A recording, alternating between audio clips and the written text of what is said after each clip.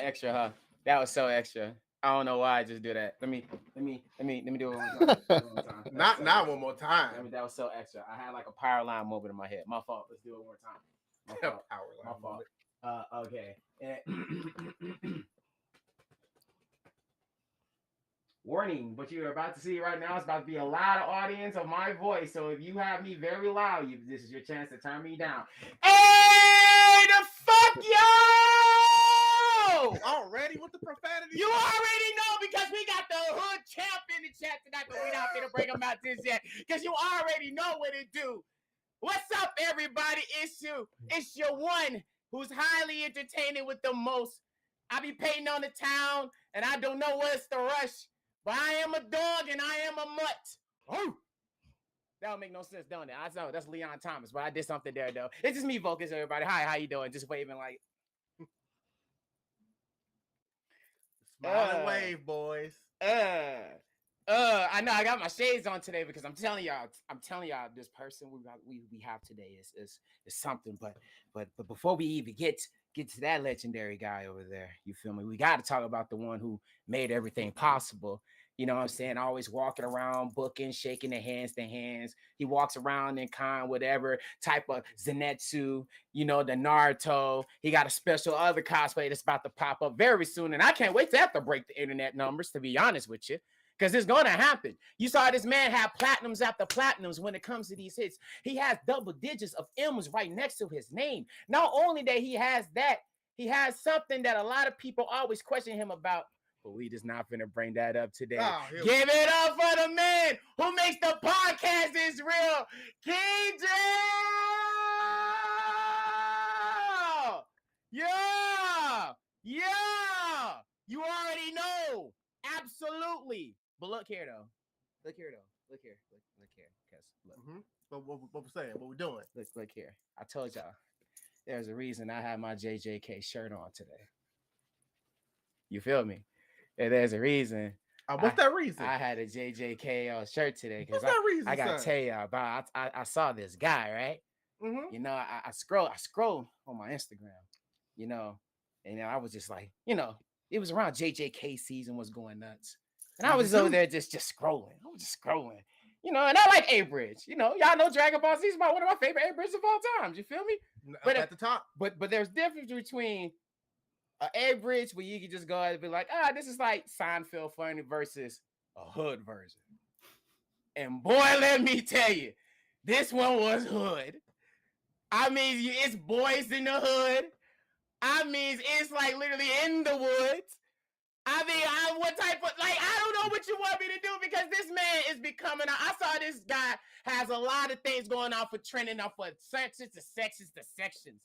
I ain't understanding. It's around the Sukuna area. We don't want to go to Shibuya downtown. Oh, boy. But I'm just telling you, because this man who I just saw is one of the most legendary people that's in the game right now. I'm just letting y'all know this right now. Because not only he has 436,000 YouTube subscribers that is going on over there, my man been working. Not only did he has 211,000 followers on freaking Instagram, my man been over there been working. And not only just that, he has a favorite quote line that everybody loves to make when you see him every single time. And I'm about to say it for you right now. What with that quote piece? You think I'm losing? No, bitch, we losing. This is how it's going to do. Roses are red, weapons against me won't prosper. With this sacred treasure, I summon Big Rocker, the Op Stopper. Give it up for the one and only RabSoPetty!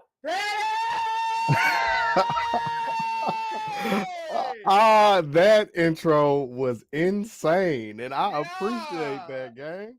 Well, what's happening, y'all? It's your boy Rab, aka the Hood Dog King. What's happening? How we living? All I gotta say is free Gojo till it backwards, right? Hey, what you mean? Hey, free Gojo, hey, free Gojo, hey, hey, they got my nigga Jojo, free that nigga till it fell backwards.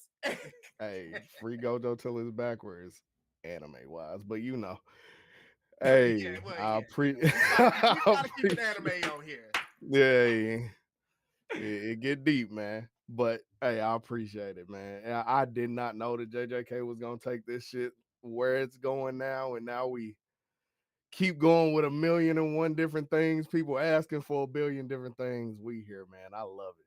I love it. Absolutely. And we already got people in the chat. North Star, Big Baby Brando, yo, Shout out my yo. boy Brando for sure. Yes, Rad in the chat. Nisha, Rose Apple in the chat. Big Brando, give me Big Boogie vibes. Absolutely. Your name's Big. I'm assuming it's Big Boogie. All right. You walking around without a shirt. I see you. Oh yeah. My goodness. Walk around with a shirt with titties and chains. I see it. Maybe in the summertime. I still gotta. Hey, hold on, because you know it's that time. Y'all know it's, hey, I'm telling you, I've been at the gym going nutty. Y'all understand me? I am ready. I am ready. Like, I am the definition of, since the beginning of January, I said this summer, I will show off my perfect landscape bog. And I can't do that without I get rid of this jello. And I've been running 4 miles on this treadmills, y'all. I've been going nuts. I'm ready.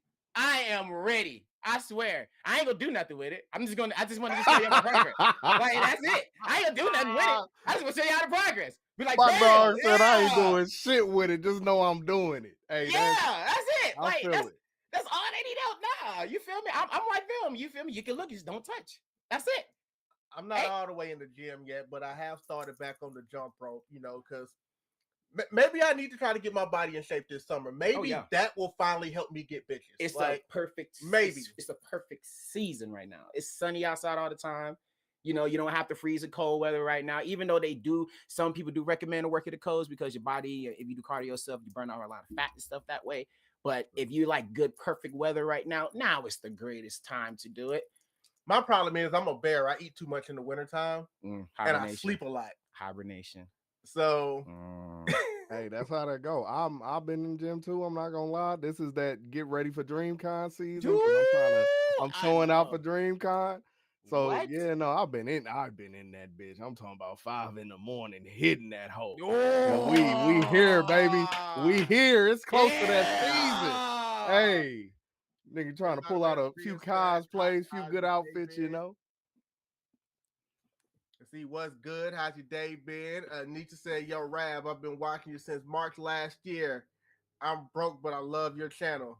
Hey, I appreciate the love, man. You can be as broke as you need to be, gang. I'm not Gojo. I'm not gonna get on your ass. It's all good. I feel it. In this economy, it makes sense, dog. I promise. Man, well, you got to work twice as hard, 3 times as hard for even a little. I feel like I'm working twice as much to get half as much as I had last year. Look here, this is what I just want to say. Oh, look, people. I'm talking about the niggas. What's crazy is last year at DreamCon, right? Motherfuckers decided that they was pulling up on me trying to pocket watch. Do the the YouTube shit. Oh, I already know. Do the numbers you have versus this and that. And I'm like, let me explain something to y'all real quick, man. Just real quick. I don't get paid from the Shibuya arc nor the hidden inventory arc, bro. I said nigga way too much. That YouTube don't play about. They don't play about F and N. Them two, you can say whatever else. You can shit, bitch, all you want. That F and that N, they do not play about. Like, nigga, what are we talking about? So, yeah, I feel it. That's why these YouTube videos keep going up, because that check gotta hit. Some gotta hit. DreamCon is on the way. I feel it, which is why I said, by the way, to the people that's in here, I appreciate everybody that's chilling with us right now. The podcast is real. Like he said again, King Drell, VoQualz with RabSoPetty here. We are still trying to get this channel to 1,000 subscribers so that we can monetize this thing, which is why in the meantime, we let some of the language fly. Once we start monetizing, we're going to cut down on some of that stuff. But for now, no question. You got to. But for now, it's all good. But once we hit 1,000, yeah, then I'll start policing it just a little bit, just a little bit. I mean, here's really the play, right? So this kind of how you want to go about it. This is just podcast wise. I learned this just off of, even though I slack on my podcast very well. I'm only 3 episodes. Yeah, I know you have one. It's coming back at some point. A nigga be busy, but say what you want in like the actual live version of it. Then take that video, turn that bitch into a bunch of different clips and drop it on here. It makes already ahead of you. That's about to say y'all that's always the ball. That's always the game plan. And stretch that money out. You know, absolutely. Clips after clips after clips. I've been clip. posting a clip like every day, whether it's a video or a short. Like especially the shorts, because I can just boop, pop that up there. It's like, all right, another one, boop, and be pop done. that up there. And people even like watching like 2, 3 to 5 minute just. This is the section of this podcast. Then I'm gonna go actually watch the full video here and blah blah blah. Like it's just like you just I'm for real about that. Stress the shit out, man. Like when you got like an hour-long video, you never know when YouTube will be like, hey, this whole portion of the video, I don't like that. In an hour-long video, it's hard to make them edits, bro. But when you got a 12-minute video and it say a minute is a problem, bitch, I'll take that minute up out of here. I don't care. like what part did you say you didn't like? Oh, that? Oh, cool. I done had to do that a few times. Like that, Oh man, it is what it is. Like sometimes you it just like, hey, we'll deal with this later. Fuck it. Get it out of here. Throw that bitch on Patreon. They'll love it. And I have no problem with that because you see, like live, this is different. Like, you know, I don't really expect to really get monetized off the live. This is what we're here to sit. We talk to the live people. We talk with our guests. We kick it. But you know, the money is going to come in the actual content and the actual clips. Yeah. And so I don't really care what happens in the lives per se, because like I said, if push comes to shove, I will take the clip and re-upload it after it's been edited. Lord knows Netflix does that all the time, because we'll get into it a little bit later, because I know you're a big WWE fan just like I am. If you want to watch Raw on Netflix, you better watch it live, because if you try to catch it after they archive it, they have scripted. Oh, 100%. They're gonna strip it up. We gonna get into it. My bad. We gonna get into it whenever we gonna get into it. But it was relevant to what we were talking about right now. It's like, you know what, live is one thing, archive it's gonna get changed up a little bit. Let's see, Nisha Rose in the comments. In all honesty, this channel deserves many more subscribers than it has. Definitely appreciate that. Oh, that's coming, no question.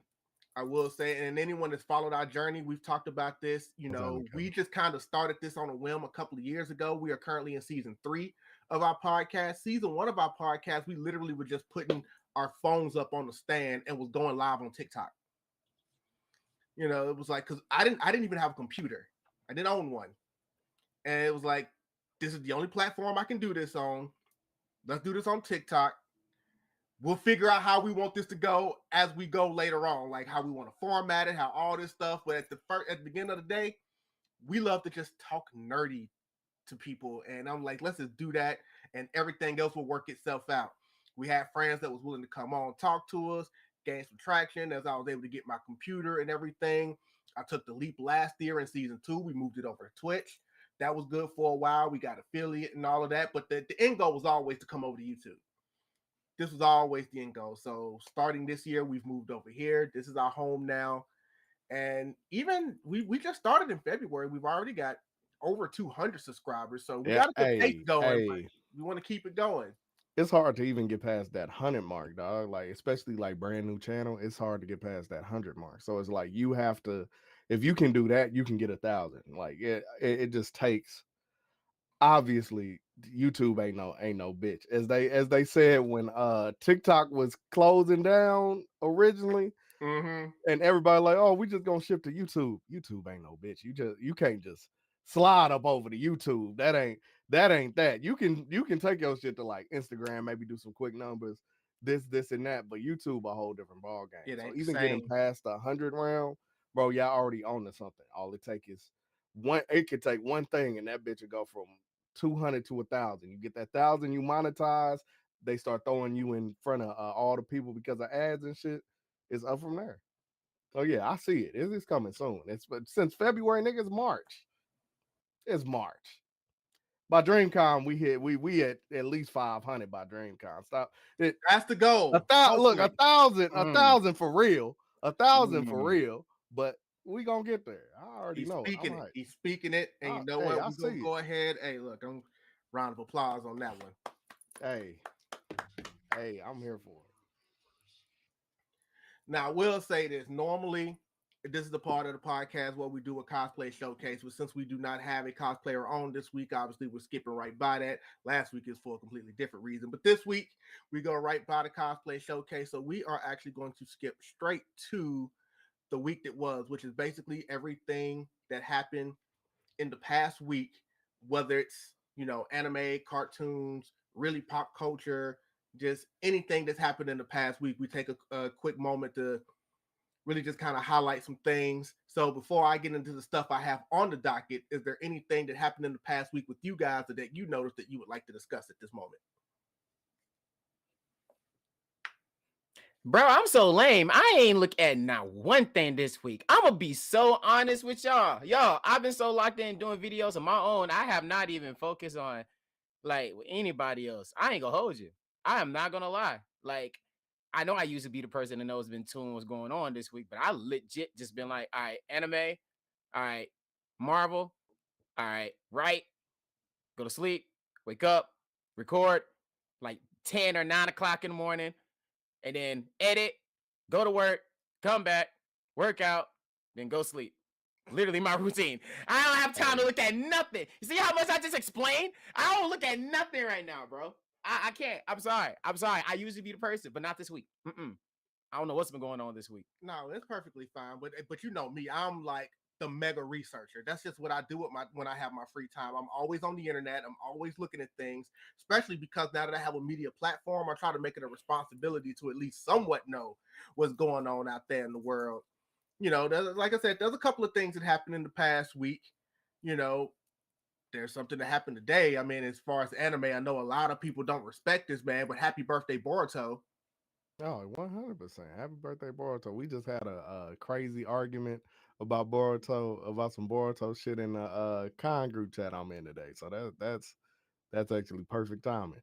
Really? What? Just some more Boruto haters, or are they just... No, it's not even that. I think it somebody brought up Boruto being a brat, which I understand. But one of the points that get brought up with Boruto being a brat every time is the you complaining about your daddy not being there. I get that. I get it. I promise you. All I said was Naruto could. I didn't call that nigga. Let me make sure I say this. Let me make sure I say this right. I did not call Naruto a bad father. I didn't call him a deadbeat. I didn't call him anything. I didn't call him fucking Sasuke in Boruto because he definitely that. I simply said Naruto could have been a better dad to Boruto pre all the birthday shit. When his daughter's birthday happened, you sent a clone in that bitch instead of yourself. That's insane. I said you could have been a better father because your kids not expecting you to be at their birthdays, not expecting you to be at big events, not seeing you at all. It's crazy. I understand you didn't come up with a dad, but we start leaning into some deadbeat apologists rants when it comes to that shit. Ooh. So yeah, it turned into a lot. You go that fast? All I said was Boruto, he could have been a better father to Boruto.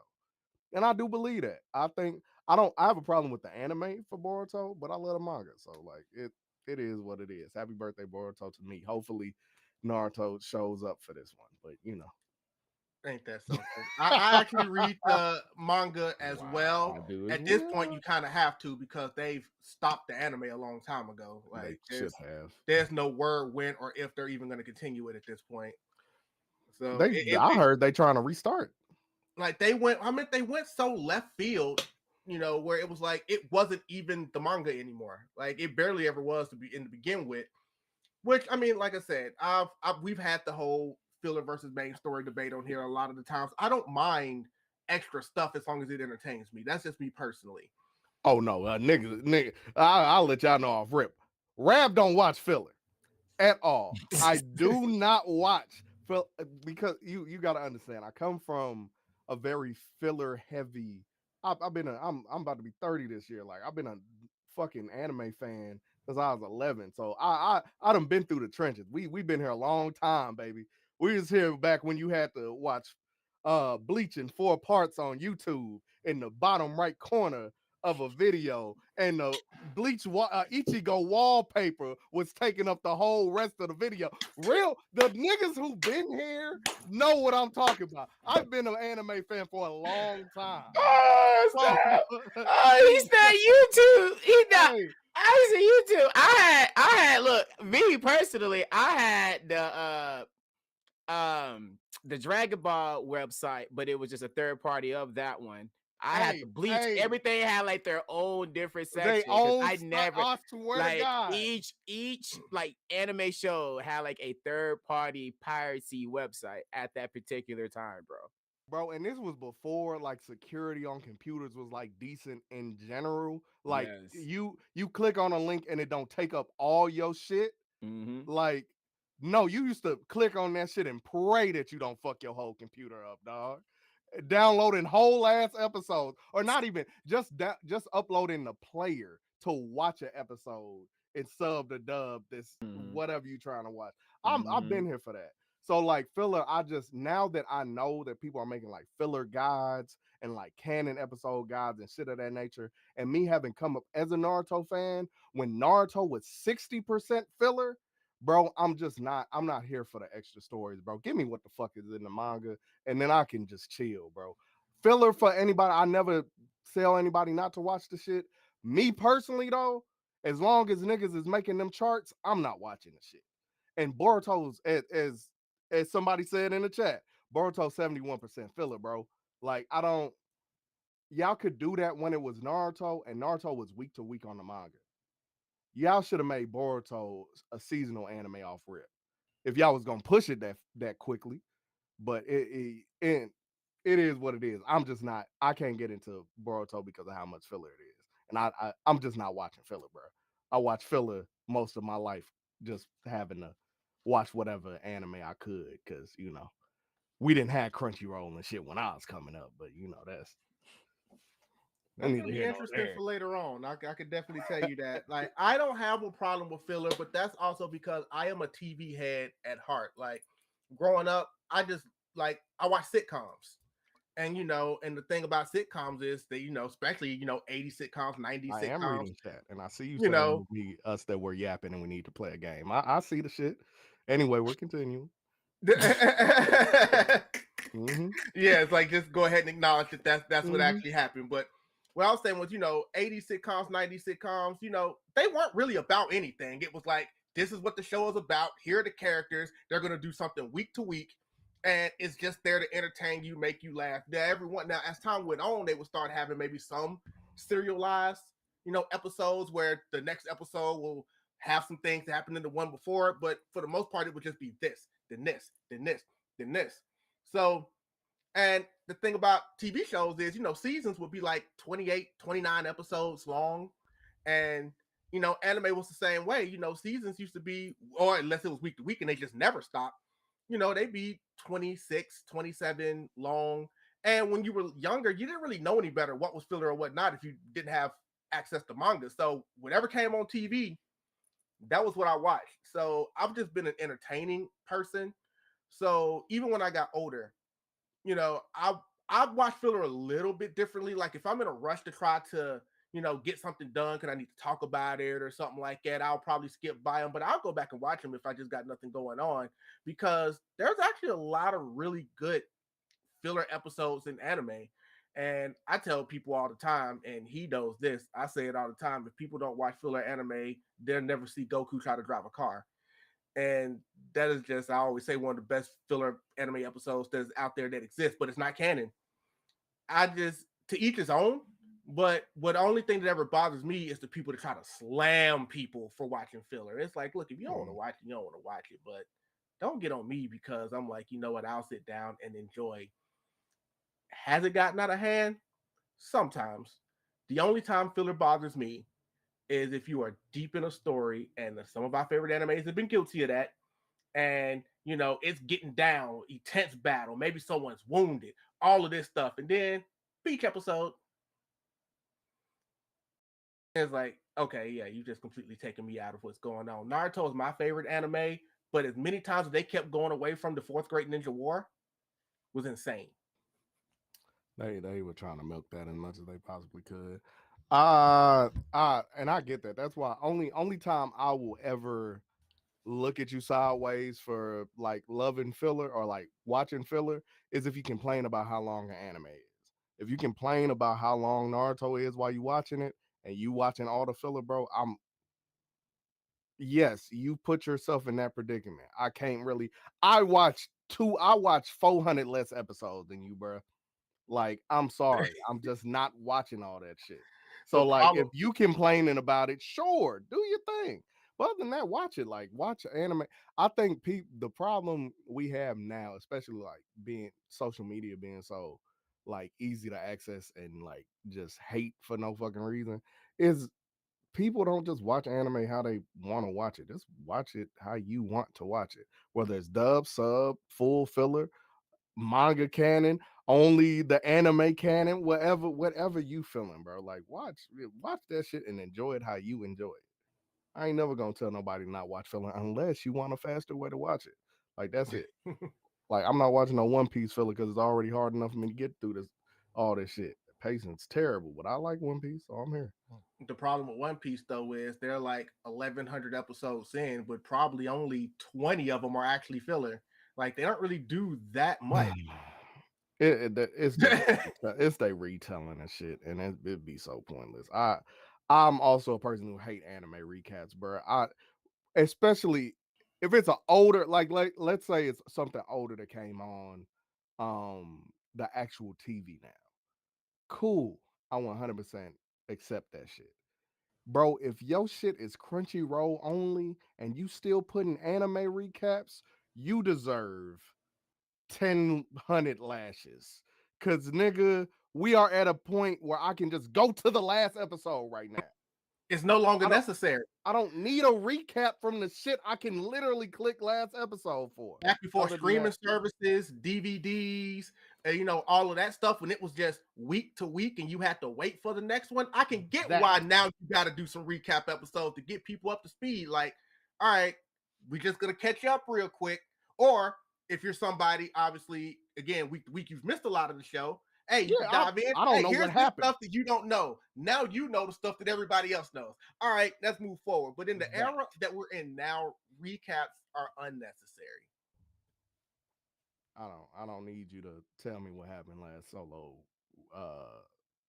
the solo 11 episode, bro. Just give me the shit. This shit already gonna feel like it's 10 minutes long anyway. So let's Fat Red Guy says Rab was good. What's happening? I will say this, as much as I love One Piece, they had a stretch. They don't really do it anymore, but they had a stretch where I don't know what they were doing. They were stretching out the story so much that by the time they did the recap and then they did the opening, and then they always had like this little intro thing they did after the opening. Mm-hmm. By the time they actually got to the title screen and started the episode, it was 9 minutes in. Yep. I'm in Fishman Island right now. They still doing it. And then you will have like a 14-minute episode, and then it's over. Lord have mercy. That is my main issue with this. He's in the middle of it right now. I know. It's exactly what I'm talking about. It's just when you explained it, you just put a whole flashback in his brain. So it's like, bro, I'm telling you. I've been trying to get through. I've watched Kev on stage. Well, shout out Kev on stage and shit. I've watched him fly through these One Piece arcs, and I'm just like, bro, he killing shit. He looked like me last year when I was flying through them bitches because I finally was like, bro, I finally like One Piece. It took me hell, but I'm a One Piece fan now. And then I got the Fishman. Bro, I've been on Fishman Island for 5 months now. I've just been here. Like I've been watching. Don't get me wrong. I still watch. I'll be watching other shit. Don't get it twisted. I still be watching like new shit and like other shit. But like, bro, every time I turn that bitch on, I'll be like, this ain't doing it for me. Let me go watch Frieren or whatever the fuck else. Like I got lucky because when I was in that stretch of One Piece, I started being able to tell about where the episode actually started, and I would just skip straight to there and watch like the 14-minute episode, click next, skip straight to there, start the episode. So it actually got through them pretty quickly, but the fact that they even did that in the first place was crazy. It's killing me. But they do what they want at Toy. So Yeah, and One Piece is starting back up. So I hope everybody's caught up. I'm nowhere near. I'm Fishman Island. I'm gonna be here. Technically, they're going right now, but they're doing recap episodes. So I had a nice, good, fresh animation after the 2 years of the war. You know what I'm saying? Now we're at the point of solo leveling on their last episode. About to be gone for a good little bit. In a couple of days, One Piece just like, okay, all right, you're done. That's what I'm saying. Everything in their off season, Sakamoto, like, solo now? Leveling. That's literally that's how One Piece was. It was like, hey, y'all done? Y'all done? Y'all done? Y'all done have your moments? Okay. All right. How's everybody doing? I'm back into the universe. Y'all ready for this next ride that we're about to have? I'll catch up in 26. I'm gonna just. They needed the break because they are a week-to-week anime that's been going on since 1999.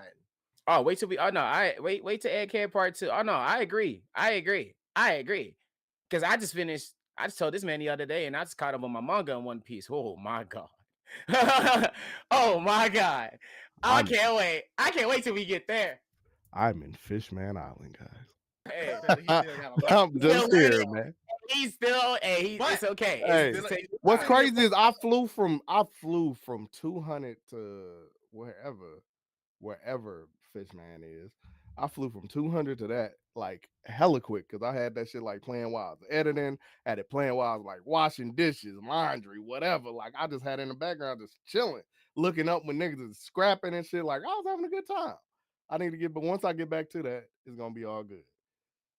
Kaiju number 8 is not a new season. It is a movie that's happening. Yeah. Which is a terrible idea in my opinion. But they they just following the trend. Shout out to Demon Slayer. They just following the trend. That fucking trend. I hate they're following the Demon Slayer trend.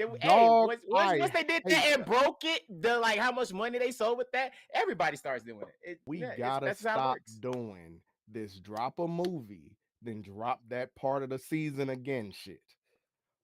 We gotta stop this shit. It's getting ridiculous. Why are we dropping fucking JJK hidden inventory arc again as a movie? Bitch, what do I get from this? I don't. They're your money. I don't know what you get. But I ain't getting a dime from me, and I wish niggas would be like, Ram, can you hit some of the extra scene? No, bro. I'm sick. Why are we doing this? And they'll always throw in that there's like 4 minutes of stuff you've never seen before. And it's like, oh, I gotta go see that. Because that was how they did when the Demon Slayer, the Mugen Train, you know, when they did the movie, and then when they did the next season, which was just that arc overdone again. Yep.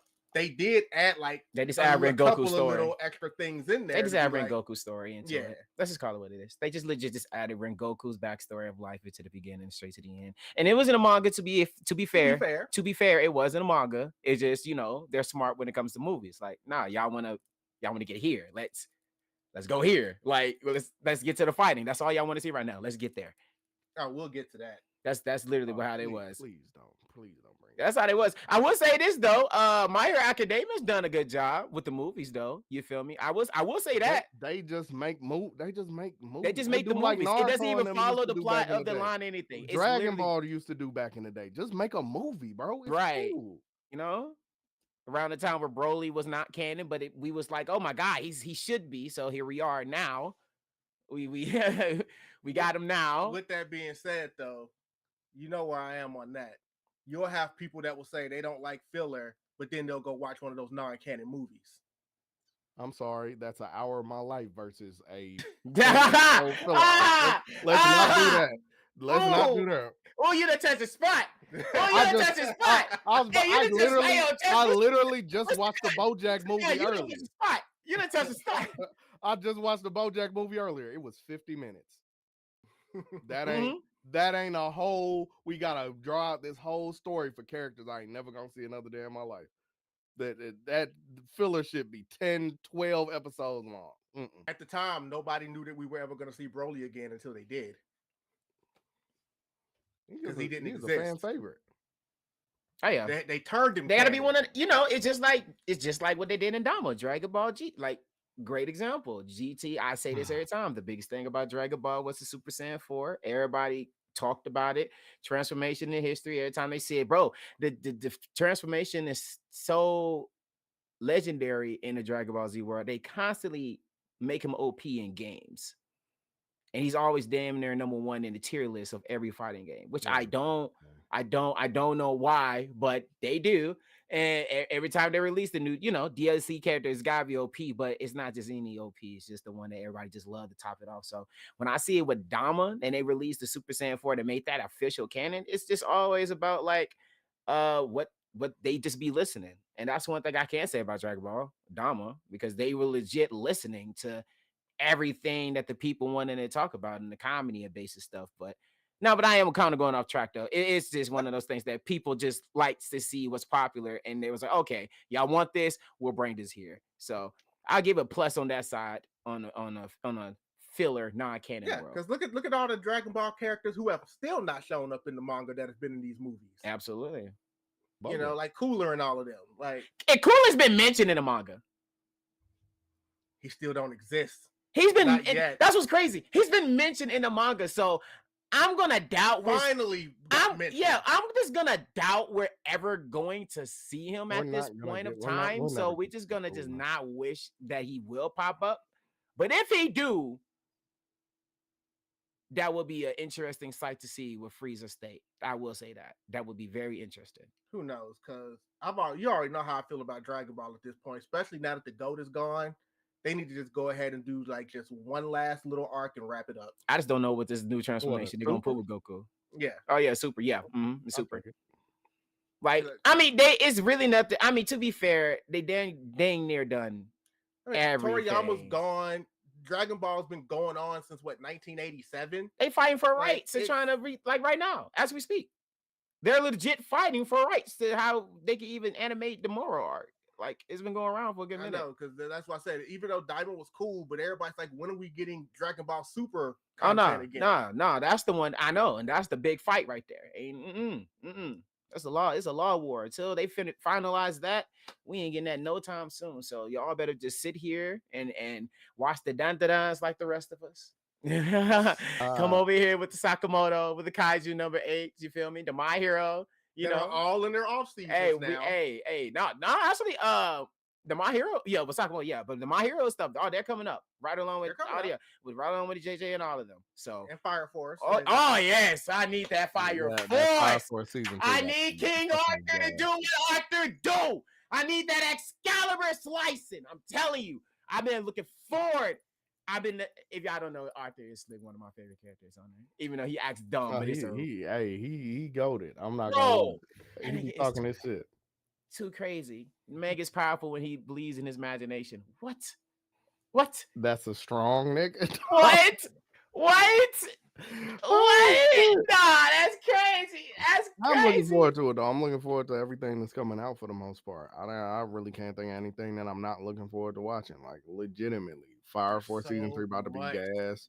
My Hero. I specifically went and caught back up with My Hero because I had caught up and I had read a lot of the manga, and then something pissed me off, and then I dropped that bitch. And then I came back. I was like, let me just watch everything. Watched it. Was happy. I'm looking forward to the new season too. I'm here for it. Oh yeah, this is the final. I gotta see this. I ain't read the mangas. I ain't read the manga for this. And I'm at the point, but I'm like, nah. Let me see what the animation is. We here at this point. There's no point in me continuing reading. I was like, no, we here. On the animation fire, I just know it's probably gonna be one of those say that Deku is just probably gonna mess up his entire body again. That's how it's gonna be.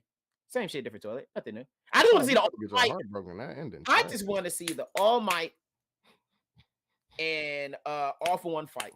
The man is Batman right now, y'all.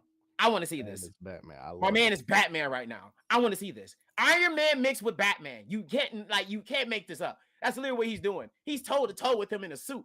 How? I don't know. It's just he's just toe to toe with them. And I'm looking forward for this Rumble and fight. I'm looking forward to it. Definitely looking forward to it. Like I said, there's a lot of animes coming out. There's a lot of mangas out. Like, depending on your different genre, and as a person who just likes to watch stuff, like I said, growing up, it's hard to keep up with everything, which is why I found myself now with like a handful of stuff that I still need to finish, because it's like, okay, which one do I get back on first? Because I'm like, you could name me an anime and I'm like 4 episodes behind on that. It's like, because it's like, okay, which one do I want to get to next? And then get to this, and then get to this. Like it, like I said, I'm a couple episodes behind on Solo Leveling, but I'm gonna probably try to catch those up this weekend. I'm so far in the novel, it's ridiculous. I've been know what's going on. I just want to see animation. I know that's crazy. That's crazy. Because before Solo 11 even came out with the animation, I was so locked into the entire thing. And yeah, I just want to say y'all still haven't really seen shit yet.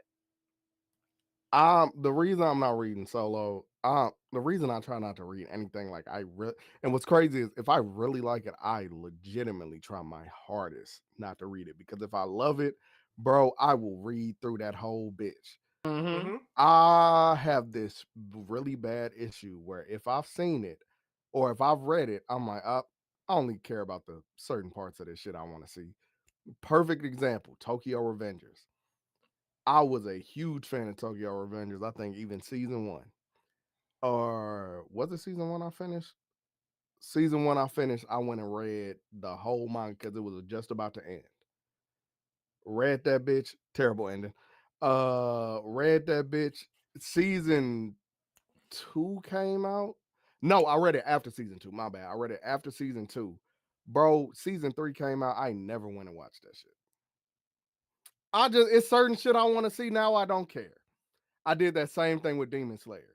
Bro, I did until I decided I was going to dub this shit. So, mind you, last year, I did not watch any arc of Demon Slayer because I had already read the whole manga. I don't. At this point, I know the story. I know what's going to happen. I'm glad that y'all gassing up whatever's happening. I really don't care. I know what's going to happen. I want to see these specific things. I want to see, what is the big Hashira? The blind Hashira? The Earth Hashira. Whoever the big ass blind Earth Hashira. I want to see him pop the fuck off. Like that certain shit I just want to see, and I'm good. Now I'm caught up because I'm about to do something with it, but I'm just so bad with that. So I'm trying not to read Solo. I've read where we probably gonna be in season 2 of Kaiju, and I'm mad I read that because now I'm just like, I don't know if I don't know if I'm gonna watch it. But hey, I'll be trying to stay away, man. I'm so bad with that shit. And Ghost Ninja said, all I need is that Demon Slayer. See, the thing is, I've also read the entire Tokyo Revengers manga, and I've told him so many times, even to this day, I don't know how I feel about the ending of that thing. Trash. He's telling you how to feel. Yeah, but he can't tell me how I need to feel. I'm just He's telling him how he needs to feel. That's trash. I think because I enjoyed the final arc, and I even enjoyed the final fight. It should have ended with the result of that fight, and I'd have been the happiest. Aftermath of that final fight. It should have ended with the original outcome of that shit, and I'd have been the happiest nigga ever. Like, part of me gets why they did it, but just because I can get why they did it doesn't mean they necessarily needed to do it. And it's just, that's why I say I don't know how I feel about it, because it's one of those things where, like I said, I try not to get into manga spoilers, and I'm not going to get into them now, but it's going to be years before they actually get to that in the animation. I'll probably just make a video about it and post it on my YouTube or something, because I've been wanting to vent about this for a while. I'm going to say this without spoiling anything. I think if they would have just kept the original outcome instead of going into how they ended it, it just shows one point of sometimes you can't save everybody. And it would have been a grand lesson. But it is what it is. I read it. It is. I enjoyed it. I enjoyed majority of that bit. I enjoyed that final fight though, just because of the full circleness of the characters involved and just all of that stuff. But like I said, that ending, I'm just like. And anybody who disses Takamichi, talk to somebody else, bro. I stand for my dog, Big Michi. Anytime. Look, if people read the manga, they will understand why I stand by him too. I hate that he be crying. Bitch, niggas is dying. I'm the only person who can stop. everybody from dying, bro, or like dying, getting locked up. All these people I met and have gained these bonds with. Nigga, when I leave here and go back to the future and shit, this shit completely changed on me. I'm in autopilot in this body, bro. Like, this shit get wicked. And I hate people that be like, he could have learned how to fight in that time. How much time do you think this man got when he go back in the past, bro? What? Joe. How? Yeah, I called you out. I did. Yep. Bro, said you it only Joe. got. If I want you, I want you right now. I want you right now to go learn how to fight in 3 days, nigga. Please, you gonna box terribly like everybody else. Through that, even though that nigga be crying, he be standing on business. Nigga stood with a gun to his head saying, pull that bitch if you really bad. It's not everybody doing that. Well, it's shit. like I try to tell people, it's like now you're starting to see it a little bit more in the anime, so I haven't had to hold this to myself like I used to when season 1 was the only thing out there. But I tell people all the time, the more you get to see Takemichi, as far as like personality wise and leadership and stuff, you're gonna start finding out how kind of like Naruto he becomes, because you start seeing people who like did not like this man. And you know, it's just some kind of way he just has a way that people are just like, you know what, you're all right. And the man can't fight, but he doesn't need to, because the man just knows how to do so many other things. Like, he deserves to be the leader of his own area inside the group. And nobody. I want to say something so bad. I know you do. I know. But my problem is like, and I'm not saying they don't get on other characters, but when they talk about him, it's always, oh, he cries. Like, he's the only anime protagonist that cries. And these niggas got powers and they crying. Tanjiro cried all through Demon Slayer. Bro, stop it. He got powers and shit. Yes, bro. The only motherfucker can do the ancient art that don't nobody else fucking know. Okay, bro. Like, yeah. So he get to cry because he learned something from his father fucking hitting a Dougie. Like, come on, bro. Like, no, nobody. We gotta stop that shit. Tanjiro been crying the whole time.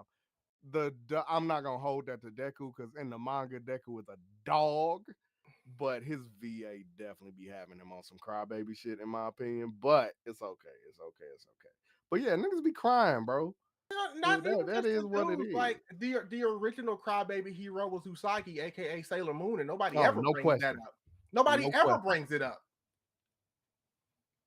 Like, she cried all the time. Now the difference is her crying actually ends up being very powerful and can defeat some people, but she still cries a lot and complains a lot and cowers in the corner a lot and needed a dude to always swoop in and rebuild up her confidence a lot. I read the Sailor Moon manga as well. That was actually my first anime, so I always tell people, you don't want to have a conversation with me about Sailor Moon. I actually know what I'm talking about, unlike 70% of the people that always want to talk about it that's probably never even finished it.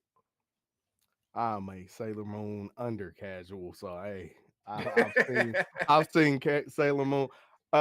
What's the way to say it? How do I say it? I've Toonami watched Sailor Moon, as in, like, I've seen it in passing and seen several different episodes. I've never watched it start to finish, so Rhea Sack in the chat is basically saying, go to the damn gym. But like you said, go to the damn gym for how long? Do you know how long he got between the times he gets there, the time he gets to the past, to shit happening? I think the second season he gets there, and it's like, hey, nigga, this shit changed at Christmas. The motherfucker drops down on the 22nd. What I'm supposed to do if you go to the gym on the 22nd to try to do something in a couple of days, the only thing you're going to walk out with is a sore body. That's it, bro. What are we talking about? Go to the gym and learn what? How long do you think? This man is not in the past long. Time when is he gets to the future, bro, when he gets to the future, the second season, when he get back to the future, nigga about to die. Third season, the nigga about to die. What are we talking about? There's no time in between any of this shit. The most time he has is with the time between where he is to back there. That is it, bro. Subaru had time, bro. What are we talking about? Subaru would be in I was that about to shit. say, nah. Subaru would be in that shit for months and then die and go Yeah. back. What are we talking about? Nah, I was like, And just for the people that might be listening to this later, somebody in the chat says Subaru from ReZero is 10 times better than Takabichi. I'm gonna be honest with you because I watched ReZero, bro. Unlike, there's a difference between a person who can constantly gets executed and then can do it again and then again and again and again. I mean, it's infinite. There's no, until you realize the problem with this is, that's the whole point of his curse. Yes. You have to figure out the problem what's ahead of you. Don't matter how many times, it's infinite. There's no Takabichi got one shot. like, bro, infinite over there. One chance, we go back. If you don't fix this shit, the shit fucked. Like, Basically. that is what this is, bro. Like, if a day goes forward, that day is gone. Like, you can't relive that same day anymore. Like, so if the 28th is coming up, and I know from my information, I gotta save this person's life who's gonna die on the 28th, and I get there, and that person dies on the 28th, that's that it. Motherfucker gone. Like, come on, y'all. Like, what are we talking about? Especially with Baji, bro. Like, that's one of the biggest ones. Like, that literally one of the biggest ones. That's one of the biggest ones in the entire arc. Like, y'all forgot about that mad quick, huh? I'm trying to figure out, like, y'all forgot what push-ups he could have done to save Baji. And honestly, they weren't really fight. They weren't even fighting. They were really fighting amongst themselves. That was not only fighting amongst themselves. That nigga talk no jutsu his ass into not doing the wrong shit. Like, I'm doing whatever the fuck I can, bruh. Like, I'm trying hard. The fact that I'm getting beat up so bad is giving niggas the strength to do shit. Like, and bro, the beatings this man takes. Y'all ain't taking them, no. Niggas are laid down and wait till the fight over. I don't care. I stand on business for Takamichi. Oh, I want to say, I want to call him what I normally would call him, but I'm not gonna spoil shit for that's nobody. The thing.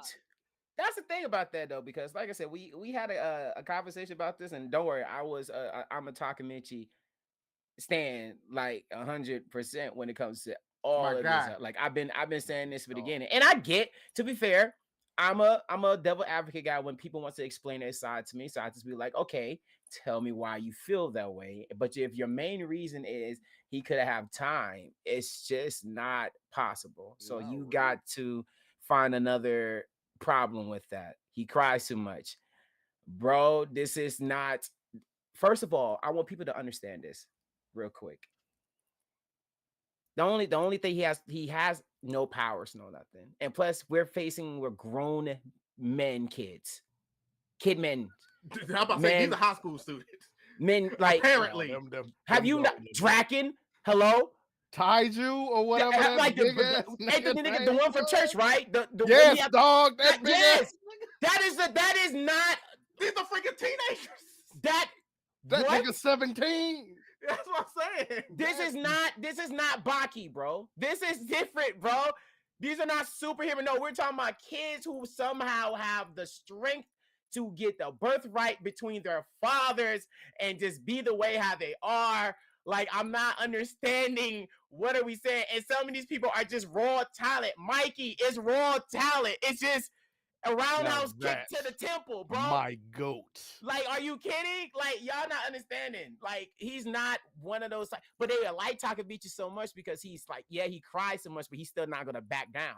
When he had to face the bully with Draken, bro, to carry him to the hospital, dude, stabbed him in the hand, and he still had to do what he had to do.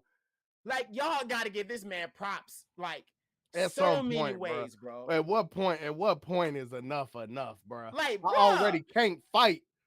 I got held. Nigga pulled a strap out on me. I told him to shoot. I literally said, pull that bitch. What? Come on, man. Like, well, I got shot in the foot and still chasing homeboy. What more do you want, bro? What more do y'all want? You know how I feel about Kisaki and how, he a whole bitch. But he a whole ass. Oh, forever. In my list of just bitch. Yeah, he is one of my least favorite anime characters. Period. I feel that. I don't. after the read, he's still a bitch. Don't get it twisted. He's still a bitch. But like, I don't know what an anime is, so I'm not gonna say too much. No. Oh, no, the anime there. No, anime there. No, the anime's there. Oh, okay. The anime made it all the way up to the Truck-kun. Shout out to CJ. Okay, we made it there. So yes, we made it to Truck-kun. You being a nigga that's so come on. Being a nigga that's so moving and conniving that a nigga think you might got the same powers as me is crazy, bro. Like talk. Like that's what I'm saying. Like you gotta be on some shit that's just like your motivation is fucked up. You trying to be the top of everything. I get it, bro. I get it. I understand that shit. But you so conniving, nigga. I thought you was built like me. You just a regular nigga, bruh. Like I gotta give him his props there, cause like I was reading, I'm like, yeah, this bitch ass nigga. We gonna find him. We gonna find out how this shit work. It's gonna go up. Nigga said, I don't know shit about that. Now, what are you even talking about? Time? What? My man praised time? Him. My man praised him, bro. He said, time, bro. I just want to make moves, bro. I'm just a grimy, greasy type of dude, dog. And I said, you know what? I gotta give it to you. You so cold. I thought you was one of us. But then you find out that this entire series, you find all of this over a bitch. Over a bitch. Hey, all of this. She ain't just She ain't just a bitch, bro. All of this. Bro, she ain't just a bitch, bro. Come on now. We gotta respect her, bro. I understand the other females, but bro. Let's be fair. When Takabichi was, you know what I'm saying? I get it. You know what I'm saying? Every guy gotta have a comfort zone somewhere. I'm sorry. So every guy gotta have a comfort zone somewhere. I'm sorry. Yusuke had one. Let's not do that. Okay, but when you get to if I can't have you, no one can territory. Oh no, that's different. I'm talking about just put respect on the queen's name. That's it. Like if I can't have but this woman went right up to Mikey and wouldn't take his shit. Like, come on, I ain't down in Hina at all. I was like, hold up. That's why I was like, hold on, she ain't a bitch, bro. Let's respect that queen. Let's respect. I give you every other. I give you every other female. But this one, let's respect this one. Let's respect this one. This whole man was really like, man, I see you ain't feeling me, but wait, you feeling him? Okay, I need to be like this guy. I'm finna join. Yeah. Oh my god, dog. I will ruin your shit for the rest of your life, dog. It don't matter. This man copy your style. This man want to see how you talk. This man, it's like, how did he just get to seeing her just be happy and joyful? And then he just like, oh, he's a thug. Let me go be a thug too. You join the gang? I need to go in the gang. I changed my hairstyle. Bro, I had a whole nother gang on the side you didn't even know about.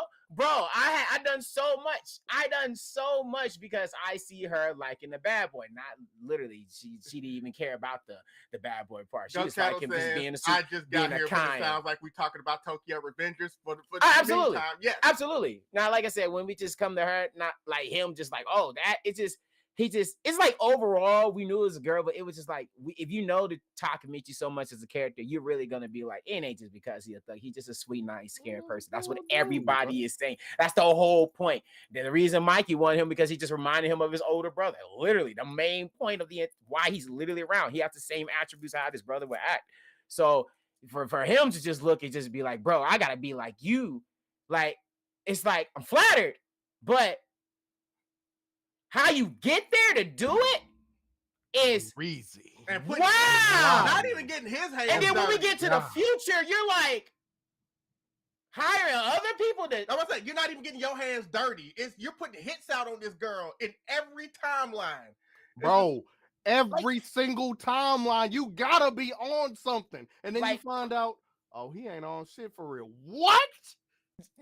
Y'all wrote that shit so good. Yeah, because at first it's like when he went to him and they were tied up and he was like, goodbye, hero. It's like, why is he calling him hero? And then when he finally went into it, it's like, oh, that's why he's been calling this man hero the whole time. He was thinking because he knows the future. I thought you was one of me. Man, nah. I thought you could go back in time. Bitch, you not. Nah. You just that grimy that you fuck up shit every fucking time? Bro, you a demon. I'm about to hit up CJ and tell him to do a trial on that nigga, because that's I know he has to. demon. Nah, tell him. Absolutely. Tell him. Tell him abso-freaking-lutely, because I'm still waiting on another trial. Tell him if he need a grimy nigga trial. Yes, we made it to the point where this man is dead. He's gone now. His story's over. So he can go Truck Coon. Yo, you can tell him to bring Truck Coon back. Truck Coon's been there 3 times already. Tearing shit up. Yeah, bro. The Truck Coon been in there tearing shit up. Truck Coon is forever in Tokyo's Revenge. 3 for 3, bro. Hey, bro, Truck Coon so good, we gotta go back in time and stop that nigga. Again, bro. That nigga is Dio. Stop playing. I mean, when you're sitting at a freaking meeting, just minding your own business, and Mikey stands up and be like, "Oh yeah, let me welcome my newest member, Tata Kisaki," and the first thing you do is rock him, sock that nigga, dog. Like he didn't even then think. you say a word. You a bitch. I know you a bitch. Off rip, I know you a bitch. I don't even ask how I know. I know he a bitch. Like, come on now. Like, Mikey. Oh man, it's like, but you know what? Tokyo Revengers. Let's see. I'm gonna be honest. Hina was the one that went back in time. There wouldn't be a plot in this anime. She would have already solved it. I mean, she didn't take no crap, but I don't know how much she really would have been able to do either. So, what would she have done to stop Baji from dying? Nothing. Nah, the brothers kept going so he ran out of fuel. Literally. My man adrenaline was pumping. Didn't felt nothing. That's why I was like, okay, he's different. I will say. Yeah, speaking of Tokyo Revengers, I don't know if niggas watch Windbreakers as well. Okay, where are we going? People been doing this versus. I made a video. I didn't post it, but let's talk about it. Let's talk about it. Let me explain. Let's talk about it. Let's go real quick. Them TR niggas, okay, use guns and knives and shit. Okay, we in a different place. They be boxing in Windbreakers, 100%. I think them niggas. Oh no, they be boxing. Them niggas be killing niggas in motherfucking TR. I'm going with the murderers personally. I think Mikey will kick a head off a nigga in Windbreakers. But again, I've only seen them box. I ain't seen nobody kill nobody in that bitch. When I do see that, then I might change my tune. But for right now, I'm standing on my tone in niggas. For right now. I need to see somebody die in Windbreaker first. See, this is what I say about Windbreaker, right? When you look at Windbreaker, you see all the combat abilities and stuff like that. To be fair, I saw a person gave up the happy guy. He legit pulled a Mikey. He legit pulled the Mikey. My thing about it is, them are some tough martial artists. They are. They're legit the definition. That side of Windbreaker is legit the definition of martial artists to the core. You might see them have like a bat and stuff, but like you said though, when you look at over there with murderers and stuff like that, it's a different story. Niggas. They legit use weapons. And some people are just overdosed. No matter how much you use kung fu, it's just not gonna work. So it's like, we seen it. We legit seen it. Like it's crazy. I just feel like when it comes to Windbreaker and them, when you look at them two, just really like, if we're talking about legit hands, just straight hands. Oh, absolutely, Windbreaker. But bitch, is this a gang fight? Like bang? Nah, this is gang. We banging? We banging shit? Yes. Oh, Toman. Yeah. Guess what? Street. First off, you said a nigga over there got shot in the foot and still walk somebody down. I'm okay. I want no problems. Bruh. Oh, he be crying and shit. He got shot in the foot. What are we talking about? All I gotta say is a dark horse, bro. Let him start crying. He start crying. The rest of the niggas I heard that nigga shed a tear. The rest of the niggas get gassed up behind him. They say, "Oh, what you do to Big Meechie?" and get to beating niggas. No, bro. Toman, But as you said, straight martial arts, I'm 100% windbreakers. I think Mm-hmm. Mikey will handle some business on some niggas. I know But he's as gonna you get a said, couple. I just he feel like when it gonna, comes to the captains, it's just different stories. When we touch but captain levels, captains, that's captain gonna be levels, a boxing yeah. match. I love it. But this a gang fight, Tommy. Them I some know. murderers. And I would say this: if we talk about Mikey's head of the school versus Windbreaker head, Mikey is beating the dogs. He's beating the dogs. I don't care how tough he ain't the Punisher. I don't care what none of y'all. It ain't Daredevil when he could take 3 roundhouse kick and scream and run up on Muse and gave him a hands. Yes, he did that, and I was shocked. But bruh, nah, it's not that, bro. Mikey is legit the definition of legit one, and it's so precise. Let that nigga miss his brother. Bruh. Let that nigga miss his brother Oh around my the time they fighting. That nigga gonna have that look with the squiggly eyes. Woo! And take a nigga head off. That's gonna now. be it. I love it. I'm here for it. I would love to watch somebody. I need somebody to animate that. Mikey kick a car to keep talking. Mikey be on some shit. My man took a dang pole to the head, bro. Metal rod pole, just swing. Just nah, bro. That nah. nigga said sometimes I'll just be mad and I hear voices. What you mean? Yes! What's wrong with you? I mean, Mikey been through it though. Yes, bro. Hey, sometimes that trauma just kicks in. Nigga going. I mean, with his brother, and then with his sister. Also by that bitch. Like, yeah, bro. You took the light of his light away. Oh man, because he a whole bitch. Sometimes we just don't mess with certain people. We just leave certain people alone. But all that to say, sometimes you just can't save everybody, man. Mm-hmm. I'd have left it at that. I would say this, like we said, Windbreaker, Tokyo Revengers, they definitely be boxing on both of those. That's why they say straight hands. And that is officially going to be my segue because we went way off track on the week it was. But speaking, no, that's how we love to do it. That's the lines of a successful podcast. Oh, yeah. But, speaking of boxing, we actually lost a legend this past week. That's also in the week that was George Foreman. Yep. And, younger generations only know him for that freaking grill and just kind of know that he boxed. Real ones, no, people used to be afraid to get in the ring with this man. Oh, no question. Like, he was one of the scariest boxers that ever existed. Like, he was dang there catching bodies in the ring. He just happened to do a whole 180 as he got older, and all of a sudden he's just nice and smiling and taking pictures with people and grilling hamburgers. And it's like, oh, hey, yeah, George Foreman. It's like, oh, yeah, that guy's a nice guy. Yeah, he died season 1 because that only takes 1 season. Anyway, continue. My bad. Niggas died in Tokyo Avengers season 1. Then niggas ain't died in Windbreaker, bro. Like right away. Anyway, but I agree. No, he was a dog. No, but that's just what I want to say. It's just R.I.P. George Foreman. Like I said, I can't have a legend come through in the past week and not bring that up.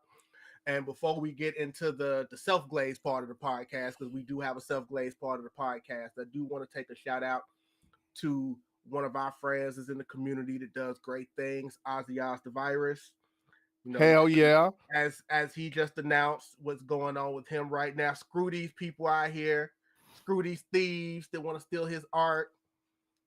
All these complications that him having to come up with all these lawyers and fight. He announced this week that the virus graphics section of his company will be shutting down. Hopefully not forever.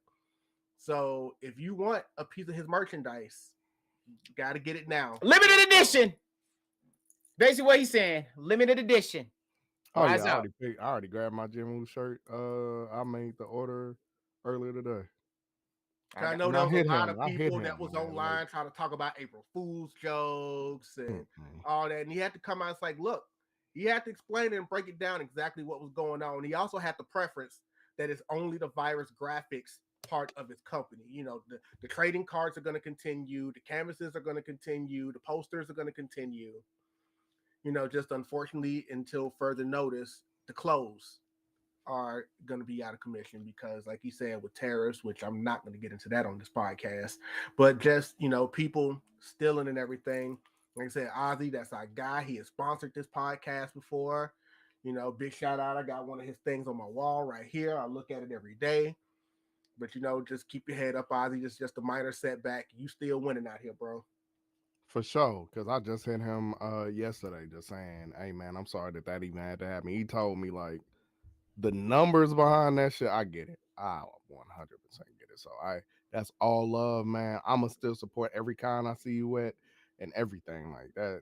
I hate seeing that. Yeah, there comes a time where he was telling me like about how much money it was going into fighting this stuff, and it wasn't worth the investment, like what he's dishing out versus what's coming in.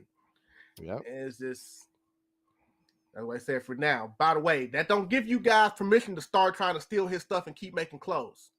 Because if I see you with cons, we're gonna call you out. 100%. What?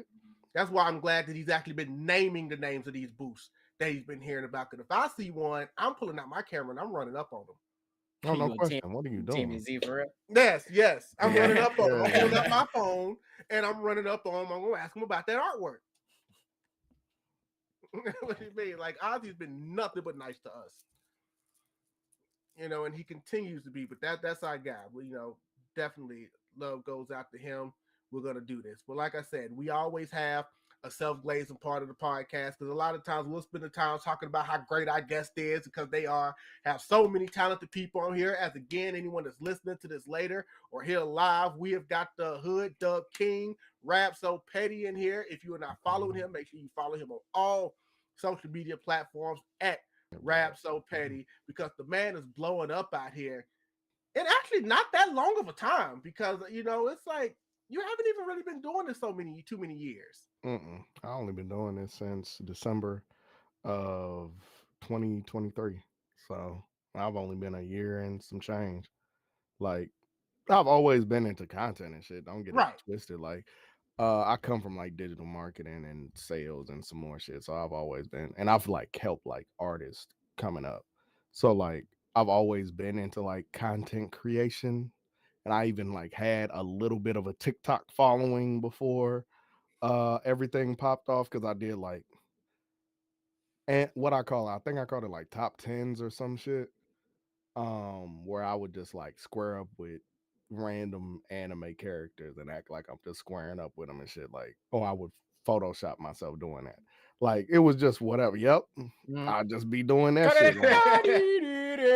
I'm telling you, like that was like it was cool. Like for a minute, like I gained a little following off that. I did some Untalk shit. I really started popping off because I hopped on somebody else's trend where they were doing like a hood Romeo and Juliet thing, and they already had a Romeo. But I'm like, bro, it's other people in this story. I just picked up Mercutio and was like, Big Coochie or whatever the fuck I said, bro. Like I've always had an idea for like shit that I could like do, I guess that would be dope. So like this just happened to be the thing that like really took it and like elevated it to the point where I can do this regularly and continue to have a platform, which I love it. I'm here for it 100%. This shit yelling behind all the anime that I love and having my own spin on it is the best thing in the fucking world. Absolutely. And they definitely love to hear it. Like I said, right now we are definitely in the Who is RabSoPetty portion of the podcast. So would that be kind of like the origin? Like what made you sit and decide, you know what? I kind of want to do dubs. Like was there something that inspired you? Was it, some of the stuff that was out there in the past or It's a few things, especially with the first few videos. The very first video that popped off was the Band for Band. The video with Gojo dealing with Jogo and Hanami. Yeah. Fighting them in the subway or whatnot. And it was two things that made this pop off. First, three things. First, I've always been into like voice acting and shit. Like I've been on like Voices 123 and like voices.com and shit like that to like lend my voice to like commercials and like shit like that. Try to like get in the field. But like I've always been into shit like obviously Team 4-Star. Most people love Team 4-Star. We all came from it. Like the fucking before that, the fucking I'm the juggernaut, bitch. Like that type of shit back in the day. Who is it? Like, Bitch? I got a bitch with me. yeah, I swear, like nigga turtles, all everything, bro. Like I come from like being able to watch like abridged and hood dub content. So like what was it? Is two things I saw. I saw a meme that was like it was a picture of Gojo walking up to Hanami with the aura that had him pinned to the wall, and it was like me after pouring or me after spraying some Dior Sauvage on me and walking up to a homeless person. I was like, okay, that's funny as fuck. Then I saw it was the Nanami video of him walking up to Haruto in the store wherever they was at when he grabbed him by the hair. And it was SSJ 9K SSJ 9K. Yeah, you're right. SSJ 9K's audio of the you think I'm fighting to say today? No, Nigga, bitch, I'm like just fight. a fight. Like that shit, it was playing behind the Nanami video. And I'm like, bro, I really want to do something like that. I know this ain't the audio for this video, but I could do something like that. After I saw that, I saw the meme. I said, bro, I'm about to dub this shit real quick. I hit my homeboy up and I'm like, hey, bro. Hey, thank you, Juliet. But I hit my homeboy up. I'm like, hey, can you send me these two lines? Go band for band, fuck nigga. And what's that smell? I had him send me those lines for Hanami. And then I did the Gojo shit. And I can put this out there. That is the only time I ever used the actual anime sounds and just took the voices out. But yeah, I did that. And then it popped off, and I'm like, damn, maybe I can do this. So after that, I did like 4 other videos. Or no, I did like 3 other videos, and they did nothing. I'm talking about I'm at 100K likes on the band for band video. These other videos are doing nothing at all. I'm just like, bro, I'm gonna do like one more and I'm just call it. It is what it is. Big rocker. Stop. That shit go up, everything go up. Niggas like, bro, we need a whole episode of this shit. I'm like, okay, bro, I can do this. I think I can do this. And then it turned into what it is now. Now I really do this. And we here. But yeah, it came off some memes and just seeing like other content.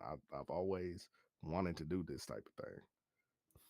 I definitely love it. I see them down in the chat. Y'all so funny for real, quotable. Juliet Ghost Channel, quoting my favorite episode of the Team 4-Star. What are you doing? What are my plans? What are my plans? That's my favorite episode. What are my plans? My favorite. No, I need an adult. I am an adult. I am an adult. Yeah. Oh, they tied that together so well in a little bits of boo. They tied that shit together. So I am an adult. That shit was so gas. I said, oh, we should have got a full fucking season of this shit. But hey, man. But no, Team 4-Star definitely a huge inspiration, bro. Like I think of the problems I'll be having with copyright and don't even complain thinking about the shit they had to go through. Them niggas hated them. They hate, like Sean Schimmel used to talk mad shit about them. Well, when the owners of the product say that they don't want you doing it and you continue doing it, why would you bring up a question like that to the okay, bro. It's shits and giggles, dog. It's okay. I mean, yeah, and copyright's gonna be something you deal with anytime you're using another property, but it then eventually turn that into something original. Like you never know what's gonna happen. And that's why I said the thing I always respect about you, because like I said, I tell people this all the time. I pay attention even when you don't think I'm paying attention. So trust me, I know about the motor days, and if I didn't know about them, I've definitely gone back and seen them. I like the fact that, like you said, you've only been doing this for like a year and a half, and look where you are now, at least as far as like the hood dub stuff. Like you are an example, but also an inspiration about just how a crazy idea you could throw out there can sometimes get you so far so quickly. And like you said, you had a couple of them that after that, and they didn't really do anything, but you still did a couple more because that's something that can discourage a lot of people. You get that one big one, and then you try to follow it up, and it's like, man, I'm just this ain't feeling it. Maybe I can't do this. And sometimes you just got to know. You never know what's gonna blow up. You never know. I think somebody said this to me. I forget who did, but somebody was like, "Hey, it is 4 16-year-olds in a basement with an iPhone doing 100 times more than what you doing for a dream that you probably got." And I'm not gonna let no 16-year-old beat me in this shit. So I think put it out there, man. I think you never know what people want. Perfect example of these shit. There's a nigga on TikTok, and he not as popular as he was, but he was very popular last year. The motherfucker plays with toys and has full fucking battles with music playing in the background on TikTok Live. And bro, 2,000 people be watching at a time. I was in that bitch enjoying myself. I'm not gonna act like I wasn't. I recently, as of like last month, I was watching somebody on TikTok Live and they were playing Normal Man. Normal Man 2. You wanna know what that game is? Fucking Marvel Spider-Man 2 with the Peter Parker mod on, and the niggas just walking around on the ground. It was 600 people watching that shit. Bro, if you want to make content, just do something. Like we at the point where like people are watching whatever, and like people are able to get access to whatever they like. There's no stupid ideas. If you like, even with like voice acting, perfect example. People be like, it's so hard to get into it, which in the industry, 100%. It's very hard to get into voice acting in the industry. But bro, you could read fucking Reddit stories on TikTok and become a full-time voice actor or voiceover artist because you are now reading stories and making a living off of that. I'm a full-time voice actor because I made my own lane in dubbing. Like that, it's too much opportunity. Take one, it can work.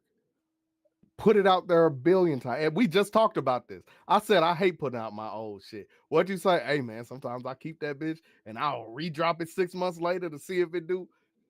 That's the mindset. Drop that bitch 15 times, bro. It can pop off. You never know what's going to pop off. I only recommend if you think it can pop off, make sure you can do it 15 more times in a quick time. But other than that, yeah. Another thing I always say on, especially on like Insta and TikTok, if you got a lot of videos that are doing great and you got a couple that are not, don't take them down. Do not take them down. You just because it didn't do good at the time, either number one, you can repurpose it later and it could do great next time, or two, it could just start blowing up out of nowhere. Months later, I've had that happen personally a couple of times. Like last year was when my channel or my page on Insta really started blowing up, where I started getting like, millions after millions after millions on a lot of the videos that I was doing. So it's gotten to a point where I kind of know a formula for the most part of what I'm doing, what people want to see with that. And then I had a video that I did, and it did fine. Like it did a million. And it just was in the trend of everything else. But it was slow to get to that million. I was like, okay, good. That finally got to a million. This was like back in October. And even going, by the time I got to like December, it just stuck at a million. By the time I got to December, it had got up to like 12 million, just like that. And I was like, it was at that point, the video was 2 months old. I'm not even thinking about that video anymore. Now here we are in March, and it's about to hit 18 million. That's what happens. And I've had a couple of them that's done that. That's why I always tell people, leave it alone. If you know what you're doing is good, well, first of all, you got to be able to entertain yourself. Hopefully you like your own content. Yes. You're making anything. Thank you. Make sure you like your own, because if you don't like it, why do you expect them to like it? I always when people and I hate that people do this. It is one of the biggest pet peeves of mine. I hate when people hit me up like, "Hey, can you help me? Can you help me get my social media up, bro? Do you think like I just use like tips and tricks to like grow this shit, bro? No, I just made content that people wanted to see. But I ask now, hey, the content you're making, would you send that to your group chat? Just out of curiosity, would you honest to God send that to your group chat?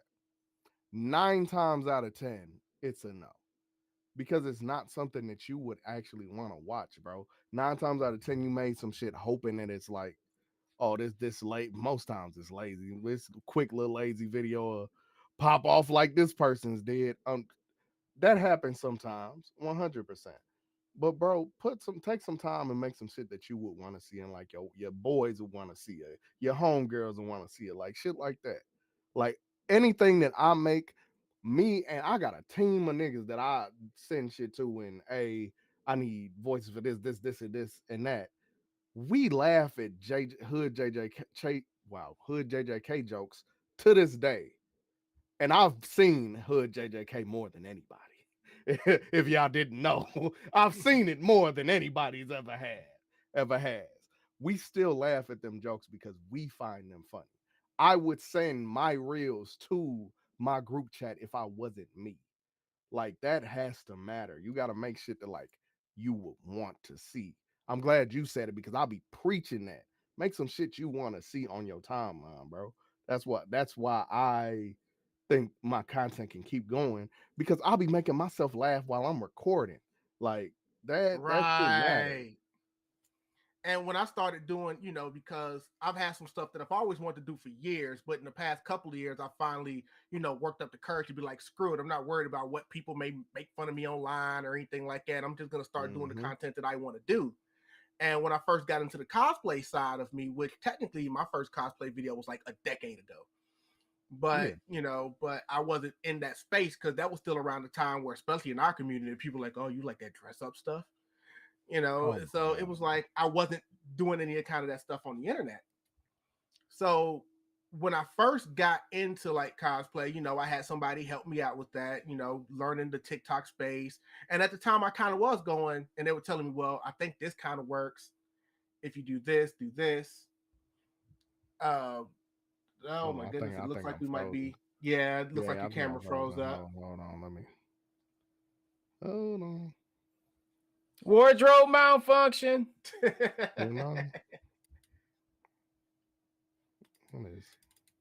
That's right. He'll be back. Y'all can probably still hear him. So I'll go ahead and continue with the story while you're doing that. But so I was kind of like listening, and I mean, like it was doing pretty okay for the time I was in that space or whatever. And all of that was cool. There we go. So it would be like, okay, they were telling me these are the trends you might want to do. These are the things you want to try. And I was jumping on. I was like, all right, they're like, might want to post this many times. So I'm listening to my friends that had already did it. So I'm like, okay, let me follow your formula. And I was doing like 300-400. And it was like, at the time when you're doing nothing, 300-400 views was like the dream. It was like, oh, hey, that's cool.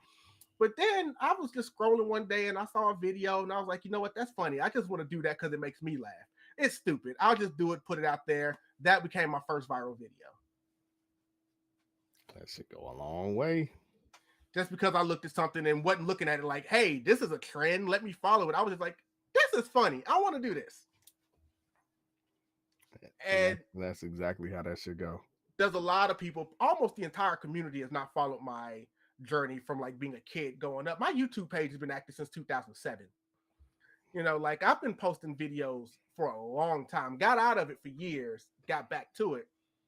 But when people will say to me online that, I'm making cringy content because of the wacky ways I like to act or stuff, that I'm doing this to these cosplayers, I tell people, it's like, look, I enjoy cosplay. I'm a cosplayer. But if anybody ever decides they want to go back and watch my stuff from like 08, 09, 10, I'm acting the exact same way, only now I got a costume on.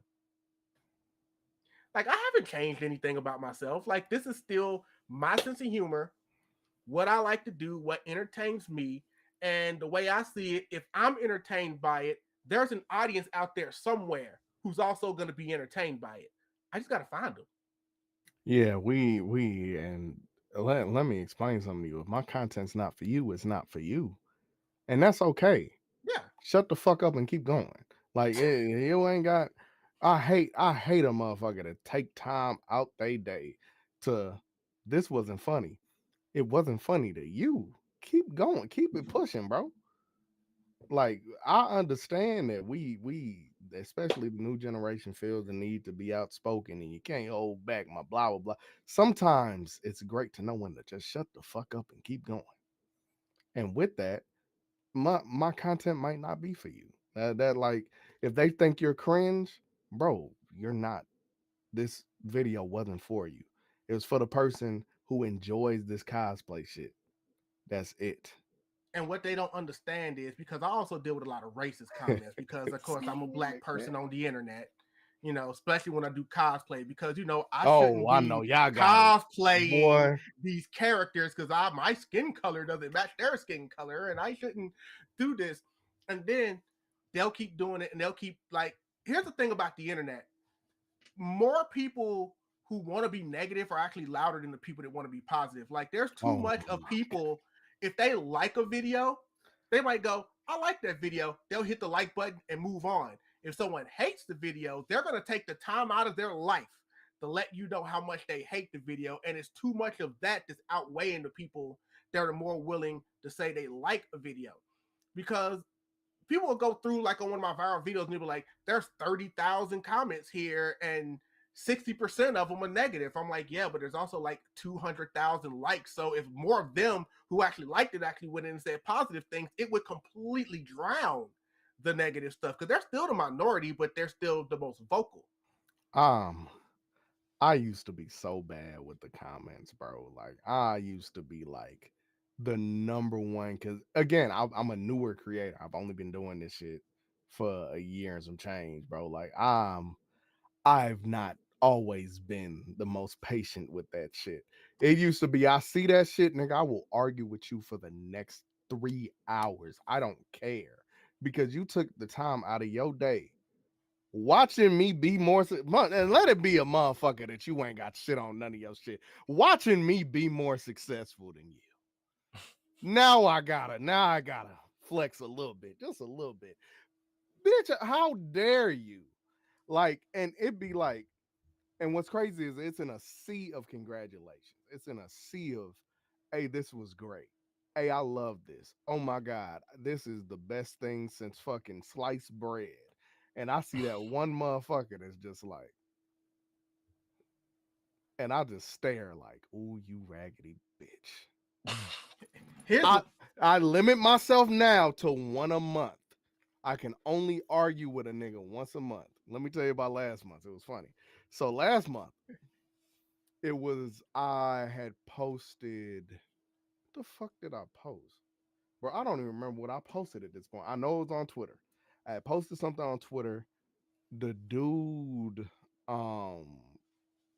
retweeted it and quoted saying, um, the hoodification of anime is a problem.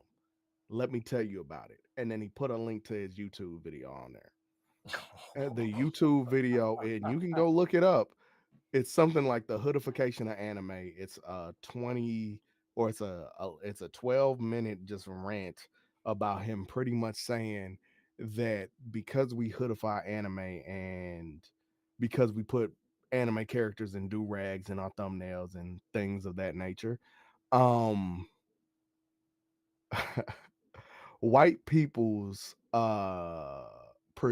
perception of us are going to be only these stereotypes that we put into the types of videos that we make. And I had to respond to him saying, hey, brother, I understand that you cater your things towards that demographic. And don't get me wrong, I understand I do not control who can see my videos. But bitch, I know who I make my videos for. And it's not the people that you're trying to tailor yourself towards. So with that, you can yap for 20 minutes about it for all I care. But I know who I make my videos for, bro. And when I go to these places, DreamCon, when I go to fucking AWA, when I go to whatever, it's niggas walking up to me saying, bro, I love your content. It's a few stragglers here and there, don't get it twisted. But out of the thousands of people that's run up to me so far, it's been niggas. Those are who I make my content for. You can care about your perception with those people all you want. That's not what I do this shit for. I couldn't let that one slide. Like, I just don't stand for that shit. I am black, unapologetically black, looking to make entertainment for my people. That is it. At some point, I want my own shit. Do I want a Boondock show specifically? No. Do I want a black animated series? Yes, at some point when it comes. So yes, I'm gonna keep saying nigga in my anime. Shut up. Like, I like nigga in my media. It's one of my favorite words, buddy. Like, what? Stop this shit. Like, so again, I'm not good. I was never, for a very long time, I was not good with the comments. Now, again, one a month. I don't even think I use my one a month this month. That's how good I'm doing. I'll just block you instead. You'll never see my shit again. I'm the opposite. But here's why I'm the opposite. It's all about reaching people that I know will want to see my stuff. So when people come to me and they put these racist things in my things, like there was a time way back in the day where they used to bother me, but now that they no longer bother me, I fight back. Especially if it's my day off, I got time, and I don't even argue with them though. I troll them. And the thing is, I play dumb when I'm trolling them, so they don't know that I'm trolling them when I'm trolling them. They just like, does he really not understand? And I'm like, I understand completely. I just don't want them to think. They'll say something. I'm like, what do you mean by that? And then they'll continue explaining, or they'll just, they love doing the whole replacing the name of the character with an N in front of it, or replacing the title with like KFC or something. And someone would be like, oh, Hood is KFC. And I'll just respond and say, KFC ain't even a top 5 chicken place. Like that's literally, I'll just say stuff like that. It's not like, get out of here. I'll just like, that's whatever.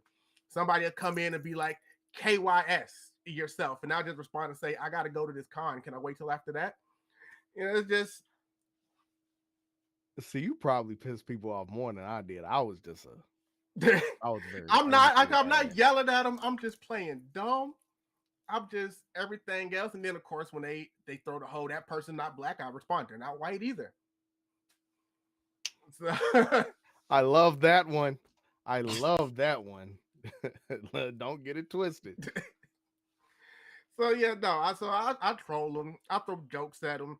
And then they'll keep coming back. The reason I do it is because I know they want to argue, because these are just miserable people that's got no more time to do. But what they don't understand is the fact they keep coming back, they're boosting my content.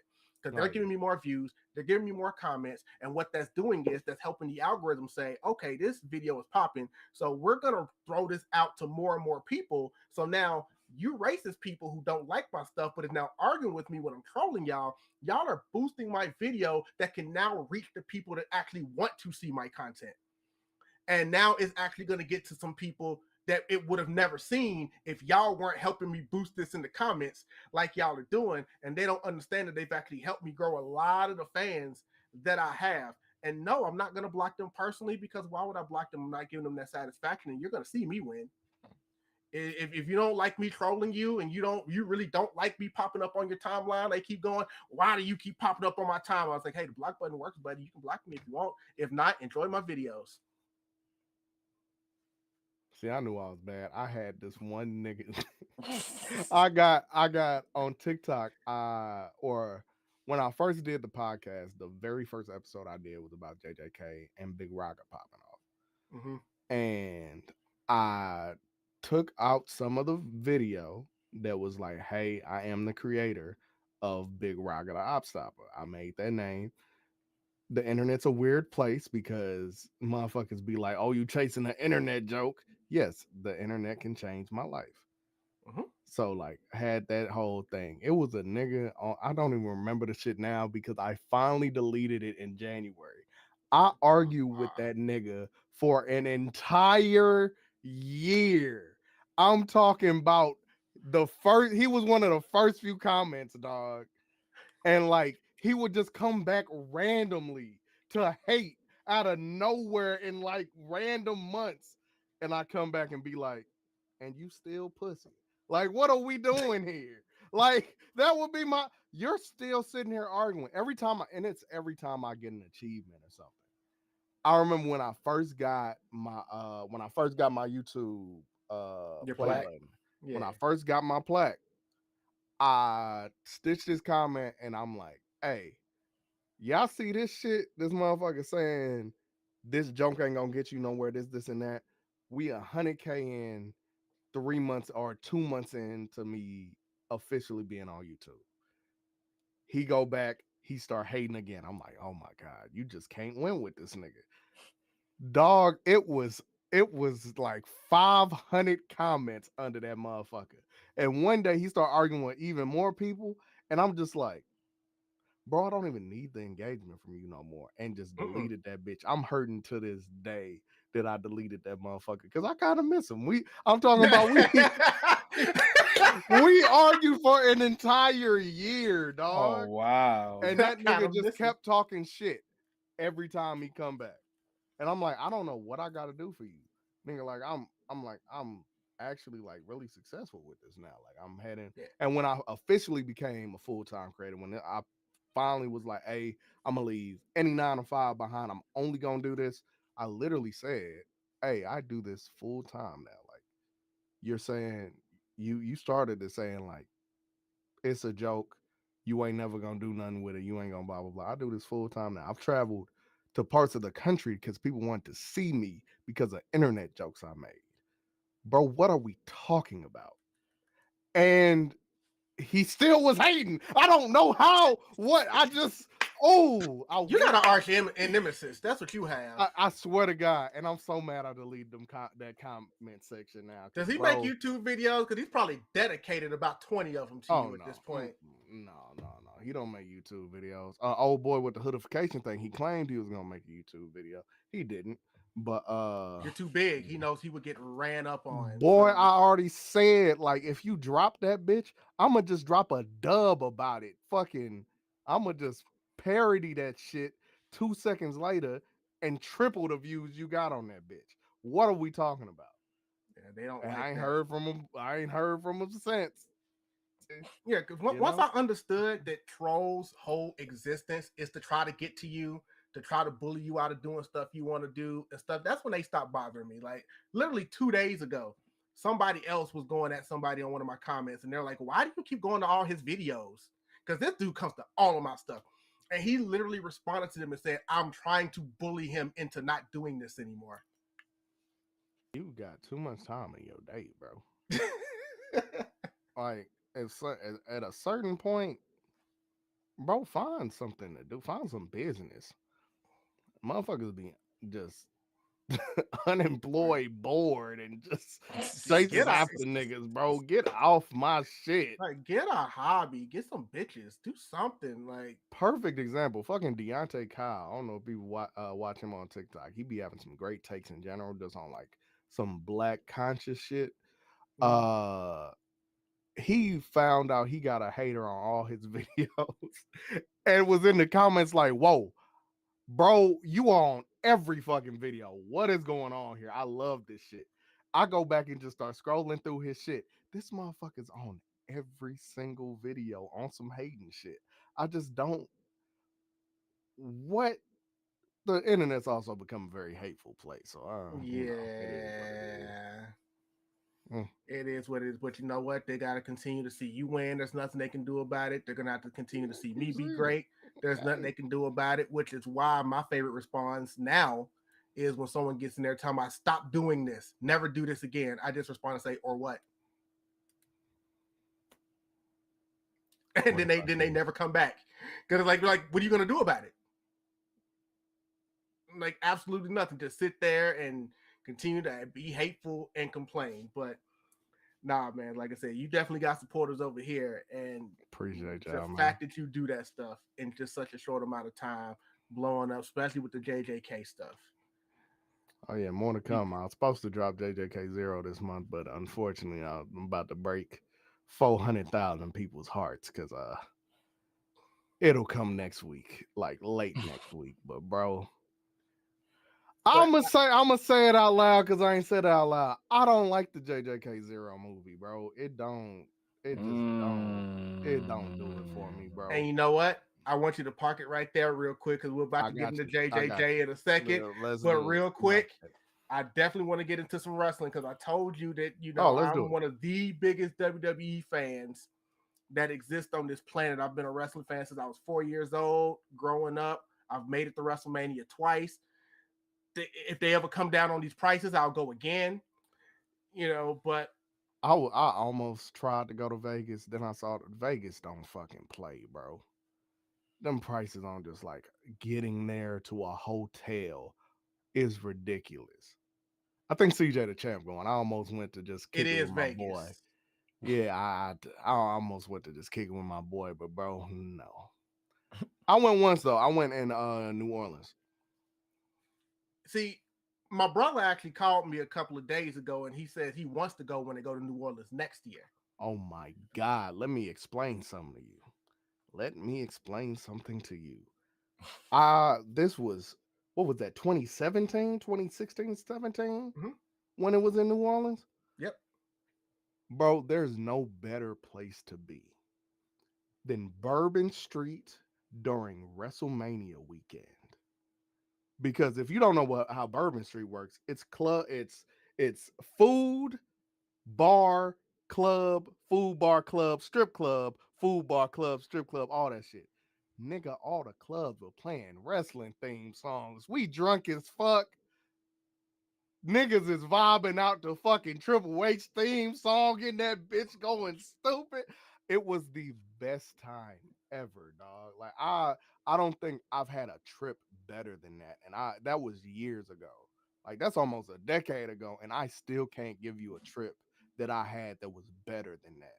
Like, not only is the liquor cheap and the food's amazing, 3, they got the hospitality out this fucking world. New Orleans Southern hospitality is second to none, in my opinion. Perfect example of a story of that. I had ordered my WrestleMania tickets. Me and my boy had went to WrestleMania, so I had ordered the 2 tickets. One of those, you send me the bread, I'm gonna pay for them both. I didn't know that me ordering them bitches online, they had to mail to you.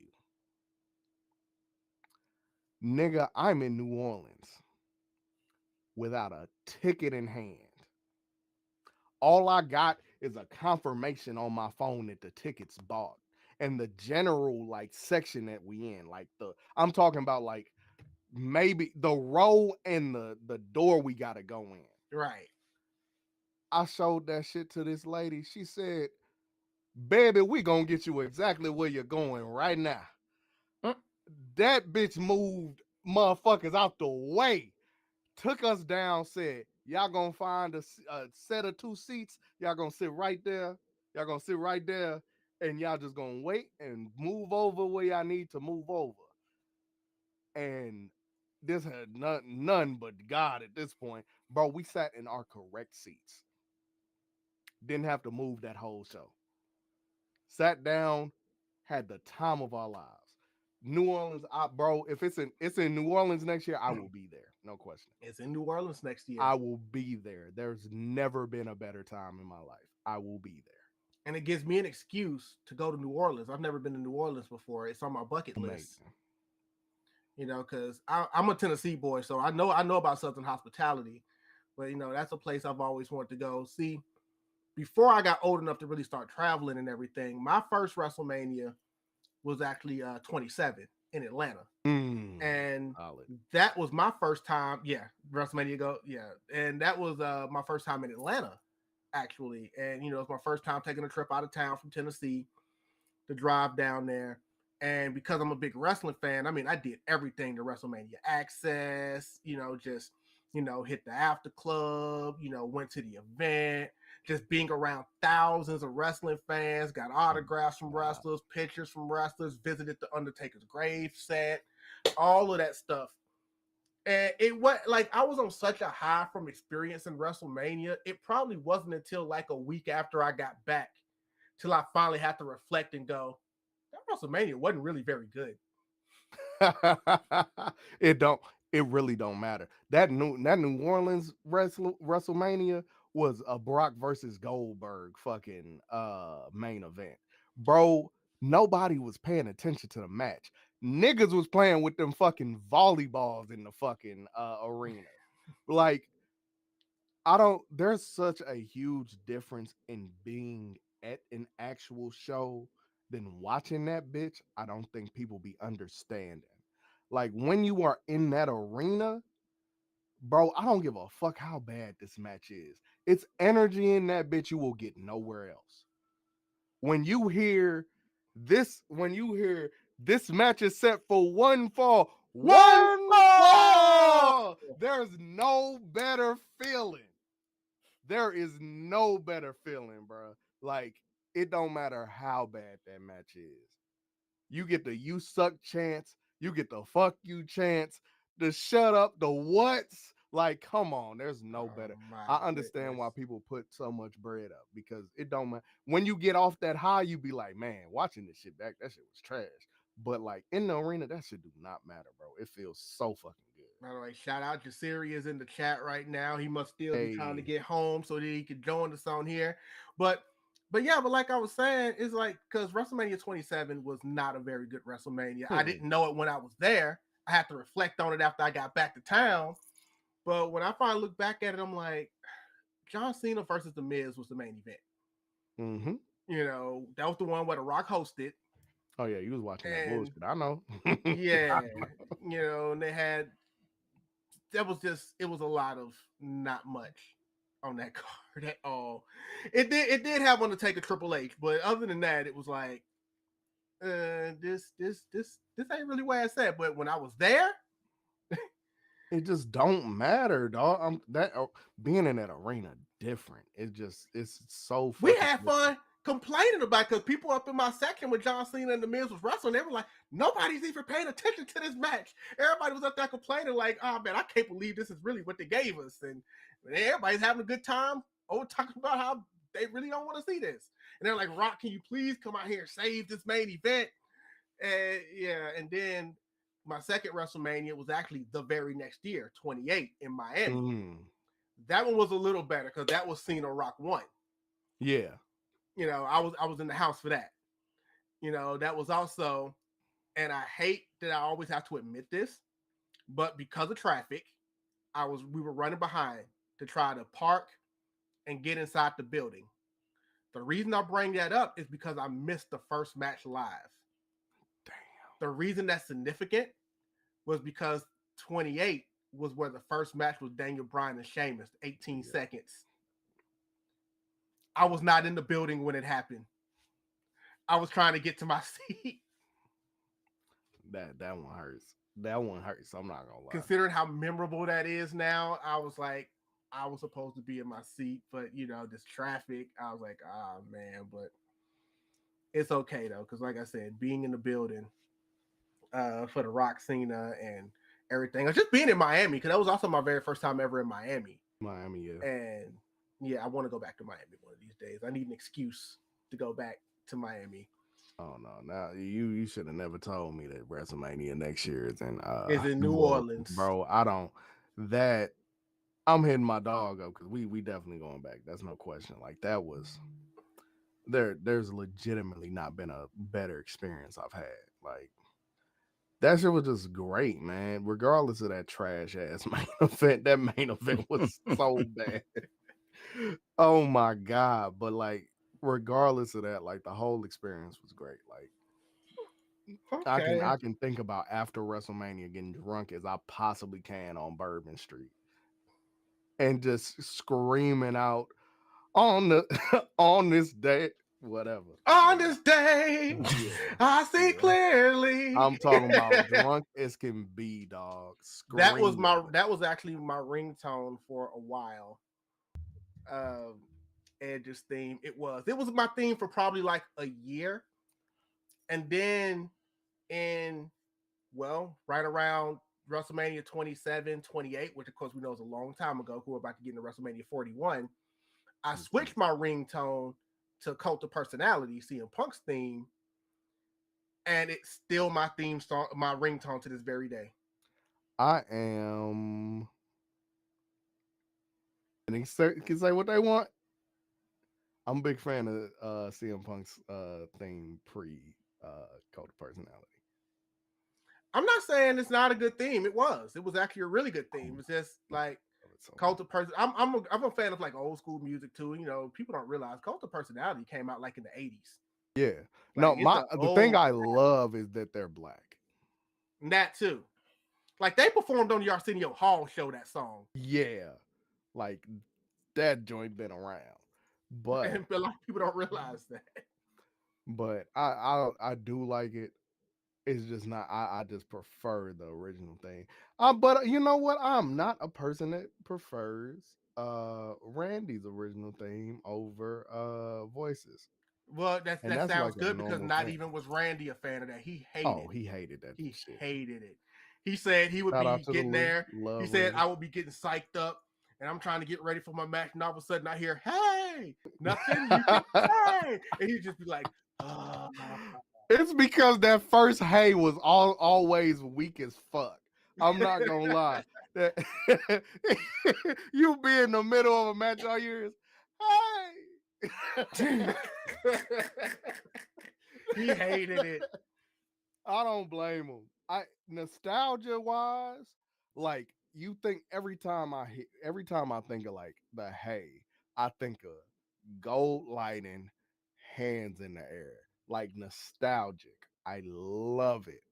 But other than that, I'd rather hear voices, bro. I'm cool.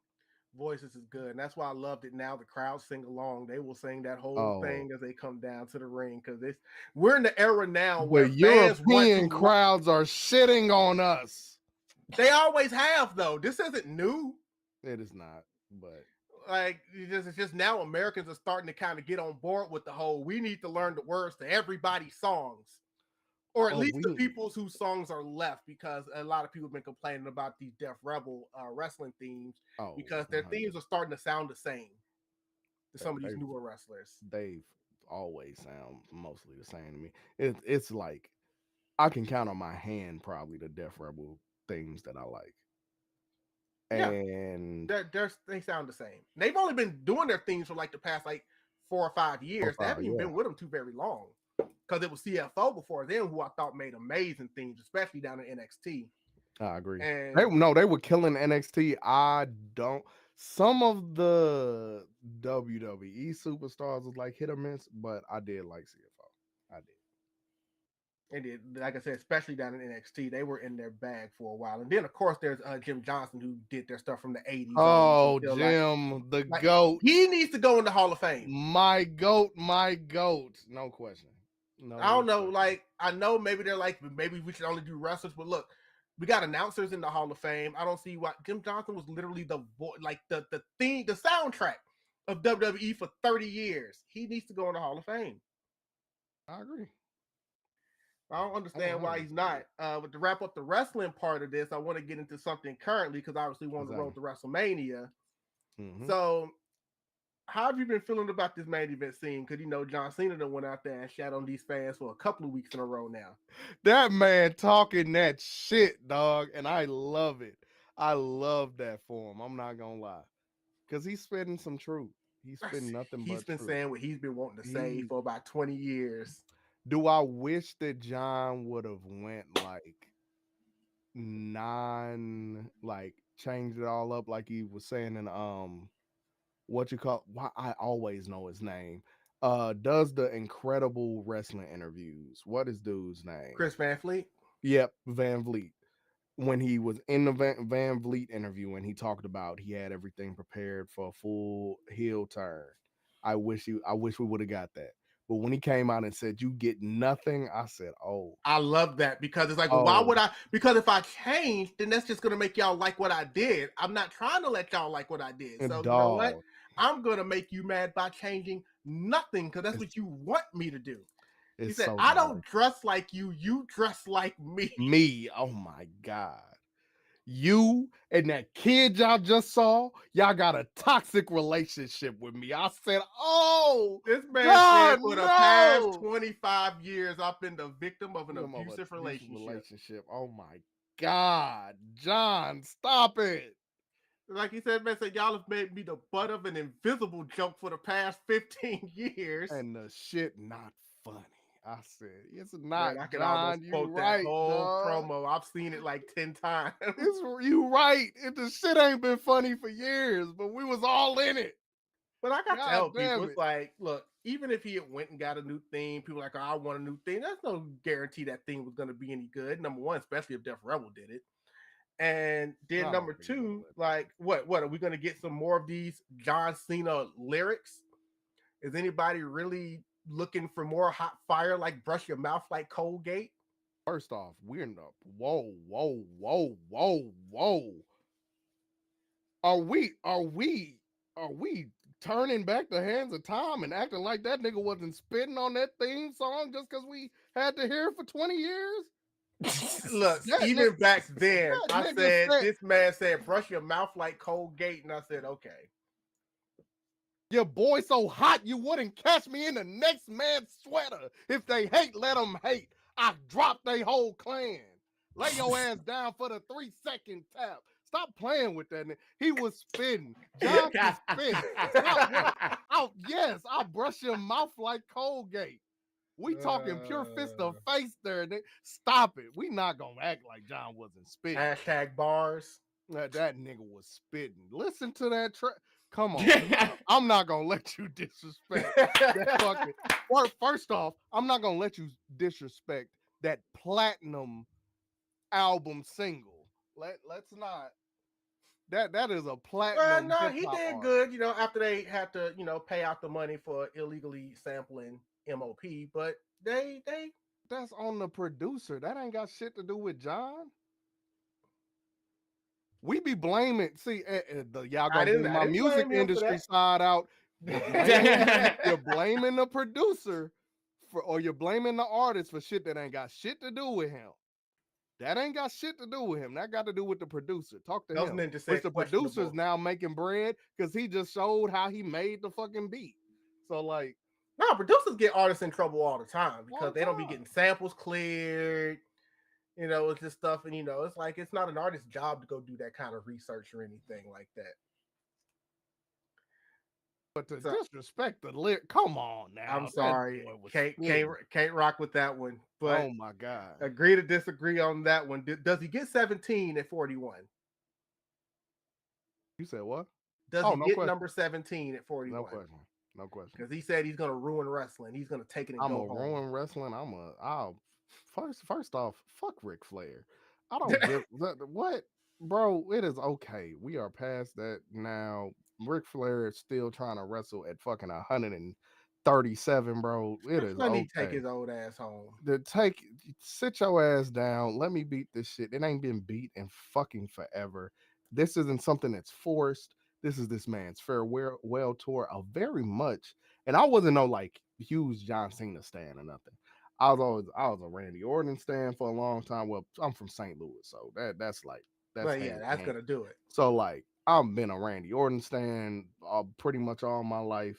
My favorite wrestler, we talking all time.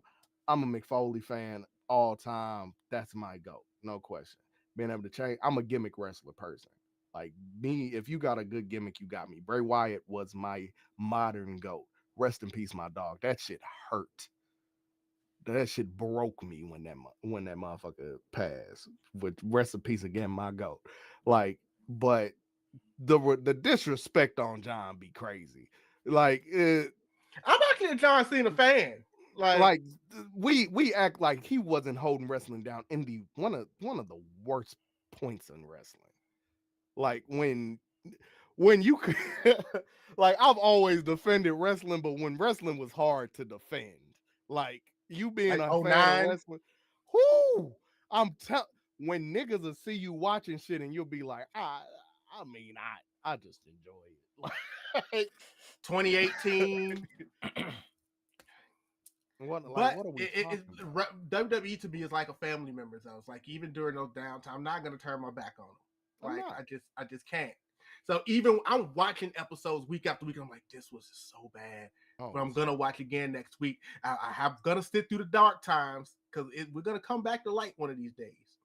When that last thing they made Dean do before he went to AEW, that last what was it? He had rabies or whatever the fuck, or what did he have? And who was He had that? some random Dean Ambrose. He had some Oh, random. you meant when he on live television had a shot injected in his ass? Yeah, like what are we doing, bro? Like that's the type of shit your homeboy walk in while you watching it and you're like, and they Well, like, I mean, whoa, bro, like it get better, bro. And like, I'm not saying they didn't do that stuff back in the day, but eras do matter. Like when you evolve and things do. Like that's why I always say, as a promoter, I will always give Vince McMahon the credit for what he did for wrestling and stuff. But as he got older and times changed, he needed to step away. At some point, you need to realize I'm in my 70s. Somebody else might need to take this. I don't know what the people want anymore. I'm in a fucking Monday night wars with myself in my own head now. Like, what are we talking about? Fucking AEW was going against NXT. Bro, don't. And NXT caters more to a younger audience. Yeah, and, like what a. Well, and this is why I can credit Shawn Michaels, because before someone was to be like, well, Shawn Michaels is in his 50s. What makes you think he knows? Shawn Michaels has gone on record, and the wrestlers there, like Carmelo Hayes, I know has talked about this, and a few others have talked about this. They said they'll go to Shawn Michaels with ideas about like, for gimmicks for themselves or storylines or like their culture and stuff that they want to do. And they say Shawn Michaels is like, dude, I'm in my 50s. I don't know what cool is anymore. I need y'all to tell me what's going on. And I'm going to lean on y'all to tell me like what the younger people want to hear. I don't know. I'm in my 50s. And I'll even give Trips his props because he actually watches other brands. Well, Triple H, I've always known was going to do a good job when he took over, because Triple H, even when he was a wrestler, he always talked about how his favorite wrestler was Mid-South wrestling. So he was always a traditionalist. He was always a student of the game. The man has been in WCW before he came to WWF. He watches other wrestling. He's not dumb to know that there's other stuff out there. You don't want to be like the other stuff, that there's their brand. This is our brand. And, for people that like that other stuff on the indies, to each his own. I can't personally get into it myself. Like, I can't get into all the acrobatics and stuff. Like, it's fine in small doses, but I can't do whole shows. And the whole shows, I can't either. I can't. Like, I was an AEW watcher for like the first year, and I really couldn't do it anymore. It's like, I couldn't tell you. Credit to them, because it's giving a lot of people jobs. People a place to work, all that stuff. I don't want them to die, but it's just. No, so here's the thing. I got a few things. Not only does it keep giving people jobs, it also gives people other shit to watch. It's a great time to be a wrestling fan because, bro, you don't gotta fucking watch WWE. You don't. You can go watch TNA. You can go watch WWE. You can go watch Ring of Honor if you want to. You can go watch AEW. You can watch whatever, and it's easily accessible now. Don't watch it. Used to be hard. I have no idea what the hell they're doing right now. It's hard. It used to be hard as shit to watch Ring of Honor. Even when I was growing up, because I was alive, I was watching the Attitude Era live. I remember watching the Attitude Era on USA. And then on the weekends, I would be up at like 1 o'clock in the morning on a local channel, and they would be showing ECW television. And that's what you had to do to see some of the other stuff. Now you can just watch the shit, bro. Like, it's a good time to be a wrestling fan. You don't gotta be a WWE fan, bro. And even like people coming up, you don't gotta aim. You don't gotta aim to go to the WWE. You can aim to go to AEW. I wouldn't. No, I mean, now you gotta ask yourself what type of content you want to do. What type of wrestler do you want to be? If you want to be the person that's doing all those flips, and you'll probably be in a wheelchair in about 5 years, by all means, go to AEW. Doing flips, and you're gonna have to fight a celebrity at some point, because they love making rappers fight in that ring, boy. But I'm convinced that John Moxley isn't gonna rest until he's paralyzed. You said who? John Moxley. I'm convinced he's not gonna rest until he's paralyzed.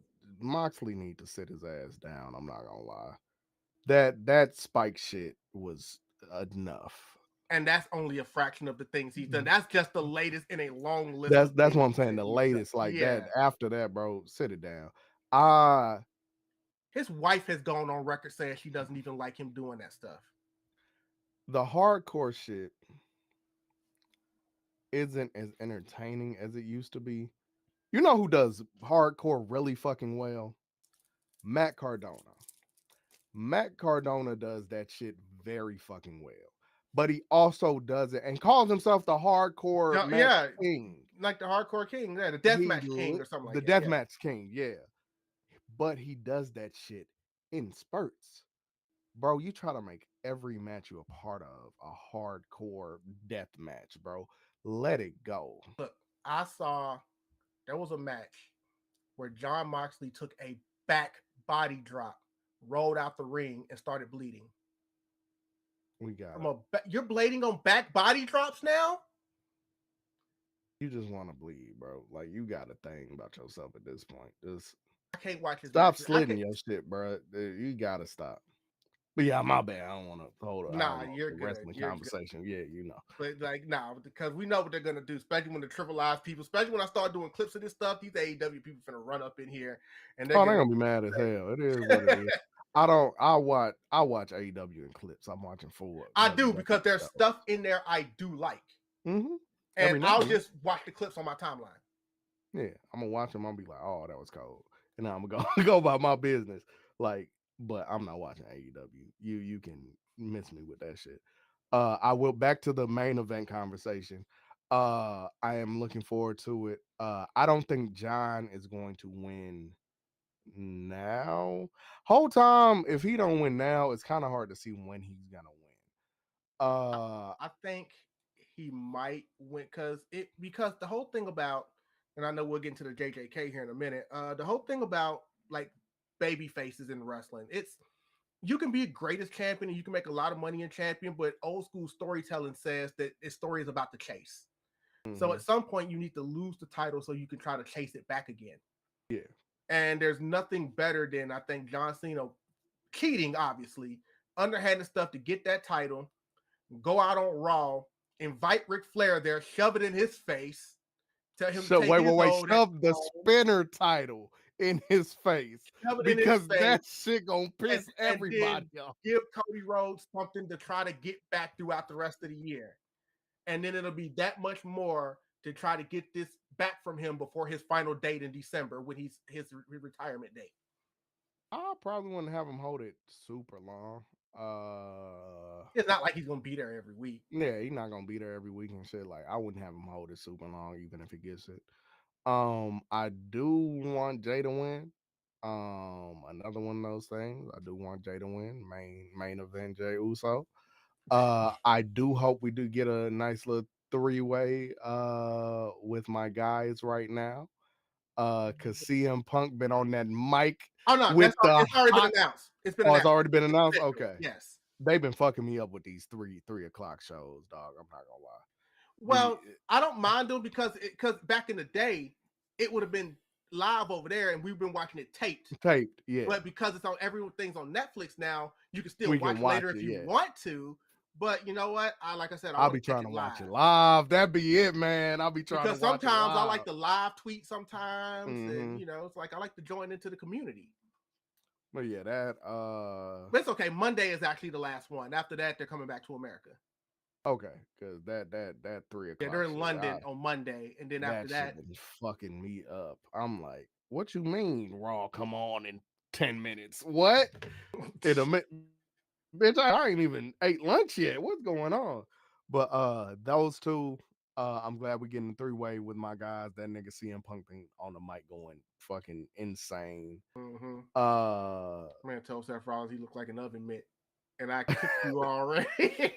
Hey, he said, all right, big champ, big grimace. I said, you called this nigga grimace, dog. Hey. That man been spitting. It's nice seeing, and especially with the people he's paired with. I don't think CM Punk gets to flex his his talking as much with like when he was talking to like Logan Paul and shit of that nature. Like these aren't people that are gonna talk back and it's gonna matter. You are now at a point where you can flex that pen with some motherfuckers that's really gonna step on shit. Cause Seth gonna talk his shit too. Then Roman gonna talk his shit. So it's just been watching CM Punk show why we done called this Micah pipe bomb for so long has been fucking amazing. So I'm very happy outside of the 3 o'clock thing. Yeah, they got the I think they got a contract signing on Friday for the match. Oh, I can't wait. Bianca getting booed pissed me off.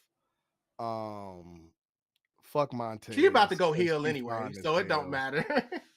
Fuck Montez for having such a fine ass woman. I hate you. I hope you sprain your ankle, nigga. Let's see. I can't say anything. I say this. I curse freaking Aleister Black every day for being married to Zelina Vega. God. Who else? Shit. Rhea husband too. Fuck all of them. Half them girls fuck Dom for being able to have Liz all over him and live all over him at all points in time. Even though I believe she's actually dating Finn Balor in real life. No, they dating in real life. Dom fucking married in real life. Yeah, he's married in real life. That boy fucking on the clock. And like I said, man, half these girls down in NXT now, like I said, I don't know what their scouting department, what their scouting department is these days. Jada Parker, hands down, is my favorite right now. Oh my God, Miss Parker. She sold me the moment she slapped the shit out that one bitch. I'm not gonna lie. She said, "You told me next time I see you, I'm gonna smack the shit." And she just got up and smacked fire. But yeah, those are my main. I remember late last year, Jada Parker got so fiery out there trying to go after Lola Vice. She messed around and said the N-word live on CW. Yep. And guess what? She gonna do it again. She probably would, but I'm sure they still have to talk to her about that because it's like, can't do that. But has anybody slipped and said nigga on Netflix yet? Not on Netflix, but it's happened twice on NXT. Jada Parker did it, and the dude from that new faction that they got when they were doing that promo out in the parking lot, he accidentally said. I seen that one. I had a bet on who was either gonna say fuck first or nigga first. Well, Solo Sikoa messed around and said it on SmackDown a week ago. Yep. I'm not gonna lie. Jacob might fuck around. You know what? Nigga. I don't know because Jacob seems to be in control. He's the person that I thought would have slipped by now, but he's so good at what he does. Dog. Here's the thing. Jacob say nigga with some purpose to it. So that's why I was expecting it. I ain't worried about them niggas. Well, I was about to be like, Jacob, calm down, brother. Hold on. That's one of my dogs too right now. That's another thing because if Vince was still around, Jacob would not be there because he didn't want to go anywhere near Jacob because of his record, his background, and all that stuff. Like, look, the new regime was like, look, and then part of me, I get it. I don't think it was because he was a criminal, but it's because of you want to have global appeal, and when you have those felonies on your record, you can't travel with us outside of the country. Oh, Trips made sure that motherfucker's somehow he's now able to leave the country. That motherfucker wherever we need to be. I said, I don't know what strings you pulled, sir. But hey, that's my dog. I fuck with it. But no, Jacob my dog. I've been fucking with Jacob even in the indie shit. No, I definitely understand that. Like I said, switching gears to Jujutsu Kaisen because I know that is obviously an anime that has done very much wonders for you as far as the hood doves and stuff like that. So, like I said, could I try to put the timeline together? Was it that you chose JJK because that was what the hot anime was at the time, or was there like any reason that you were like, this is the one I want to do a dub of when you started that out? Oh, well, the first one was the meme. The meme was a meme of Gojo walking up on Hanma. So, like, that was the start of it. Outside of that popping off and JJK being hot at the time, I actually didn't realize how much I liked JJK the first season. Like if you look here, it's a poster of Gojo and the crew. And bro, I got that bitch right after the first season ended. Like I didn't know that JJK did that much for me the first season, bro. Like I was invested after the first one. You want to know what's so crazy about that though? What? Now that we are where we are now, and I hear people talk about JJK, nobody really talks about the first season anymore. No, because it's let me say this without dissing Gege too much. Shibuya was some of Gege's best writing, and when he started realizing what his plot twist would do. So with that, yeah, it's talked about more because it's a more plot twist driven. Oh, niggas are actually dying part of this anime. So like, yeah, I get that. But like at the time, the first season, when they played motherfuckers with the opening with bro, I literally just Junpei in the opening sequence and him being a sorcerer with everybody else, and then the nigga dies that episode. Like that's the type of shit that make you be like, okay, y'all are on some bullshit. And like I fucked with JJK Pass there. But yeah, it was popular at the time. And I had seen the memes and it was working. So I was like, hey, I'm gonna go with it. So now we here. Now I'm a part of this. I'm actually glad you said that, because when you said that, people talk about, the arc there in season 2 about being some of the best writing with all the plot twists and everything. Because there's been a discussion that we've had on the podcast before, and I kind of want to ask your question about it. And that is action versus storytelling.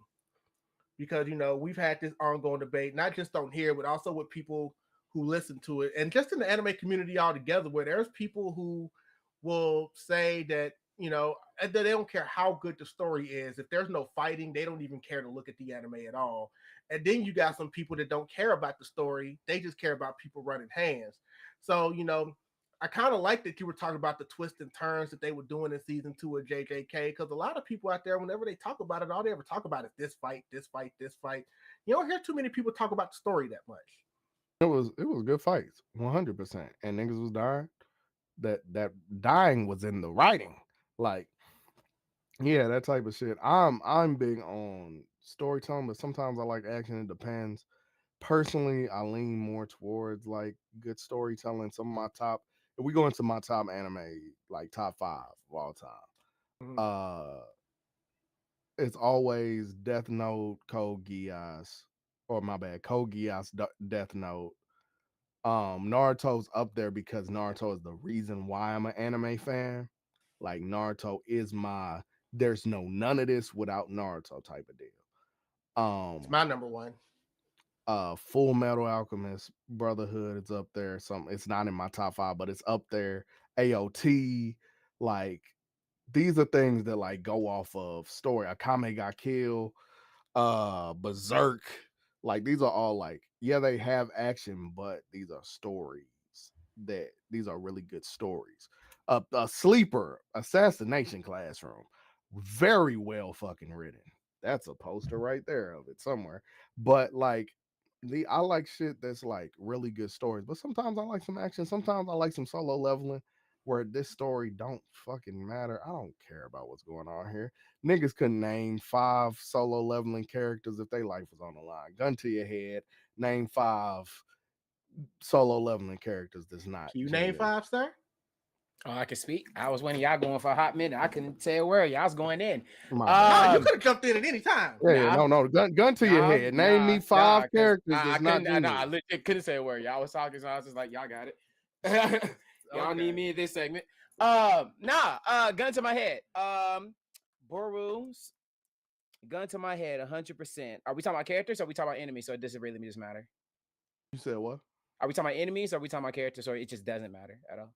It doesn't matter.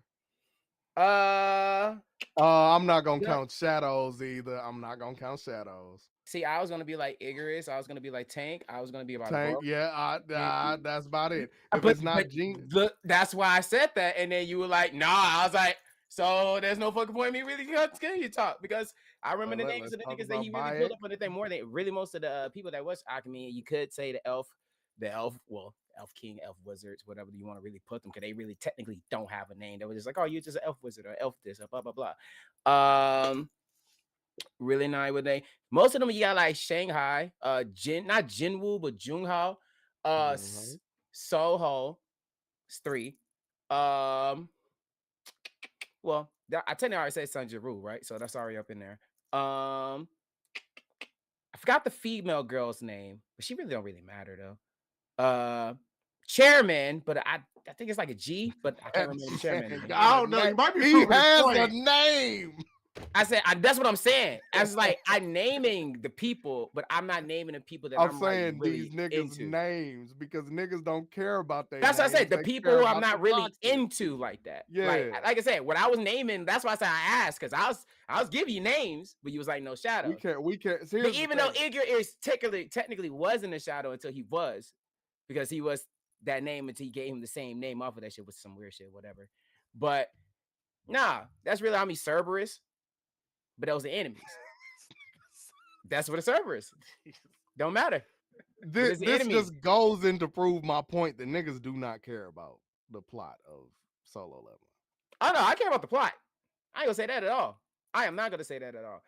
If I was gonna be that type of person, I wouldn't be that much extra because I read the novel. Then I would have been like, oh, nah, screw all the extra. Because I read the novel before the animation and stuff really came out like that. I'm not saying that. I'm saying that niggas care about what's happening specifically to. I know, 100%. Because I just feel like, I mean, the biggest point of what you pray was episode 8 of season 2 was the biggest dislike because they don't like emotional. That's because that's for that stupid shit though. I hate that shit. Bro, people said the same shit for the finale of fucking AOT. I hate that stupid shit. I mean, because you gotta think about it like this though. When they finally start, because you're feeding the audience to something that really much is into, right? Since you just walked through the door, the man got stabbed, was bleeding, got kicked in the middle of the hunting dungeon. I mean, what's dungeon room? Yeah, dungeon with all that stuff was going on, and you're constantly feeding the audience great action pack every single day, especially when Sung Jin Woo maybe supposedly, I mean, they kind of hint that in the thing, you know, supposedly father.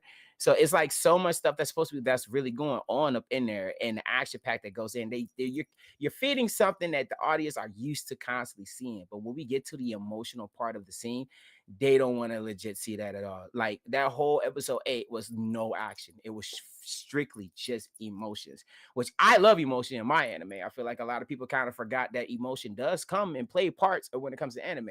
But with Solo Leveling, it just legit just strictly just get to the point of, bro, I'm just gonna sit here and just focus on the action way more than anything else. I really don't even matter what else is really going on. I mean, we really just got the S freak of the chair, the Buru, the Ant King. We just got that going on. So when they saw Buru acting nuts and crazy, everybody like, oh shit, wait a minute, things going on absolutely nuts and crazy. So I just feel like when it comes to nowadays, it's just just nowadays, Solo Leveling definitely proves a point. People cares about action way more than they storytelling. It's absolutely sad at this particular point, honestly. I think it's just in this case that it's not really. I don't think that Solo has a story that's that heavy hidden. Nah, I think that people care. I think that people care when there is a story for that story to be good. Right. But people can just like action. I think you can like both. I really love Solo Leveling. I look forward to watching that bitch every Saturday. Like, legitimately do.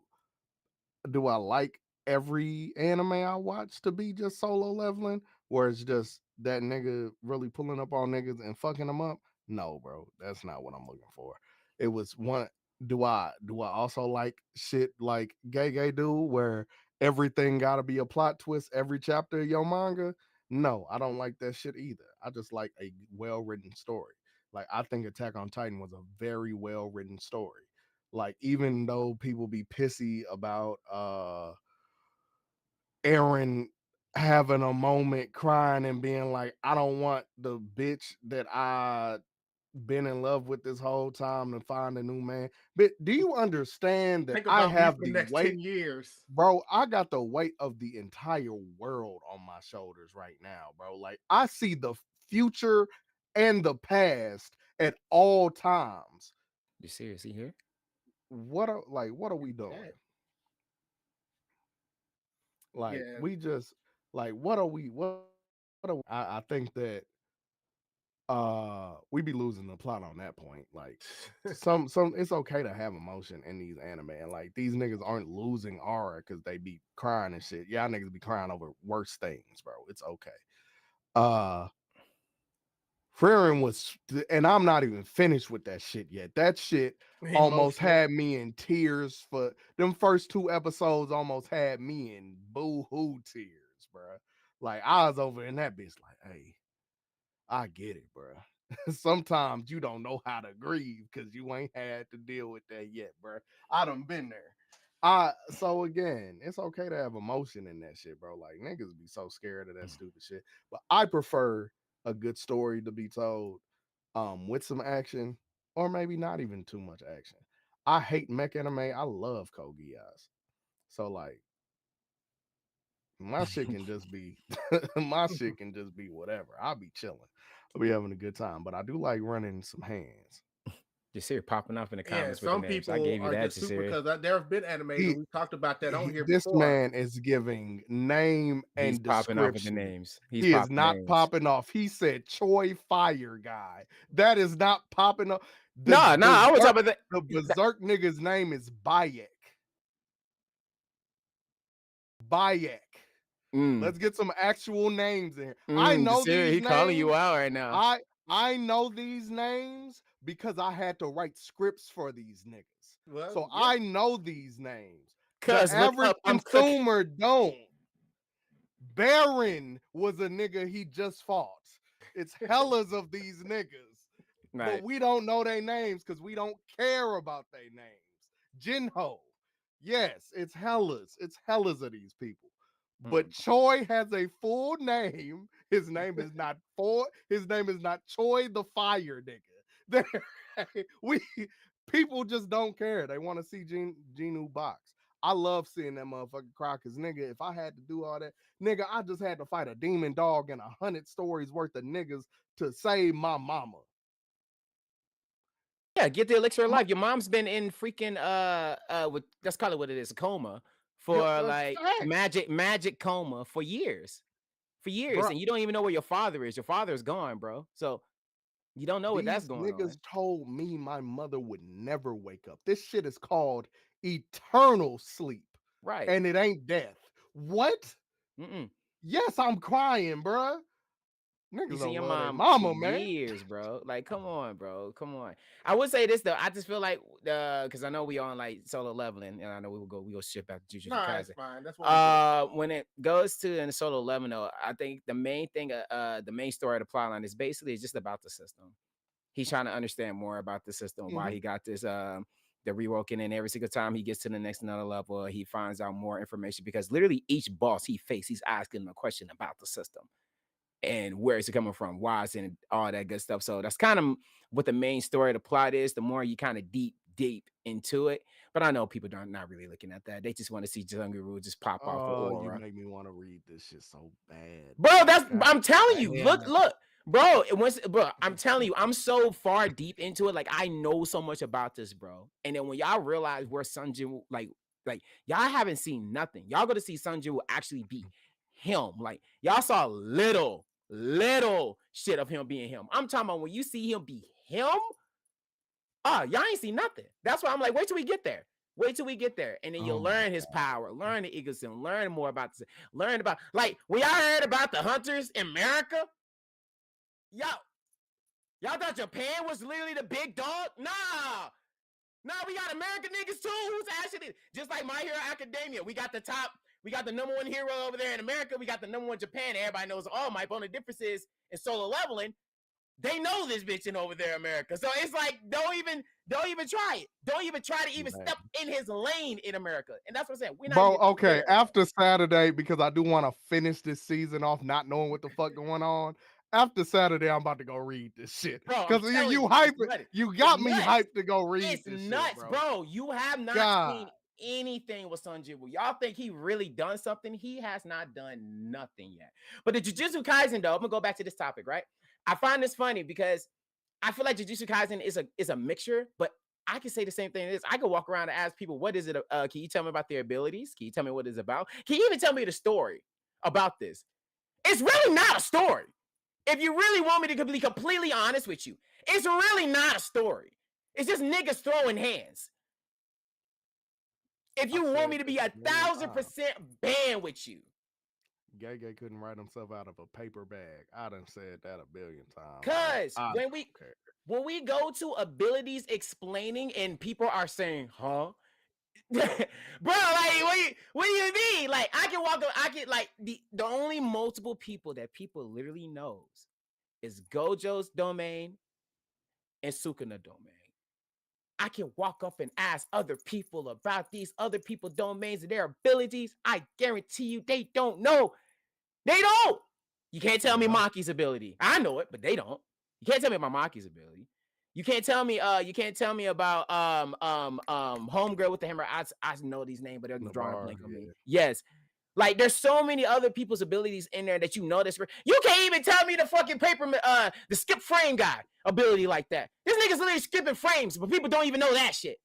He's legit a computer frame per second, literally skipping frames, and people don't even acknowledge that shit. The only real ones they really understand is Toji because they like to call him baby daddy. He don't even have ability. He's just an invisible man, literally. So Strongman dog confuses me. Like for real. No, Nabara is the concept of like if you think layman's terms like voodoo. Yeah. So you got to take it as her putting a curse on to whatever curse, and then hitting that spot. That's what a spikes come out with. The person he said, I have to take this shit and then turn it into some hood shit. So like. Bonneval becomes a joke because I'm not even gonna get into that shit. We not, especially if you read the manga to the JJK. King of Binding Vows is all I'm gonna say. We not. Wait, yeah. We not even.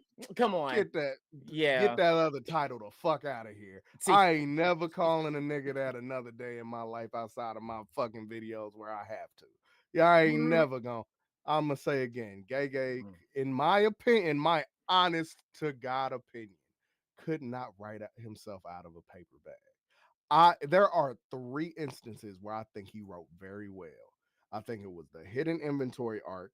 I think the concept of Gojo being the strongest is some of the best writing that nigga got in general, because the concept of having the burdens of being the strongest and the thing that Gato asks, are you the strongest because you Satoru Gojo, or are you Gojo because you are the strongest?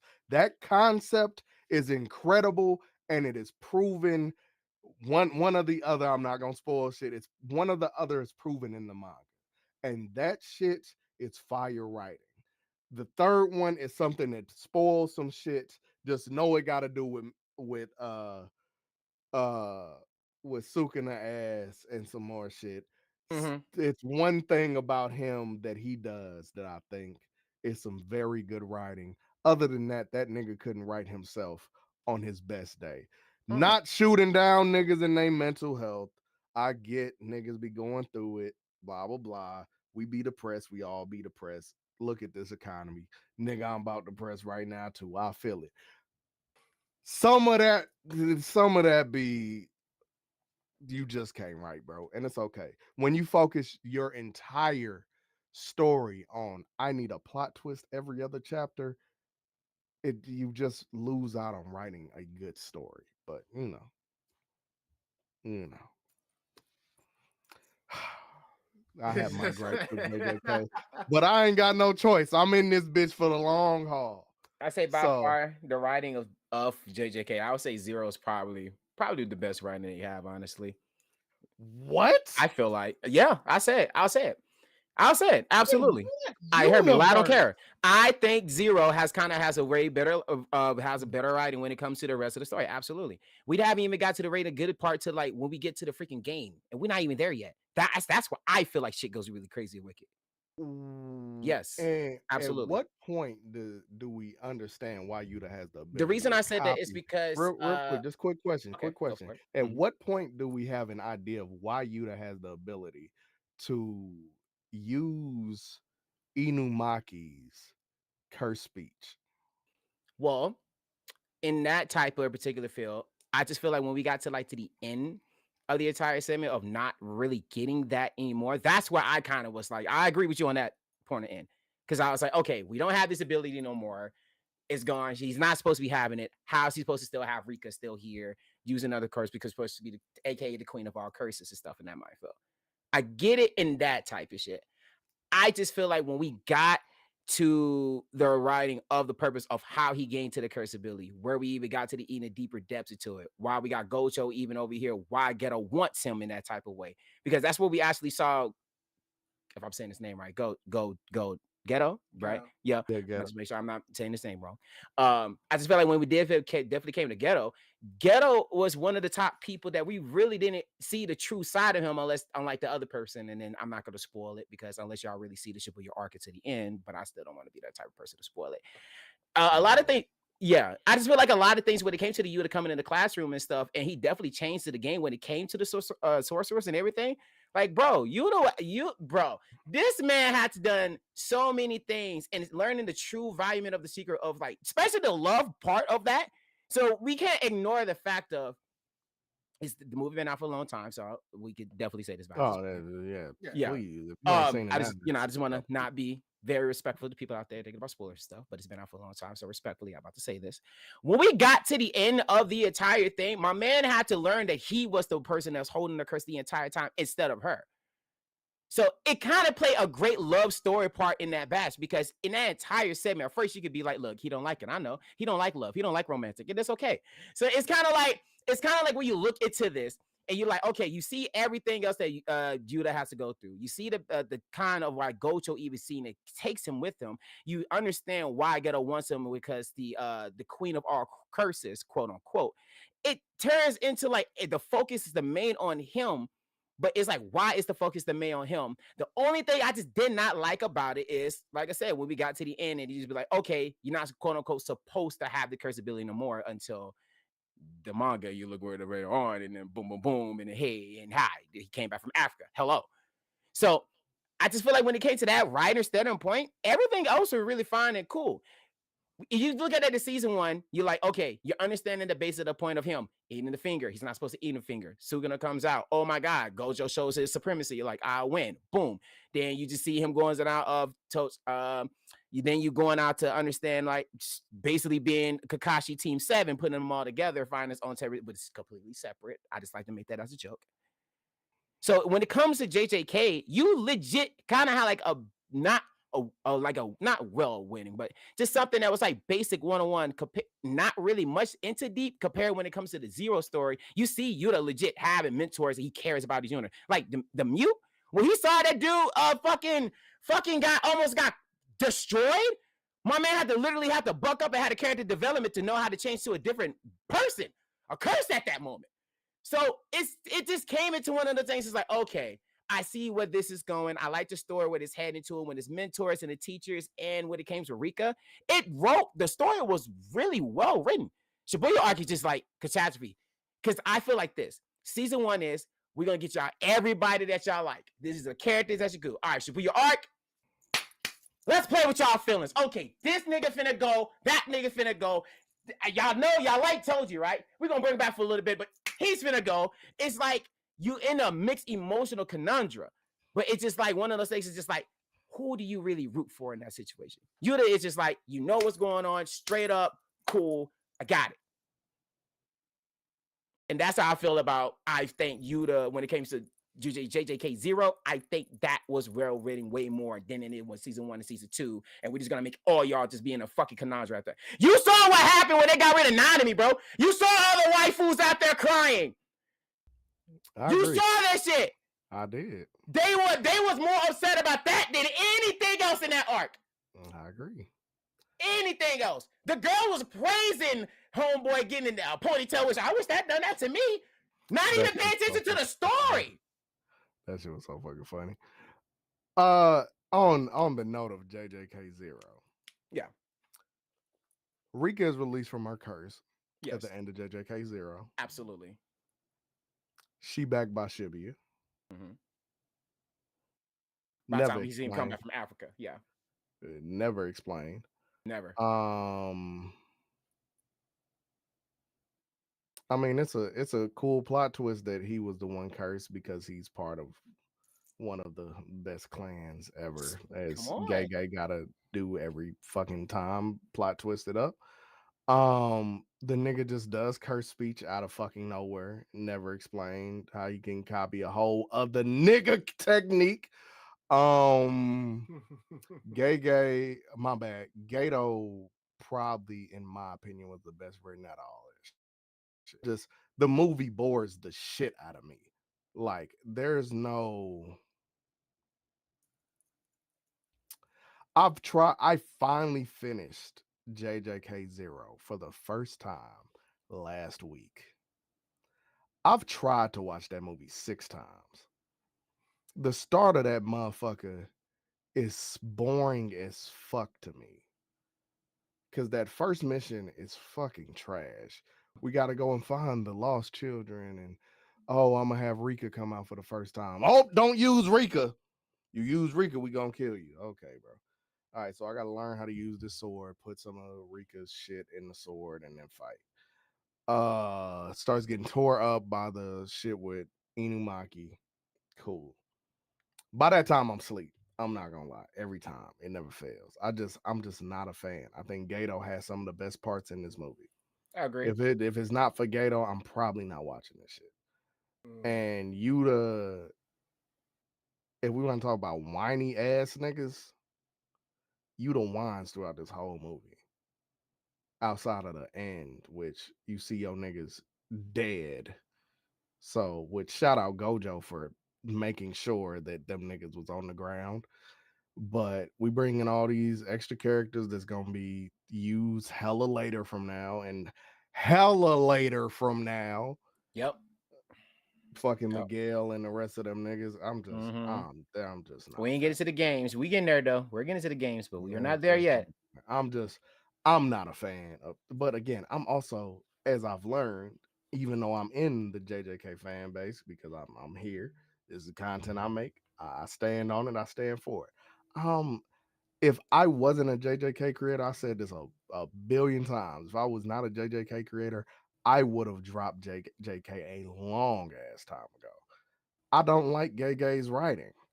I don't, which is why I don't like JJK Zero. I like Hidden Inventory. I think it's a nice watch. I watched a billion fucking times. Summer should be dragging a little bit, but it's still cool.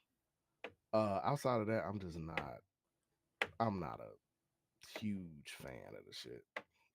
Some of this shit be terribly right. Basically saying the plot twist in Jujutsu Kaisen just gets a little out of hand. Oh no, that's how it is. Like I said, It second is season. literally that, bro. Yeah. Second season, like I said, when you get to season 2, that's just where I just feel like that's just a great mixture of playing with people's emotions. Especially with Mahito. Come on, niggas that you hate. Oh yeah, niggas hated him for sure. Hate him for sure. The biggest hater. Shock niggas, shock niggas, shock niggas, shock niggas. Like, I don't got it. I don't got it in me. That was the whole, like, every week reading the damn manga was like, okay, what's the twist gonna be this week, bro? Let's get it over with. Oh yeah. It's like at this point, it's just like don't even expect don't even expect anybody to survive in that. Don't even gonna, bro. That's kind of been a saying since Demon Slayer come out, honestly. The anime or Attack on Titan. The anime's got a hell of a soundtrack though, so you know, they got that going for them. No, you're fine. Like I said, we're about to transition into the home stretch here, the final talk for the podcast. We got our anime stuff out the way. We got one more thing that we really want to get into. Some of this we already covered. I haven't actually released your part of the video yet from the interview that we did, you know, so you don't really have to repeat that here. But you were on the right side of history on our ongoing Nickelodeon or Cartoon Network debate. Oh, yeah. Because, you know, as anyone will see, because I'll probably post the video either tomorrow or Saturday, you definitely did. Spoiler alert, guys. He chose Cartoon Network. Oh, no question. And definitely said it with his chest, too. But we could say, just repeat one more time before we go into these final games. Why Cartoon Network over Nickelodeon? Cartoon Network was my literal network of choice. I was a huge cartoon kid. Like I was big on cartoons. I don't care about that live action shit. It's cool. Drake and Josh, great. 100%. Great things. I love it. That's all good and dandy. Bro, I love cartoons. I love Ed and Eddy. I love Courage the Cowardly Dog. I love K&D. I love Total Drama Island. I love cartoons, bro. That has always been my shit. Like, and it will never not. I rewatch Ed, and Eddy every year. That is my favorite cartoon of all time. Like I was a Cartoon Network kid, so I will. If there's a choice between whatever, I don't care. Cartoon Network also had Toonami and shit. Like I wasn't a huge Toonami watcher because I found out about Sub hella early in my anime career. But like nigga, it had plenty shit. Cartoon Network had Adult Swim. Like what? Bro, Nick at Night versus Adult Swim. Shut up. Like, what are we doing? I am a fan of classic TV, but still. Agreed. Like, The nanny turned me into look. a better man. But I've always told people, I said, did you want to watch Naruto or reruns of I Love Lucy? So it's like, what's... And I like I Love Lucy. But, you know, too. Naruto... If I gonna pick between the two, no, bro. I was a Cartoon Network person. Cartoon Network, Boomerang, like... Absolutely. Those went hand in hand with me, bro. And I don't hate Nickelodeon. That's what people think because we always champion the Cartoon Network side. People are starting to think, oh, you must not like Nickelodeon. I loved Nickelodeon growing up. Just, you know, if I had to pick between the two, which is what we like to do on this podcast sometimes, it's like, look, we're going to take two things you love and we're going to force you to pick a side. Like, you know, that's the fun. Yeah, no, if I have to pick a side, I know what side I'm on. Right. I watch both though. I will SpongeBob quote niggas to death. Like I love SpongeBob, bro. What are we talking about? I love, as I said before, Drake and Josh. Fucking Avatar the Last Airbender. I'm a Avatar the Last Airbender stan. Like niggas don't actually know how much I'm like truly invested in Avatar. Like that's one thing. If you want me to yap, bro, I'll yap about Avatar: The Last Airbender for hours because I like really. But like, for right now, shit. I'm actually gonna get you to yap about something. Like I said, well, what we got here with this final one, we're moving into some Ed and Eddy. What's happening? So it was just because I know how much you love it. Because when I sent you the list, and I was like, "Give me some of your favorite things that I want to talk about here," and you said Ed and Eddy was on there. No so. Question. The King of New York looks like he's finally joining us. Oh, what's happening, my dog? Give me a sec. Oh, to take us back to AWA real quick. One of my deli niggas. What's happening, dog? Y'all do that. I'm finna go pull him into the OBS. For those who don't know, I told all my New York niggas while we was in Atlanta. I told all of them that they love Arby's because them niggas love sandwiches up there, and I almost got jumped by a fucking busload of fucking New York niggas. So, you know, gotta love it. Still fun. Is it gone already? Yeah. Like, dang, Jasirii, am I bringing you in or not? Like, okay, well, I know he'll come back in a second. Well, so while I'm waiting for him to come in, just talk real quick about your love for Ed and Eddy, and then I got some questions for you here in a second. Yeah. Well, in general, I just think the scheming, man, like it was always something else. And I was don't get me wrong, I was a big linear story kid. Like that shit always stuck out to me. Like I can name you all the shows that like did like really good linear stories. Like Jimmy Neutron did like some great shit in their later seasons where they shit was linear. And like that shit always stood out to me. But Ed and Eddy didn't have to be that. That shit was just pure nonsense at all times. Like it's something about Ed and Eddy that always stood out to me.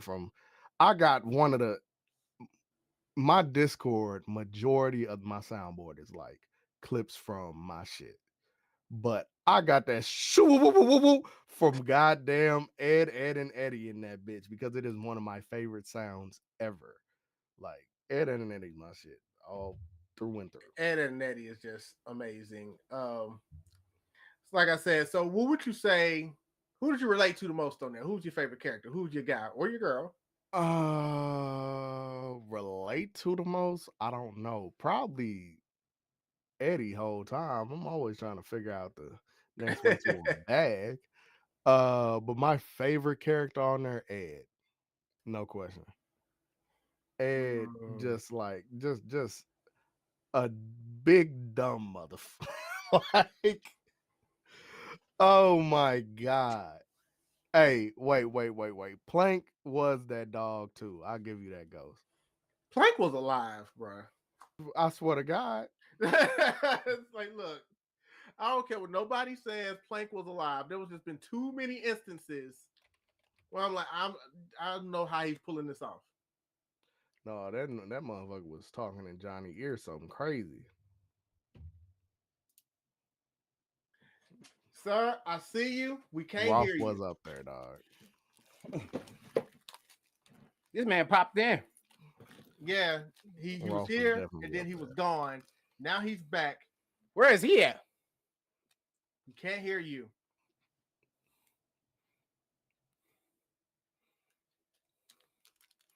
God damn it. Well, ladies and gentlemen, sort of. Jasirii. Well, he'll fix it. He'll be back. All right. Eddy. Oh, what we talking about? Oh, yeah. Oh, we just getting started. I'm about to say, oh, this is my shit. And you know what? And you not just rewatch this whole thing? Man, let's go. I need to start my rewatch. I'm glad you said something. He said he's watched it all. Bro, you know, I called you. We've both, come to the conclusion that Plank is freaking alive. Like, yeah. They go tell me different. Absolutely. Hey, the Kankers are the biggest HOEs in the game. Biggest thought pocket. There's no dodging that. My boy said, what Ed said? Holy smoke! Yeah. Oh, Ed, come here. You've been such a naughty girl. Holy smoly! Dog, you heard that. He said, oh my God. Holy smoly! Oh my yes, we can, King of New York. I think he's on his phone. Ladies and gentlemen, Jasirii! What's happening? Oh my God.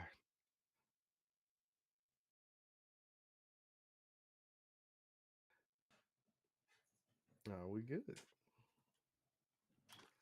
Oh my good. God. So what you doing in here, King? I know the audio is gonna be only so good because you're on your phone, but it's okay. We're gonna make it work for this final stretch.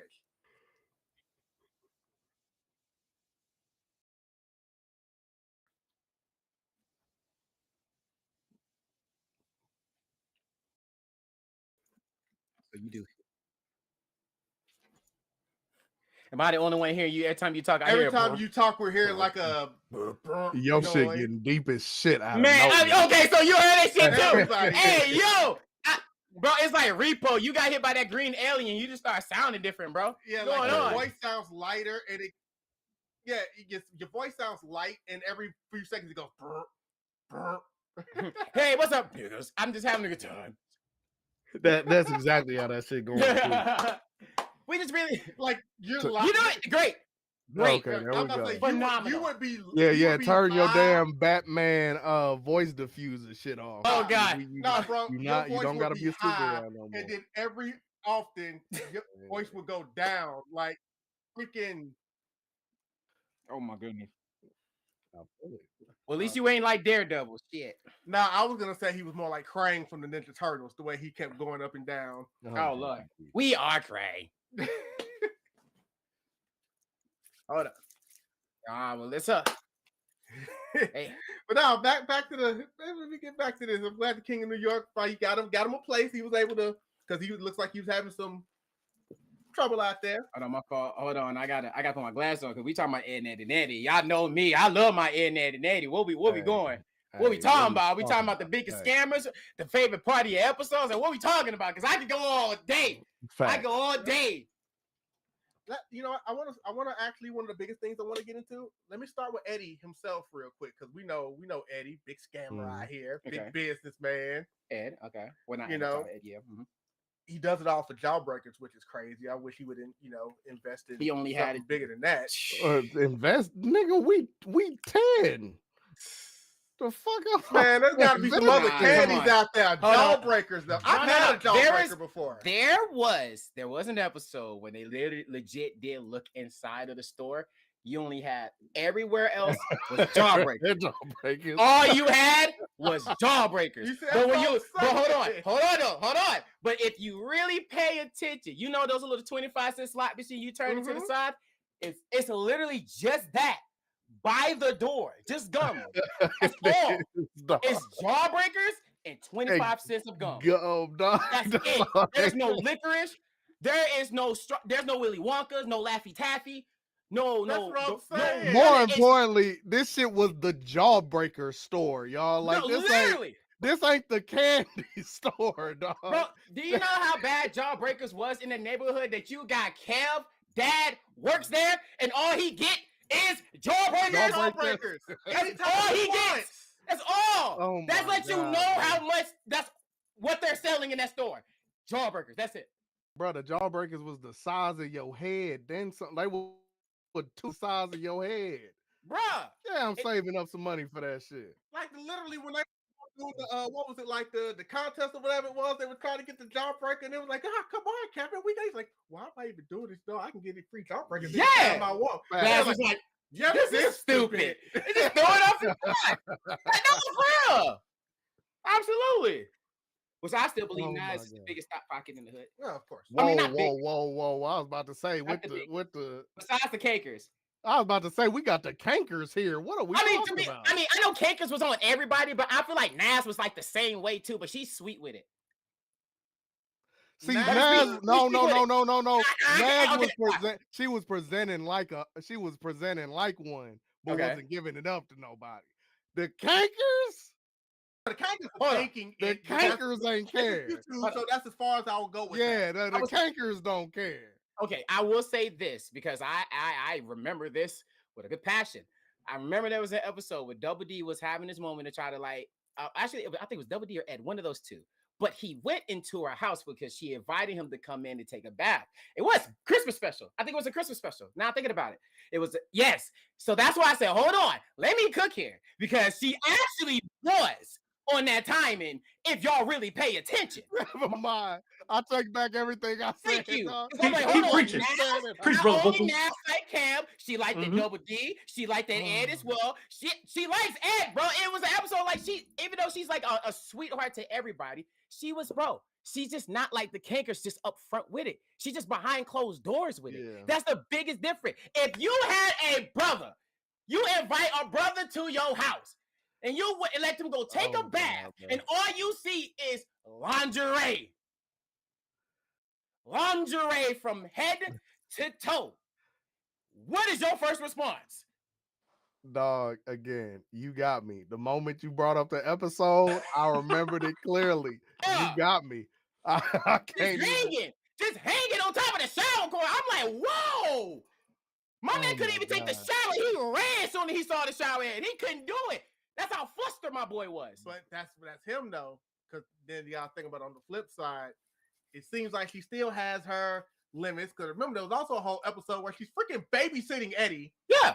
Like, first of all, Hey, hey, I ain't gonna lie, my boy was ready. on a whole day. He had that. Everybody here was ready because we looked at his room. We got the joke. I called you about the joke before. The tissue balled up on the side of the couch. Yep. With the magazine. Women magazines all over the bed. Double D literally walked in, was like, "Come here, relax." You know what, Eddie? I think I just stand up. Thank you.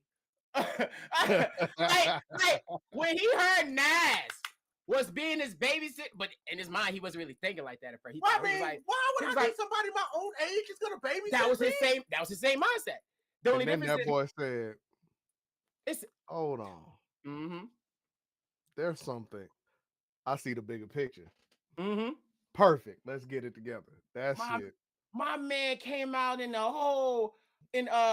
little bathrobe, looking Dog like that. roll. Bro, man, my man was ready for Nas, bro. 'Cause he thought at his age, his mindset was still on, hey, it's me and you. My parents ain't here, and my parents hire you to watch me. Don't forget, he thought his parents hired him for that reason. Because you gotta think. Because Don't the whole thing is like, forget about that reason. What? because you gotta understand. The mindset is like, why would they bring someone that's my age to come watch unless my parents trying to offer me something? That's literally what was going on in that episode. He said that in that episode, bro. He didn't say it like play 4K because it's kids, but he made it ass sound like a joke, bro. Like his mindset was, I'm finna get some. Like he was happy for his age. They didn't really stray away from non-kid stuff. The man had a whole episode where he was like, "Where are my magazines?" Oh yeah. You mean these magazines, Eddie? Like, I gotta read the magazines in the first place. Oh, you read those? Yeah. Yeah, I just gotta ask this question because I ask this to my friend group all the time. Okay. Who do you think had the worst parents out of the three? Ed, or Eddie? Ed. I don't know, dog. Double D parents had them niggas working on the upstairs, took that nigga whole floor away. That's Ed! And they ain't even I was like, ain't that Ed? Let him know. No, Double D. No, so Ed parents took his steps. Double D parents, they were working on the top. They were working on the bathroom in the top floor, like remodeling the top floor. Okay. And they took away the whole top floor and left that nigga room suspended in air, dog. And didn't put a note or nothing. This nigga walked out his room into air, dog. Like, let me fix this. There we go. But that nigga was about to fall to his death, dog. Like, I don't think niggas remember that. I understand. Like, I can that nigga Double D almost died because his parents. Ed's parents were strict as fuck, though. Taking a nigga steps. But that's why we've sat on here. It's like, do you know how strong you gotta be to take steps? But then look how strong Ed is. Look how strong Sarah is. That entire family. Not even just that, like, bro, like, you have Sarah. Genetic. Why is Sarah acting like the older brother and they know how he acts? They know how she acts. Every second of the day, you're getting mad every single day by your younger sister. Don't even matter. She has a little sister. Like, yeah, but her genes said I'm the big sister. She is nice to Gimme and no one else. Until she abandoned him for Double D.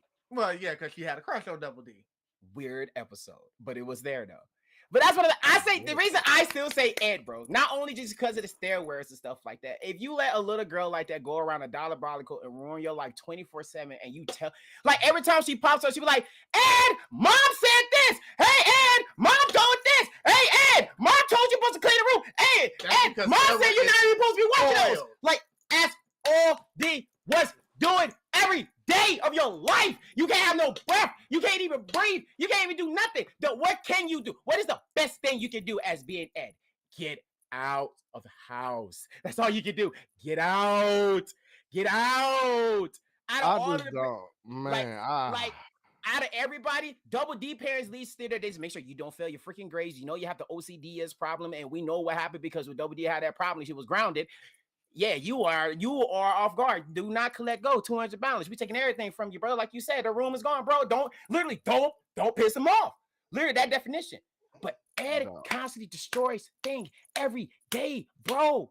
Every day. If it's not this house, the neighborhood going. When the parents find out, remember the episode all the parents find out, bro, they came outside and was like, no, mom, no, nothing. Pull all the ears. It was like, I don't want to go in the room. I'm like, what do you mean by room? What do you mean by room, bro? they lock him in his, bro. You can't make that up. You can't. Oh my God, it'd be the fear in Ed's heart, bro. Leave the house. Or what? They took the magazine, his horror movies, all that stuff, gone, just done. First he'd be like, oh, that's light. To Ed? No, that's crazy, bro. Man turned it into a monster because he couldn't have his magazines, bro. Like what? What? Oh, and every time you know how scared you gotta be when you say I cannot leave this room? Do you know how scared you gotta be? Every time he stepped outside, they was like, why you in here? Remember Ed and them trying to get him outside of the house? He was like, Let's step outside. No, Eddie. No, no, no. Eddie. Oh, My mom's gonna get me, Eddie. No. I'm a very bad boy. Bad boy. Like, yeah, that got it. I'm not gonna lie. hey, bro. Yeah, your parents don't play. At least Double D have freedom. Eddie just, I mean, look, he has freedom like it ain't nothing. The only thing Eddie had to really deal with your older brother, your older brother, a toxic ass nigga. But other than that, yeah, I agree. Oh, and another reason why I forgot about this Nas too. Nas like Eddie older brother. As soon as they heard Eddie older brother coming back in town, oh, she switched like it wasn't nothing. Eddie's brother coming back in town. Oh, dude, wait. Let me put on my jet skis. Let me put on my backpack. Because, dude, we used to go to adventures all the time. Wait a minute. What type of adventures you talking about? They going hiking. That nigga older. Like, that nigga's that nigga lives on his own, shawty. What you talking about? You saw that type of crush when she has. I need to get my makeup and stuff done. Like, well, you never had to do that with Kevin. Speaking of which, even though it completely contradicts the entire cartoon, when we got to the movie, she was just trying to throw it at Kevin. Right. The entire movie, he was trying to throw it at this man. Kevin was more about his. All he cared about was that damn bike.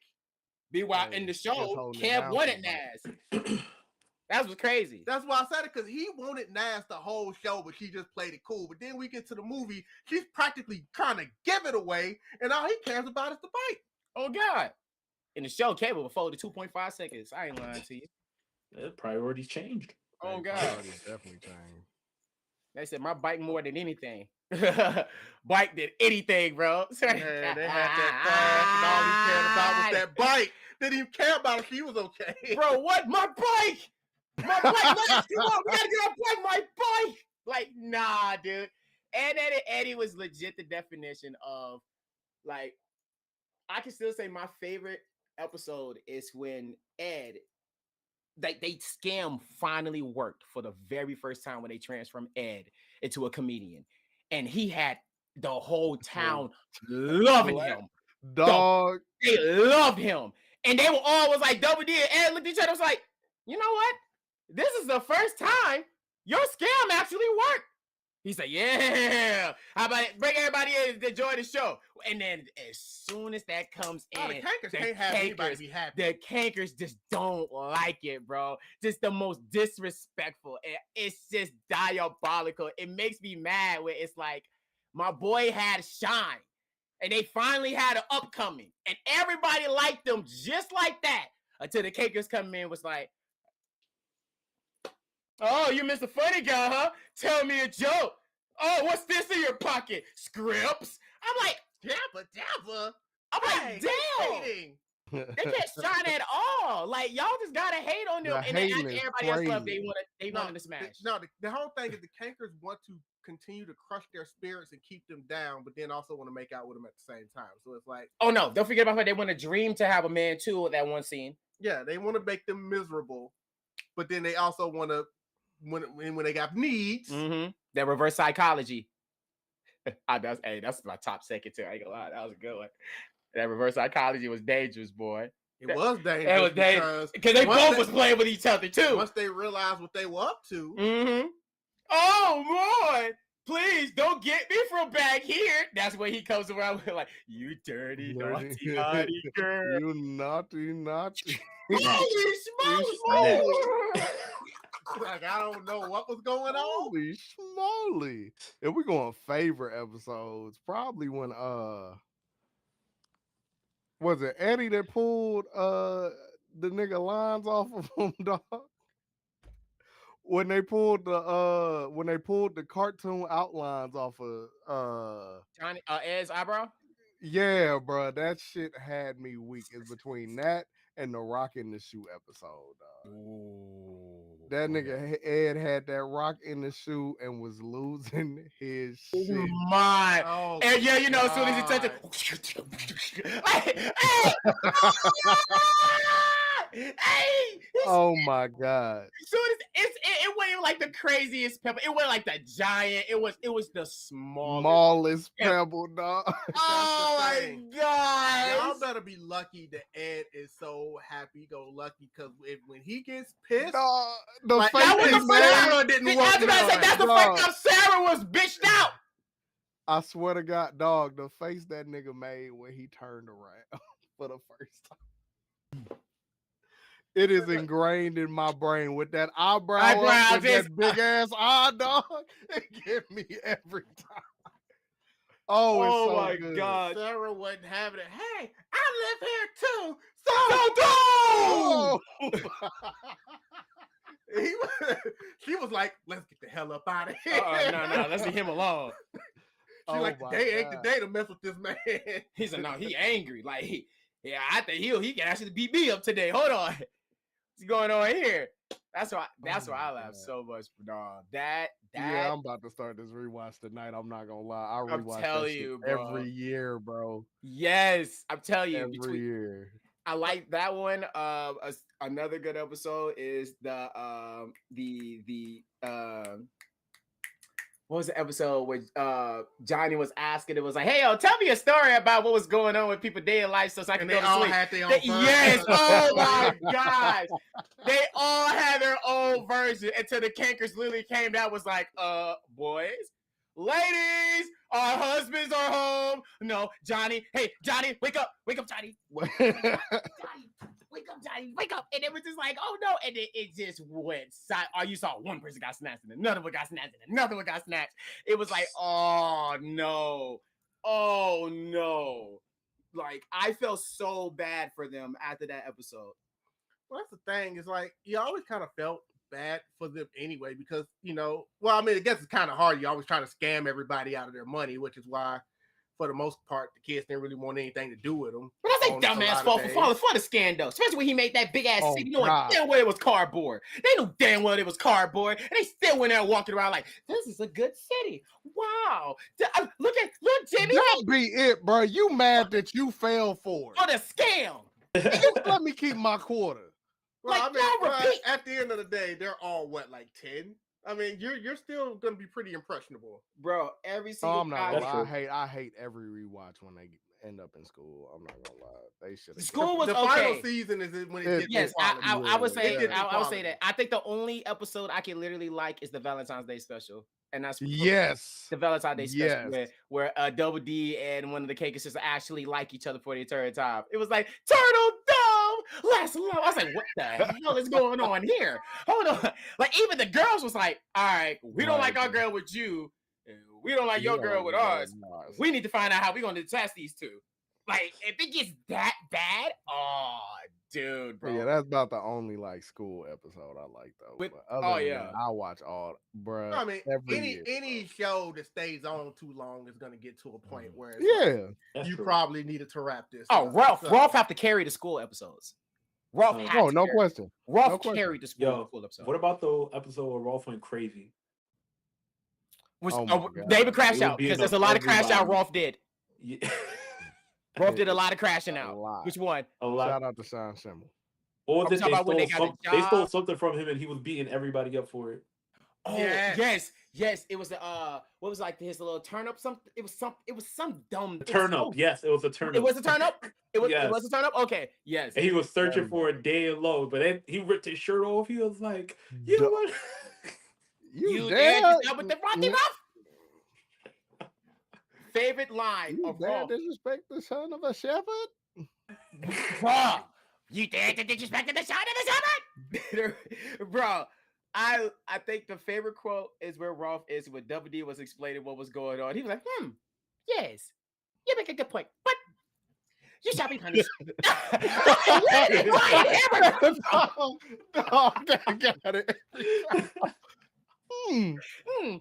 You make a good case. But you shall be punished.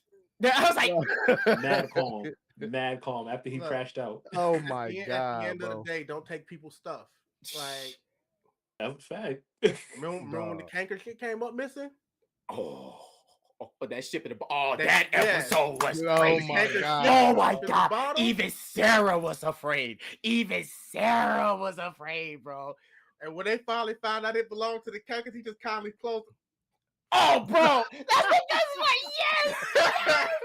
When he got belongs to the Cankers, the Sarah came in, she said, they looked at her, was like, oh, I know where your shipping the bottle is. Man, knocked on that door. So we heard you got something that belongs to us. Just hold on. Before we get there, he looks at the bottle, looks back, and locks the door. Holy cakers! The ship in the bottom belongs to the cakers. Cakers, every man for themselves. Abandon ship. Dog. I say they destroyed that entire cul-de-sac. Bro, when they said we gotta call the police, he said no. We're gonna do this canker style. They're also shit. Oh shit. Yeah. Oh, it's over with. Oh yeah. That's the definition of the whole block. It was. They destroyed everything. They said they don't even care if your mama was there. They bust through that hole. Their parents are never home, so what True. difference does it make? Honestly, If their they were mom all was working. there though, I could legit still see them be like, I don't Well, it care. don't matter. What? You saw, bro, they still destroyed the entire. Kevin was going on his bike, and they couldn't even go nowhere before. Like, dude, you can't make this up. Like, you can.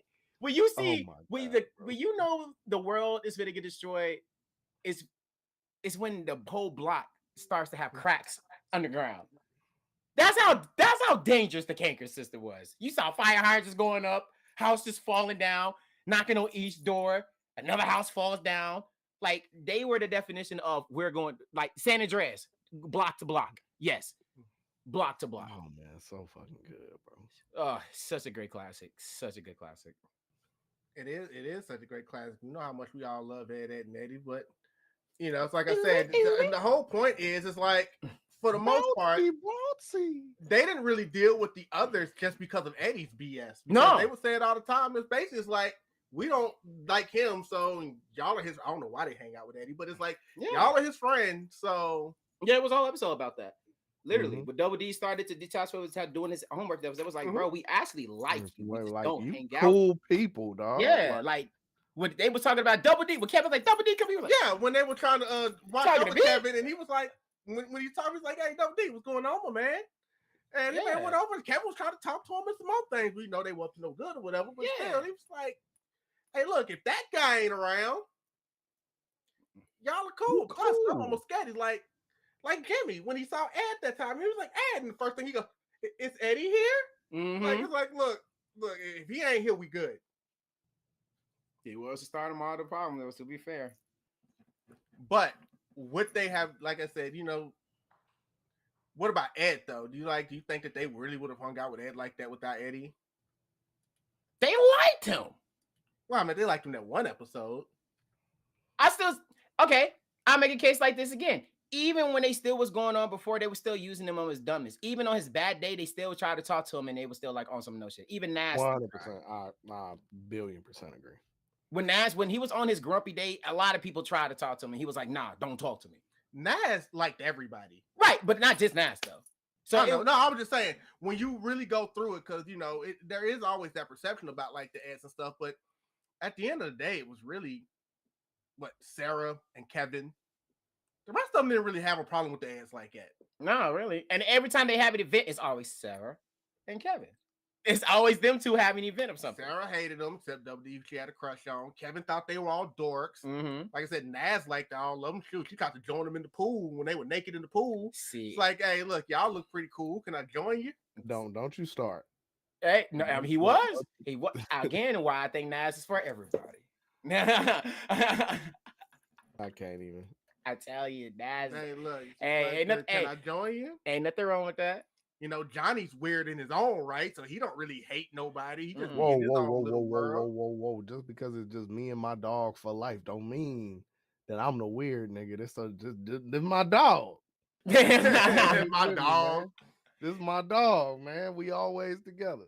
Hey, all I know is 100%. Plank set the 3 double D to set the ads up when it came to that ride. Plank wasn't playing with them. Plank, what do you want to do?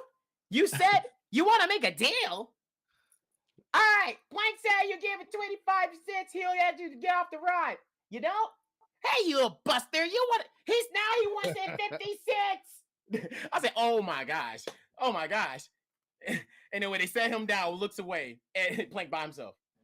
Falls on the switch. And then I'm like, yeah, you're alive. You're alive. Yeah, no You're question. Alive. What? You're alive. You're alive. There's no way. And then, like I say, I always question them hanging out with Eddy too, because like, first of all, Eddy always brought him all along with all that stuff. You know, we have to, even in the movie where WD was finally getting tired of Eddy's crap for a while. The man chose trying to go get a free jawbreaker over saving his friends. Bro, that's what I was just about to go there. That episode, I laughed so hard because that man literally made a life decision about jawbreakers or his best friends, bro. This man literally looked. He's like, free jawbreakers. He's like, Eddy, please look, free jawbreakers, Double D. Yo. I said, no way. That's where his loyalty is. He said, candy over We know where it is, dog. Candy Scamming and jawbreakers all I live for, dog. Oh, snap. Almost cried. With hyenas. That is it, man. But you know what? Every ad was good in their own right. Mm-hmm. Now I'm going to need y'all to get rid of one of them. Get rid of one of them? Yes, because we do this thing on the podcast called One Has to Go. This kind of like a no-brainer for me, but I can say Eddy. I'm about to say Eddy too, because I can say Eddy because to be fair, there was an episode when they actually had a plan and Double D plan actually worked before. Remember Ed's plan? I got there for a scam. Like, bro, like you're gonna come up with the scam? And to be fair, every single time Ed tried to come up with a plan, Double D is the one that's always making and building the plans in the background every single time. He even purposely jeopardized his own mission just to make for a violin. Yeah, absolutely. And he made his, and for Double D's adventure, they like him way more and stuff. I can legit see more money coming their way if Eddy wasn't even in the picture because again, they don't like Eddy. So yes, respectfully. So all of y'all think the entire cul-de-sac would just be better off without Eddy there? Yes. They legit said that I don't like him. We saw the baby episode where they were trying to sell the freaking kids at the beginning when they first got into town. Double D was just a new person in town. Meanwhile, Eddy was still scamming Ed. Look, I understand that the joke is we're not supposed to know. But damn, I want to know what scam that was that went wrong at the beginning of that movie. I don't know either. I don't know. That was one of the ones. I mean, that's the joke. Everybody read whatever it was. You saw the damage it did to everybody. You see Johnny with a giant rubber band on his head, Ken with a comb on the side. Boy, Nas hair all up and beat up and up and down. I'm like, what scam did y'all do? What? Like, because you do this to make money. What money making scheme were you coming up with that had to cause the kids to look like this? My theory is going to be beauty shop. Because every time I see them, it's always had to do something with their hair. That's actually a solid ass theory. I'll give you that. Something with the beauty shop. I'm going there. It's got to be something with any type of hair. Because every person I see, Johnny with the giant rubber band in his head, Nas with a whole butt taps all over her head, Kev with a freaking saw around his dome. You like, what the hell's going on over here? Jimmy retainer folded. Like it's something about hair, bro. It's something. Yeah, I'm going with hair. Cosmetology. Yes, I'm going there. Because every time I see them nets, I think somebody had like a bear trap on their head. In which case, I'm gonna say y'all really trusted these three little dudes for some cosmetology? Hell no. Nah. We talking about the same people try to sell people fake brand of cereal. Say we get, hey guys, I say we get our cosmetology licenses. Oh, for 25 cents, we can have you look like this supermodel. Oh my goodness, they tried to. They tried apparently. They tried every. They're the definition. We're gonna try every scam in the book to make sure we get this. And they could just sell drugs like everybody else. That was just a week. I mean, yeah. I mean, could have got the cankers. I don't think they tried selling any of that. I mean, to be fair, they thought the cankers had something deep in the treasure when they found that treasure map. Come to find out, it was wishbones. Literally, my man found wishbones I remember the episode that Johnny missed Plankton, and he was looking all over the town for Plankton. And when he found out the Kanker sister had him, oh my God, that man said, "I'm coming, Plank!" Ran out and just, "I'm coming!" Went straight to the street, started to pull that whole back. So long, suckers! I said, "Oh my God, Johnny was the only person who was not person. The Kankers. Hey, was not the only one." But it's because Plank was on the line though, so Yes. I understood. You got like a 10 times power up just off your homie being, But although, man, like you kind of gotta feel for Johnny because again, at the end of that movie, he wasn't there to see how Eddie's brother was treating him. Oh yeah. So after they finally made friends with Eddie and they finally saw what he had been going through, maybe this is why he acted the way they made up their friends. Next thing you know, Johnny comes through and takes that man. They come this yeah, how about you take that? This real job for Johnny. Whatever the superhero name. I forgot the superhero name. And they ganged this man. Hey, Eddie better be lucky. He better be lucky around that time. Man, he needs to be because I could only imagine what they were gonna do if they got their hands on him before he got to his brother because they were out for blood. Mm-hmm. Before the Kankers like, they try to get our boyfriends who jumped on Eddie's older brother. Yeah, then they drug him in the house and did God knows what. I won't say on YouTube behind that trailer door. Oh my God. All right, hey, R.I.P. to the brother, man. But no, my answer, Eddie, absolutely. I knew that would be a fast one. That was really more of me wanting to get the question out of, them two surviving without Eddie. But we are going to go into the real game of what has to go. I got 3 rounds, and we are going to stick with cartoons. Okay. Start, as we know, to Superior Network, Cartoon Network. Again, you went to the bathroom, but, I did an interview with him at AWA. Obviously, he's Team Cartoon Network, like absolutely everybody else, right side of history. Right, nothing new. All that welcome to the key. Welcome to the side game. Appreciate you. Welcome over here, gang. Yeah. But one has to go Cartoon Edition round 1. Codename Kids Next Door, Courage the Cowardly Dog, or Ed, Edd, and Eddy. Oh. Courage gonna have to go in this for me. I'm not gonna lie.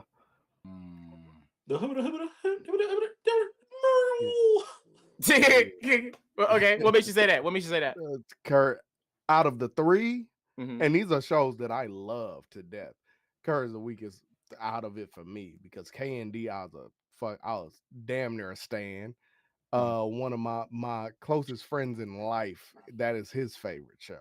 So like, we'll talk all day. And then Ed, Edd and Eddy's my favorite cartoon of all time. That's not going nowhere. So Courage gotta go. Unfortunately, I'm gonna miss you. Return the slab, please. Oh my God. The things I do for love. Man, I'd have hit little Muriel. Muriel, you talking about the kid Muriel? Oh my God, dog. Hi, my name's Muriel. I'm only 6.5 years old. Well, fun fact, I named my very first car Muriel because of the show. Wow. My very first car ever was Muriel. I'm not even gonna judge you because I ain't gonna lie, I do not like Muriel with a burning passion. No. With a passion. But no, if out of the 3, it's gotta be that. But yeah. No, fair enough because when he sent me his list of his favorite cartoons, he sent me Kid Next Door and Ed, Edd and Eddy. He did not send me Courage, but I was like, I know he probably likes it, so I probably knew not to the level of this. But this is also why there's a question for everybody. So King of New York, since you finally joined us with the podcast, I know, right? You get to officially come on through and let us know which one you're getting rid of. Oh, yeah, what's up? What's on your mind? I'm only keeping 1, Kid Next Door. The other 2 could go. Not this again. Not this again. The other 2 could go. Not this again. Not this again. Listen, I'm not sorry. I'm not apologizing neither. I said what I said. Like, listen. We know you said what you said, but one of them gotta go, King. Listen, one they can both go. Equally. He said he don't like them. Damn. You know what? For DO purposes, Ed and Eddy could go. That's crazy. Ed and Eddy could go. Where's your Lord? That's why all you New York niggas eat Arby's. I don't care. No, not on Yo, YouTube. first off, nobody touches Where's Arby's. the You Lord? never have Not Arby's in New Not on York. YouTube because it looks like You know what? Don't be mad because you never got to talk to the bodega owner. No, You know bro. that the cat's You in the pull the back. You never got to talk to the Excalibur on bodega this Them owner. sandwich eye-to-eye. That's eating all we niggas eat is that's the chopped problem. cheeses. All we eat is chopped cheeses. I don't know Are nothing about no you Arby's. kidding me? Them handheld eating niggas problems. That's y'all problems, man. All You know y'all eat what? is handheld foods because y'all walk everywhere. I'm sick You know of what? At least you know you can keep the meat down there.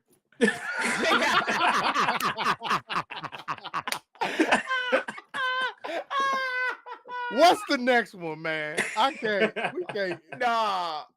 What? Ah. Big Baby said, nah, this man bugging. Hey. Man, Oh sir, my I guess God. it's on you. Ed, He and said Eddy. his part. Wow. So obviously, I like Kids Next Door a lot. The only biggest complaint I only got with Kids Next Door is literally the ending, because the ending, it was a definition that really never made sense when it came to everybody interviewing with the last operation with the candy and stuff like that. But everything else, when it came with the teenagers and the underground stuff, I can respect that and stuff. Obviously, I'm keeping Ed, and Eddy because y'all know how I feel and much more passionate about it. And I can name each and every episode, and I can be very iconic on each one and stay quotable, which shows that what is going to happen. Y'all literally heard me was making quotes. So obviously, Ed, and Eddy steady. Courage the Cowardly Dog is basically one of those dark humors where you actually have a great suppressing of what was going on, but I can't act like I didn't cry tears on that show either, because Return of Slab is definitely my favorite. But if I'm really gonna be honest with you, I'm probably gonna be with Rab as well, with Courage, and the only reason is it's kind of like a very easy one, because when it comes to Ed, and Eddy and Courage, they're like the same base of not like horror, but like randomizing cartoon shows. And if you want to find which one is more funnier and you want to be more comedic, right? Of course, I'll be with Ed, and Eddy. Courage was just like something you just see a dog just scream and cries every single time. And I feel like that will make you laugh more than anything when he just screams or makes a quote or things like that. Or, you don't really laugh at Courage like that when you see the horrors or monsters and stuff like that. You be like, what the hell's going on here? They have some laughable moments, but it wasn't like, this is really funny, like Ed, and Eddy to me. So obviously, I'm gonna respectfully let Courage go, and yeah, that's what I'm gonna do. Yeah, I know. I feel like that was easy for me. Ghost said about Jasirii, I respect that you were part of an over 30-minute debate only to eliminate the show y'all were talking about. I know, right? That's what I was like, what? Yeah. And he's talking about me when eye to eye, and you pull a Dante Devil May Cry sword at that me? video is going Go to viral China. on TikTok Go to right China, now, bro. by the way. You talking about eye to eye? Like, what you mean? You act like he is sipping. Let me go get my sword. Cause I'm not even home. Exactly. I know you're not home. Yeah, you can't. Yeah. I don't think we can do what is Jasirii drinking, so the We whole can't even segments are ruined. We don't even got what is Jasirii eating this time. Word, I don't got no food. I don't got a chopped cheese. Yo, Sandwich, I'm telling you, being a superhero is hard out here in New York. It's something every moment of the day and night. Well, as long as you don't be like Mark from Invincible, I'm cool. I don't care how you be, bro. Evil Mark?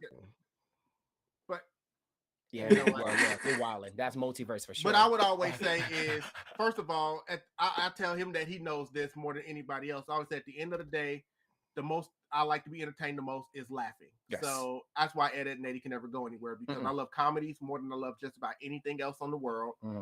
So Ed, and Eddy's never going to go anywhere. So then when it comes to Courage the Cowardly Dog and Codename Kids Next Door, love both of those shows.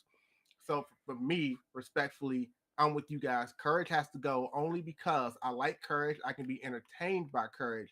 But if I had to break down episode per episode, I probably like more Kids Next Door episodes than I did Courage episodes, only because Courage can be good. It can even be funny at times, but it's also more of the horror genre thing. And, when it comes to everything that I like to watch, horror is really at the bottom for me. Rainbow monkeys. So, they got all the other stuff that makes it worth watching, but if I had to, horror is down here. See, I can do Scooby Doo because Scooby Doo is more comedy. It's not really horror at all. It's just the versions of Scooby Doo. It's just pup named Scooby Doo gonna shit on them all every time. Oh yes, forever. A pup named Scooby Doo is that shit. And I say it all the time. Scooby Doo is just a bunch of teenagers that's trespassing on people's properties, getting in other people's business, usually over a property dispute that ain't got nothing to do with them, and just ruining people's day. We ain't did shit but a little money laundering, a little tax, I'm trying to save him on his taxes. Look, I just want the property, so I put on this Yo, outfit can just I to say scare something? somebody off the Can I say land. something? And Please. here y'all come meddling in y'all. Because half of those villains are really just trying to avoid taxes. I'm not even mad at them half of the time because they're saving their own money. And they trying to get away. The kids are fucking it up. As an adult, I get it, nigga. Get that fucking insurance money, bro. Saving taxes. Burn that bitch down. Saving taxes and property disputes. That's Like, that really be all it, it dog. is. Word, that And owner y'all was laundering anyway. trespassing. That was an Y'all Amazon owner. trespassing. Y'all, nobody invited you to have these places. Yeah, I burnt down the Goddamn Amazon Elon warehouse. Musk. I wanted the insurance money. If it wasn't for you goddamn Damn kids, kids, man, what? I'd be good. God. Go home. Where y'all parents at? Word. Bro, Y'all are the teenagers. detectives didn't even know what the fuck I had going on. How the fuck y'all figure this shit out? Man, with some luck and some doggy treats. Bitch, I was whooping the police ass 2 hours ago. Then y'all little niggas came up and fucked my bag up. Like, y'all don't even get shit from this. Y'all fucking my bag up. Now I got a permanent stain on my record. Nigga, I'm going to real jail. Like, No, he's not lying. No, he's not lying. I'm going to real jail now because of you niggas. Like, yeah, because of y'all, now look, this was just a little innocent property dispute. I'm just trying to save a little money. Now I got a felony. Gang, I got a straight felony now. I can't, when I get out, I can't own this business no more, dog. Yo, imagine the puppy coming to punch you too with Scrappy. Punching you, coming to punch you. Nigga, the dog assaulted me. Y'all done trespassed in this bitch, caught me up. I'm going to real jail now. Bitch, I wasn't even gonna get that much. I was getting like 10K off this insurance thing. Oh, dog. man. Like, Forget I would have got away with it. My life is now ruined thanks to you damn kids. And a dumb dog. Yo. that goddamn dog. What? Y'all don't get paid for this shit. Why Y'all are you ruining lives niggas for here? free? For the free. As you become an adult, you look at the Scooby Doo crew like, y'all niggas can't find something better to do. It's not even their job. They don't have any W-4 forms or anything for this. It is not an official business. No one pays them for doing any of this. They're just riding around town looking for somebody's business to get in the middle of. Getting hired for free is crazy. The Scooby and Shaggy don't ever even want to go in half the time. They just riding around for the free food, I guess.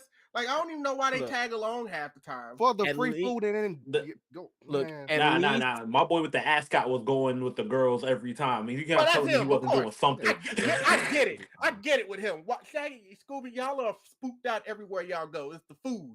That's all it is. They got the Scooby. Y'all got the Scooby snacks. Y'all got the sandwiches. Y'all got the other good stuff, and it's like, you know what, we ride along. Okay, I do appreciate in like later series that Fred actually like, nigga, I come up with these traps and shit. Like, that's my thing. Like, I'll be putting the whole plan together. Everything comes together. But back in the day, he was here for the put. That's it. If it ain't about, if I ain't. So we're all in agreement, basically saying that a pup named Scooby Doo makes more money than the teenagers. That's basically what I'm hearing. They actually were because making if y'all bread. remember, every single time they take a hire, they had to at least pay the people. They were getting paid. They were actually, it was actually getting paid. Some were 25 cents, some were $5, some was $2. They were actually, as kids, were actually getting paid. So that's kind of what I'm hearing. So we're all in agreement that a pup named Scooby-Doo was in that bag way more than the teenagers of the Scooby-Doo gang. Well, I mean, even though they got gas money somehow. I don't know. Wait. I don't know. Them niggas been making money that long, gang. They might not need the bread. They just doing it for the love now. Look, hey, we made the bread back in the day. The reason they got the gas is because it didn't matter. They hinted at it in the early days, and the pup named Scooby-Doo really showed it off. They didn't need the money because Daphne's rich. Right. Literally. True, that is true too. Yeah, she's rich still. They're not. So It's crazy. basically, they're doing this because they're bored. We do it for the Pretty love much. of the game, bro. Even with real monsters, even when we came with Zombie Island, Lord have Bro, mercy, we Zombie do it Island. for the Zombie That love was Island. actually a W movie. I'm not gonna hold you. That was Oh, actually W a soundtrack, too. movie. W soundtrack for sure. Time again, they got you running for your life. Oh yeah. Y'all want to know what Scooby Doo movie I seen way too much because I had that bitch on DVD? Say it. The Cyber Chase movie, bro. Whoa. I done seen the Cyber Chase movie so many Yeah. goddamn times, bro. It's just one of the few movies I had that I knew I could just throw in and I knew what the fuck was happening. Mhm. Every time, never failed. I remember Shaggy in the red shirt and the rest of them niggas.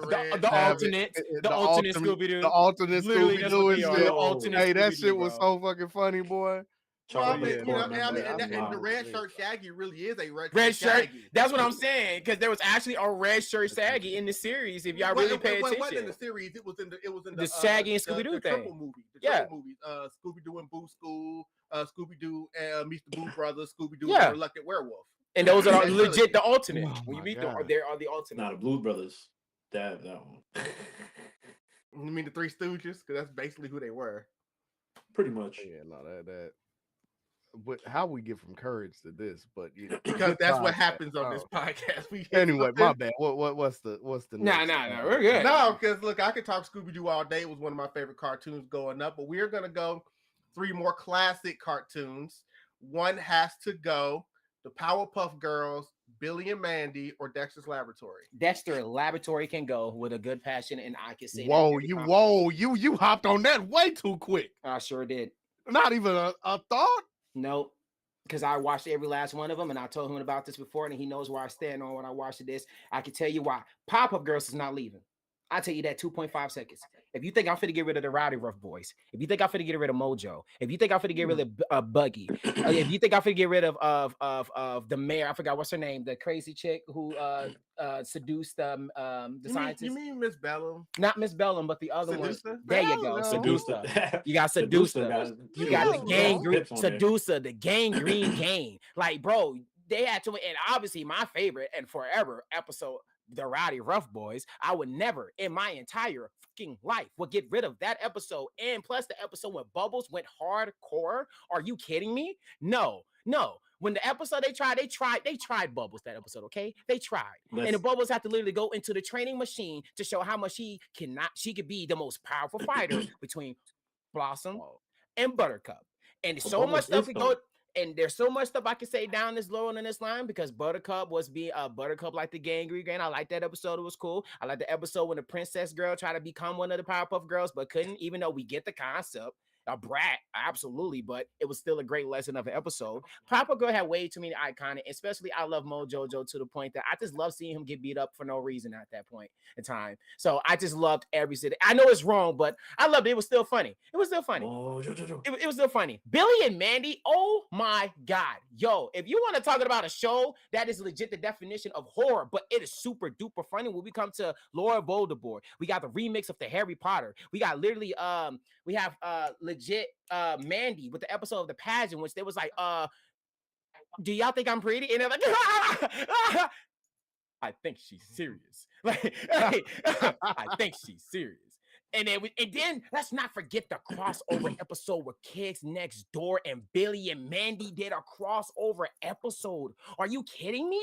Bro, they had so many things that was going on over there. Now Powerpuff Girl basically beat up the Justice League.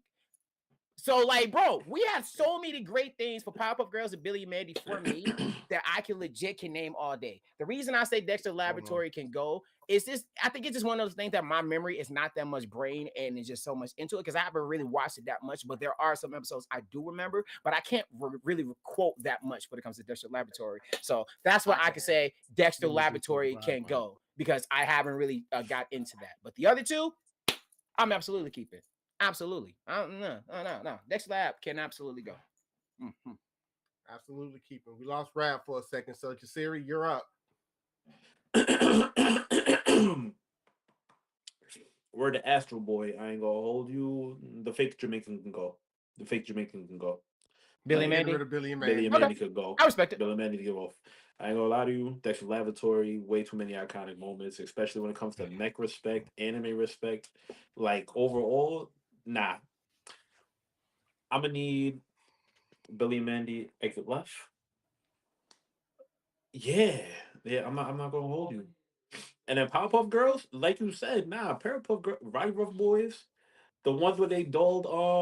Nah. One of my favorite episodes was that Mojo Jojo episode where Bubbles was acting like Mojo Jojo to the point where Mojo Jojo was standing up there like, evil. I am bro, I'm in my am towel, but Mojo Jojo, why I'm not sharing this, but not you. Mojo Jojo. Like, like she's those are the bodying funny, it. iconic Like moments she's that I love. bodying You it. feel me? And Especially which is when they why came out with the Powerpuff Mecha. Yeah. Powerpuff Mecha? Yeah. Beating up dinosaurs? Nah. And you know where they got that from. I don't Come know. on. Hold on. Educate me, Jasirii. Where we get it from? Where they get it from? Educate me. The Super Senpais, when it was popping off in Japan. Feel me? The Power Rangers in Japan, for the people that don't know. Yes. Okay. So when they were paying homage, they were paying homage. They were paying attention. You feel me? Like, ain't nobody gonna tell me no Super different. Senpai are fucking fire. But I don't. If I get rid of Dexter, my only thing is I'm not gonna be quick to get rid of it because all three of these are some heavy hitters for me. I didn't get into Billy and Mandy until hella later. I didn't watch Billy and Mandy when I was a kid. Most times when Billy and Mandy came on was like homework time for me. So like I missed most of Billy and Mandy.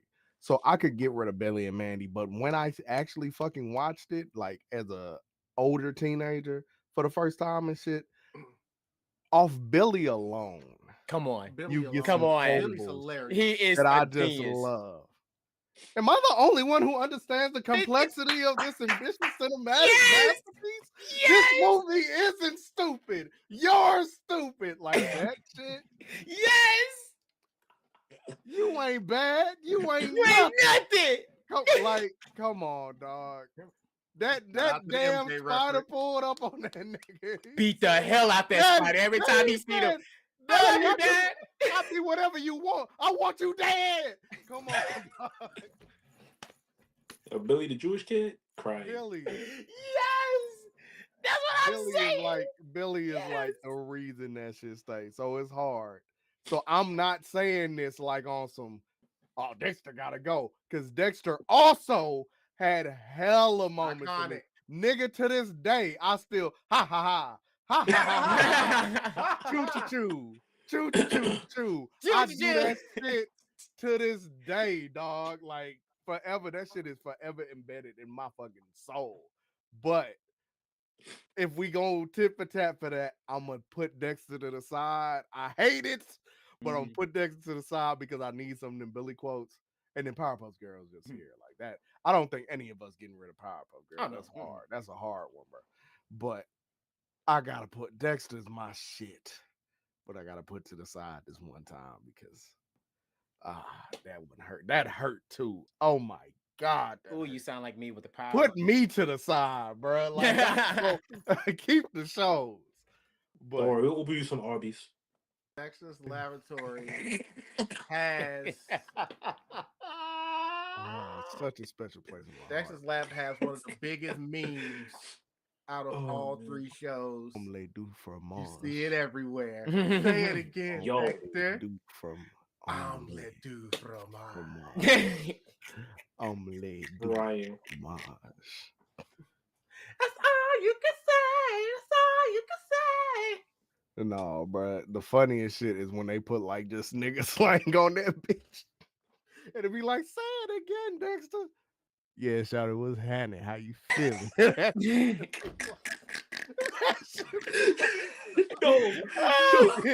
shout it was Hannah.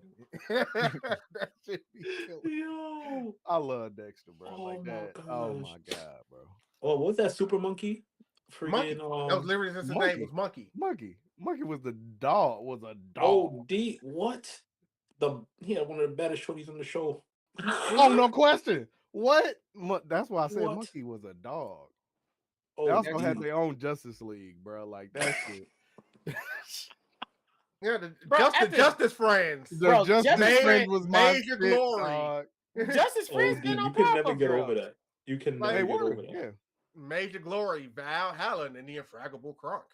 Man, Powerpuff Girl was so powerful. They beat them at their own game. Like Crunk and his damn TV show, TV Puppet Pals. You wasn't finna talk to him about that show. Just bonking people on the head. Bonk, bonk. Bonk. Oh man. Nah, man, it's just too much. And obviously, you know, it was one of the classics. Like Dexter's Laboratory was one of the first cartoon originals. It basically ushered all the rest of them. You know, without Dexter's Lab, we don't get the Powerpuff Girls and the Johnny Bravos and. Oh my! I swear to God, if you got Johnny Bravo in next list, I might curse you out on her, dog. Yeah. Just finish what you said. My bad. Do not try my show, man. Please. Oh my God. Don't worry, I'm not gonna try your show. Johnny Bravo's not on here. We only got one left after that. Okay, cause hey, pretty mama. Hey, you want to go home with me? You want to go home and look at me? I meant the entire show was just Johnny Bravo hitting on women. And that's actually not even really true. Like, if you really look at Johnny Bravo, there's a lot more to it than just him running around. But you know, a lot of storylines that circle around him wanting to try to get this girl, pining for that girl, or you know, dealing with Susie, or like I said, it was one of the ones that had more adult jokes than anything else. Those girls called that man a virgin. Oh my God. Did they say virgin? Like he wasn't trying to let that one go. They were trying to sacrifice. Did they say virgin? Mm-hmm. Weak. I'm gonna be honest. I never liked Johnny Bravo. And hey, there's nothing wrong with that. There's nothing wrong with that. Everybody got their own. There's nothing wrong with that. Shoot, Johnny Bravo is just a big pervert with muscles. I loved Johnny Bravo, bro. Like that, It was something about that man. Whoa, mama. Remember the episode with the Scooby Doo gang? I remember that. Yo, that was hilarious. That was boy, that nigga was trying for Daphne like crazy. Boy, that nigga, you ain't never seen that nigga thirsty. Meanwhile, Velma actually wanted him. I know. She's like, "Don't worry, I won't bite." She. Crying. That was one of the first episodes where they really leaned into the whole split up gang thing because Daphne went up to him. He was like, Shaggy, you and Fred go over there. Velma and I are going to catch the kitchen. Fred walked up on her. Daphne? Okay, Shaggy, it's like Scooby, you and Velma go over there. Fred and I go here. Right, let's go. Boy, I was like, ain't that about some shit? Oh, he really trying. Okay, all right. What you mean you ain't gonna split up and have us go off alone? Like, what we doing? What are we really doing here? Jinkies, isn't that like a breakfast cereal or something? Like, the man didn't know what was going on, but now for this, oh man, slightly, I'm probably gonna get rid of Billy and Mandy. I love Billy and Mandy. You know, is there some nostalgia in that a little bit? Probably. I grew up with Dexter's Laboratory, and like I said, it's for the sake of you have to get rid of one. Dexter's Lab is just too in my mind. It's too in my brain. That's just where I gotta go. You know wrong with that. You know wrong 50-50. 50-50. For the main, yeah.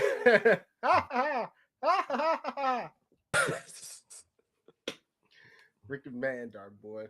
For the final one has to go. We are going across all three major kid networks. Okay. Disney Channel, Cartoon Network, and Nickelodeon. Oh, this about to be some bullshit. Okay. Oh God, listen to him. I'm trying to figure out where you're trying to land too. For the sake of the main event, one has to go. SpongeBob SquarePants, Phineas and Ferb, or Adventure Time. I'm gonna tell you off rip it's gonna be Phineas and Ferb, dog. I'm gonna let you know off rip it's gonna be. See, you jumped the gun fast this time. You jumped the gun fast this time. You made this man take off his headphones. You made him take off his headphones. What's crazy is this, right? Okay. I love Phineas and Ferb. This is no shot. This is no shot to Phineas and Ferb. Okay. The writing at a certain point in Adventure Time, in my opinion, is some of the best cartoon writing that niggas see in general. Up there with your around the time of these cartoons coming out, like your Adventure Time. Why is my camera doing that? Whatever. Your Adventure Times, regular shows, all that coming out. That was a great time in cartoons in general. Facts. Phineas and Ferb got the songs for days, and it hit. There's not a soul here that can take SpongeBob away from me. I don't care how terrible the later seasons are, bro. It do not matter to me. I quote SpongeBob more than I quote any other form of media. Nigga, I will call my boy right now and I'm a greetings from Apple World. And he gon' follow that bitch up with a we will bury you. I'm a SpongeBob quote you for days. I'm just Phineas and Ferb is the weakest link here for me because I think Adventure Time's writing is too great. And SpongeBob, you can't get rid of for me. That stands there. That's up there with Ed and Eddy with me. Early SpongeBob is my shit. That's not gonna shake. But I'm sorry, Phineas and Ferb gotta go. And I love Phineas Ferb music. I can't wait for the show to come back. But right now, if I gotta choose, that bitch ain't coming back. It's gotta stay where it is, baby. All right. Okay. Jasirii, you're up. Damn. I hear you 1,000%, but I ain't gonna front. Phineas and Ferb is not going nowhere. They will have the number 2 spot. They will stay at the number 2 spot just because the way that they've been building and cooking and staying consistent is damn near untouchable. I ain't gonna front. And Adventure Time is number 1. I don't care what nobody's saying about the boxing, emotion. Like it gives every generation a chance to grab the concept. Literally, it doesn't matter what it is, what episode it is. It'll be funny. Bebo is my fucking guy. I don't care what nobody say. And SpongeBob could go. Besides my yoing yoing. But other than that, SpongeBob could go. I'm not going to front because it got. I after the episode with VoQualz, I had to go back and I'm like, all right, let me look at season 5. Let me see if it was really like a complete difference. And I was like, yeah, it's not hitting the same. It's getting way too. Trust. I tried. I tried. When I passed season 3, I tried. It stepped off a cliff. It wasn't even a steady decline. Like 4 was just like, okay, cool. Then we get to 5. What am I watching at this point? It's not even the same. It's not even the same. 1 to 3 so solidified in a nigga. Oh, absolutely. Couldn't let it go. I didn't like the season where Gunther turned out to be a reincarnation. Gunther. Okay. Yeah, that's my answer though. Like, go ahead, folks. Go ahead. I'm on. Okay, cool. Obviously, y'all know me. I always say this every single time when we even hear the word SpongeBob pop up in the segment. SpongeBob is one of the most, everybody likes to bring this up, quotable, iconic. Bro, I always say this. Season 1 to 3 is literally the best season of what SpongeBob ever has in his life. And just like what my man Rap said, yes, it is super duper quotable and it's super duper one of those things that it is super hard to even let go because they still, to this day, still show season 1, 2, 3 way more than they even do when it's season 5 through 10 or 15 where they at right now. Yeah, somehow I'm still keeping up with their seasons. I don't know why, but but it's just one of those things that SpongeBob always dedicates and stays there too. And one thing I can honestly say about SpongeBob is when it comes to their movies, the movie's not really terrible or half bad. It's just one of those things that it's just like, okay, can you really sit here and tolerate why they're trying to watch this? To be honest with you, the Plankton movie that came out, I actually like the Plankton movie. I ain't like the Sandy Cheeks movie, but the Plankton was pretty cool. It wasn't really crazy. Phineas and Ferb, I love every single thing that's been happening, especially when we get to Duper Smurf even Incorporated after hours. But I'm telling you, when we get to that point, you already know things about to go down. I just love the engagement with him and Duper Smurf and Phineas. I'm not Phineas. Perry pops up. It was like, oh, a platypus. Perry the platypus. Like, bro, everything is super great. The songs, the truck driver, the pinball machine, bow chicka bow wow, squirrels in my pants. I could keep going and going. But it's just basically me saying I like the song kind of way more than the story, to be honest with you. If I'm over here quoting only the songs way more than the story, to be honest with you, it's kind of just one of those things that I'm kind of just looking more into the songs than I really am than anything else. Adventure Time has one of the most peakest story writing in cartoon history between regular show, Steven Universe. But even though I'm still going to be the guy who would choose Steven Universe over Adventure Time because Steven Universe has way more depth than it is Adventure Time, my opinion. But I can understand 100% where Adventure Time has a lot of great iconic. We're talking about the what's the evil sorcerer name? Jasirii, Glitch, not Glitch. Lich. Glitch, the witch, the winch. Not witch. Winch? What's his name? Who destroys everything? The Lich. If I'm saying his name right, Yeah, got him. Lynch. That's going on. Then you learn about Princess Bubblegum backstories, why she's so freaking old as hell, and literally the main reason why the kingdom is the way that they are. Margaret, the underground stories, everything else they have is super great, cool. It's the only my biggest thing about Adventure Time is the songs are just not hitting just like anything goes. If I be completely honest with you, I feel like Jake kind of carries a lot of things more in the songs when it comes to anything else. When it comes to that, Agreed. To be completely fair, because Jake is like one of the most wisdom brothers that you have in the core. You see this cup? This is my favorite cup. You see? Now it's gone. I can't even go back out and get it no more. But it's okay. He always gives a nice lesson to you.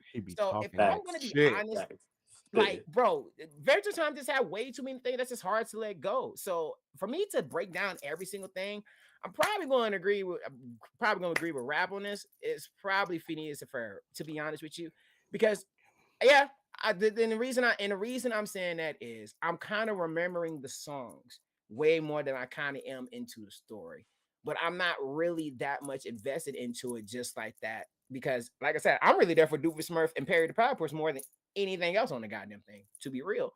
So, to be honest with you, I'll say Phineas and Ferb probably. Nah, not probably. I'm gonna say Phineas and Ferb go. I'm gonna keep Adventure Time because I gotta keep everything else that's going on, especially when Finn learns about his father, his mother, and all that good stuff. You gotta keep that. It's SpongeBob, obviously one of the most quotable cartoons in the history of mankind. And you're asking me to let go of season 1 through 3. Yes, we said this before. We know the other shows are, but it comes before that, it's crazy. But we can sit here and watch season 1 through 3 over and over like it's nothing. And when it comes to Phineas and Ferb, I don't have the same replay value with them than I do with SpongeBob with them. So I'm gonna respectfully put Phineas and Ferb to go. Okay, I can respect it. If I've said it once, I've said it a million times. Even said it a week ago. Season 1 through 3 of SpongeBob, I will put up against any cartoon that has ever existed. Ever existed. I'm not saying I will put it over them. I'm just saying I will put it up there and we can have the conversation. As we've established, I'm not going to put them over like Bugs Bunny or Tom and Jerry. None like that. Oh, yeah, that's a different story. You're talking about Emmy winners. But we can still have a conversation of just like how perfect they were to the point where that's why when you hear people quote anything, it's only from 1999 to 2004. Even to the movie. Like, that's it. Well, the movie came out in 2004. Like, that's it. Because those first 3 seasons were insane. And, like, perfect, really. Like, there's not many holes that you can put in it. And I get the rest of the series is just, I mean, they was not a steady decline. They stepped off a cliff. Yes. Like when the original half showrunner left after the movie, it showed. Oh no, he was not on that show anymore. Oh, absolutely. Only thing they really had was Normal, and I love the Normal. No, we got that. It's not like they were just all trash going forward, but you could always tell. Hi, how are you? My name is Normal. But you could always tell it went from every single episode except maybe like 1 or 2 were just great. Then you had to start cherry picking going forward. Like, okay, this season's bad, but I like those 2 episodes. Okay, this season's horrible, but that one right there, and it's like that's my episode. Yeah. You know what I'm saying? It's like, and you can't do that. I know Adventure Time. Like, I literally have the Adventure Time shirt that I got out of Hot Topic. Like, and that's one of my favorite things that I have. Great writing, absolutely amazing writing. I know how much y'all like Jake. I mean, I just feel like you gotta watch out for Jake sometimes. But Princess. Hey, look, hey, hold up. To be fair, Jake just be minding his business and be chilling, bro. These girls be coming up to him, and then except for that one episode where BMO brought all those girls up to the crib. My boy BMO got it like that. BMO brought up all those girls to the crib. My man was like, "Hey, yo, BMO, what's going on over here?" But when it came to like your lady Rainicorn and the other girl, he was loyal too. I gotta be fair because when that dog girl jumped up on him, it was like, I never seen a man in a long time. I think we're destined. Whoa, toots. I already got a girl. Let me know. So, you know, Jake got this. You feel me? And plus, they kind of like the open. If y'all heard what Lady Rainicorn said in that one episode about like what you're trying to do, and then she literally said everything in Korean, but you can't, you know. I mean, you had to do that to get around some stuff. Mm-hmm. Hey, and later, and y'all, Lady Rainicorn was about that life. Yes, no question. She was. Why do you think she's a rainbow? But you know, Adventure Time don't really care about that. I mean, they literally have flat out aggressive tongue kissing on Adventure Time. Oh, absolutely. So, especially when Princess Bubblegum and Margaret came out of nowhere, that was the most random. That I ain't gonna lie. Out of everything, that was the most random thing. I didn't hate it, but it was very random. I was here for it, but it was random. Because when I saw that, I was like, we needed that curveball. We needed the plot twist. I agree. I was like, wait a minute, this is how we are. This is what we're doing. Okay, you know what? I'm not mad. Go for it. I'm gonna let y'all cook. I'm gonna let you cook. Mm-hmm. Now serve it to me right. Well, here's the thing. I know that Phineas and Ferb not going nowhere. You ain't even gotta. Phineas and Ferb is one of those things where Phineas and Ferb is you can say it's a formulaic cartoon because like every episode is, you know, it's what it is. The A story is gonna be Phineas and Ferb or creating something. Candace is gonna try to snitch on them, and the B story is gonna be whatever Doofenshmirtz got going on, and somehow that's gonna bleed into how Candace's mom never sees anything, because somehow it miraculously gets cleaned up.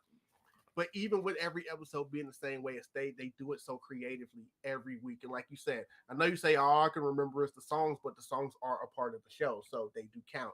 You know, Doofenshmirtz is a part of the show, so it does count. And they've had some really, really creative things that they've made.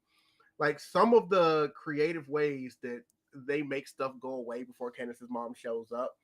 And it got wilder and wilder as they kept going on. You already remember my favorite one. That's no candy in me.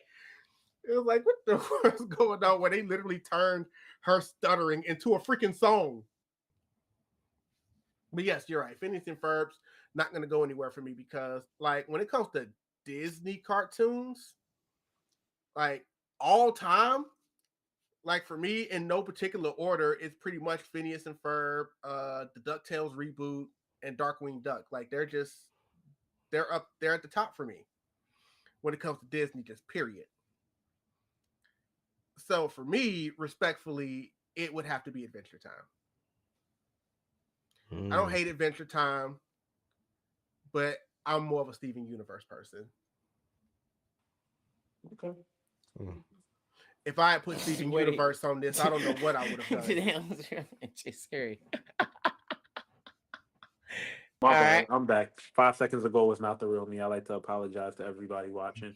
That was not a crash out moment. That was a moment of me reflecting of my past mistakes. But this is the new me. Continue. This is the new you. Yeah, new you looking a lot like the old you. But it's okay. You know what? Look, we won't talk about what happened 15 seconds ago because it doesn't matter. It's in the past.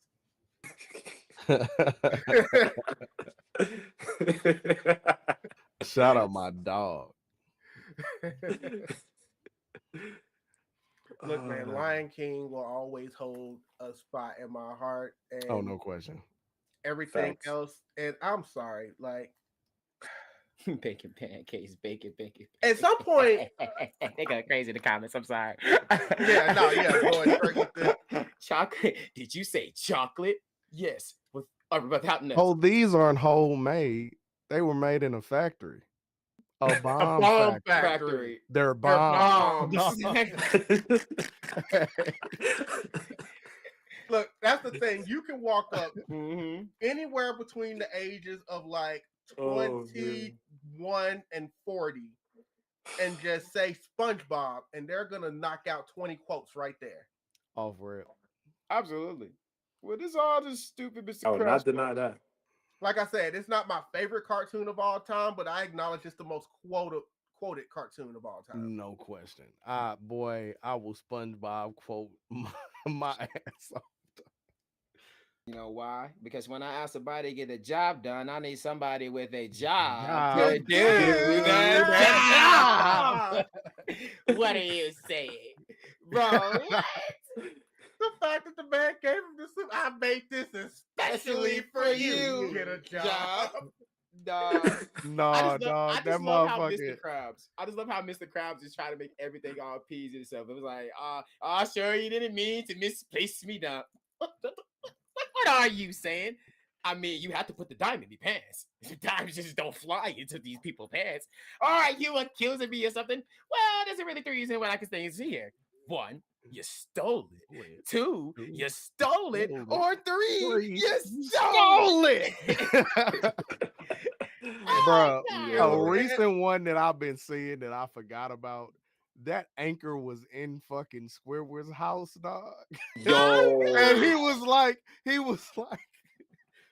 okay, I need to get to the bottom of this.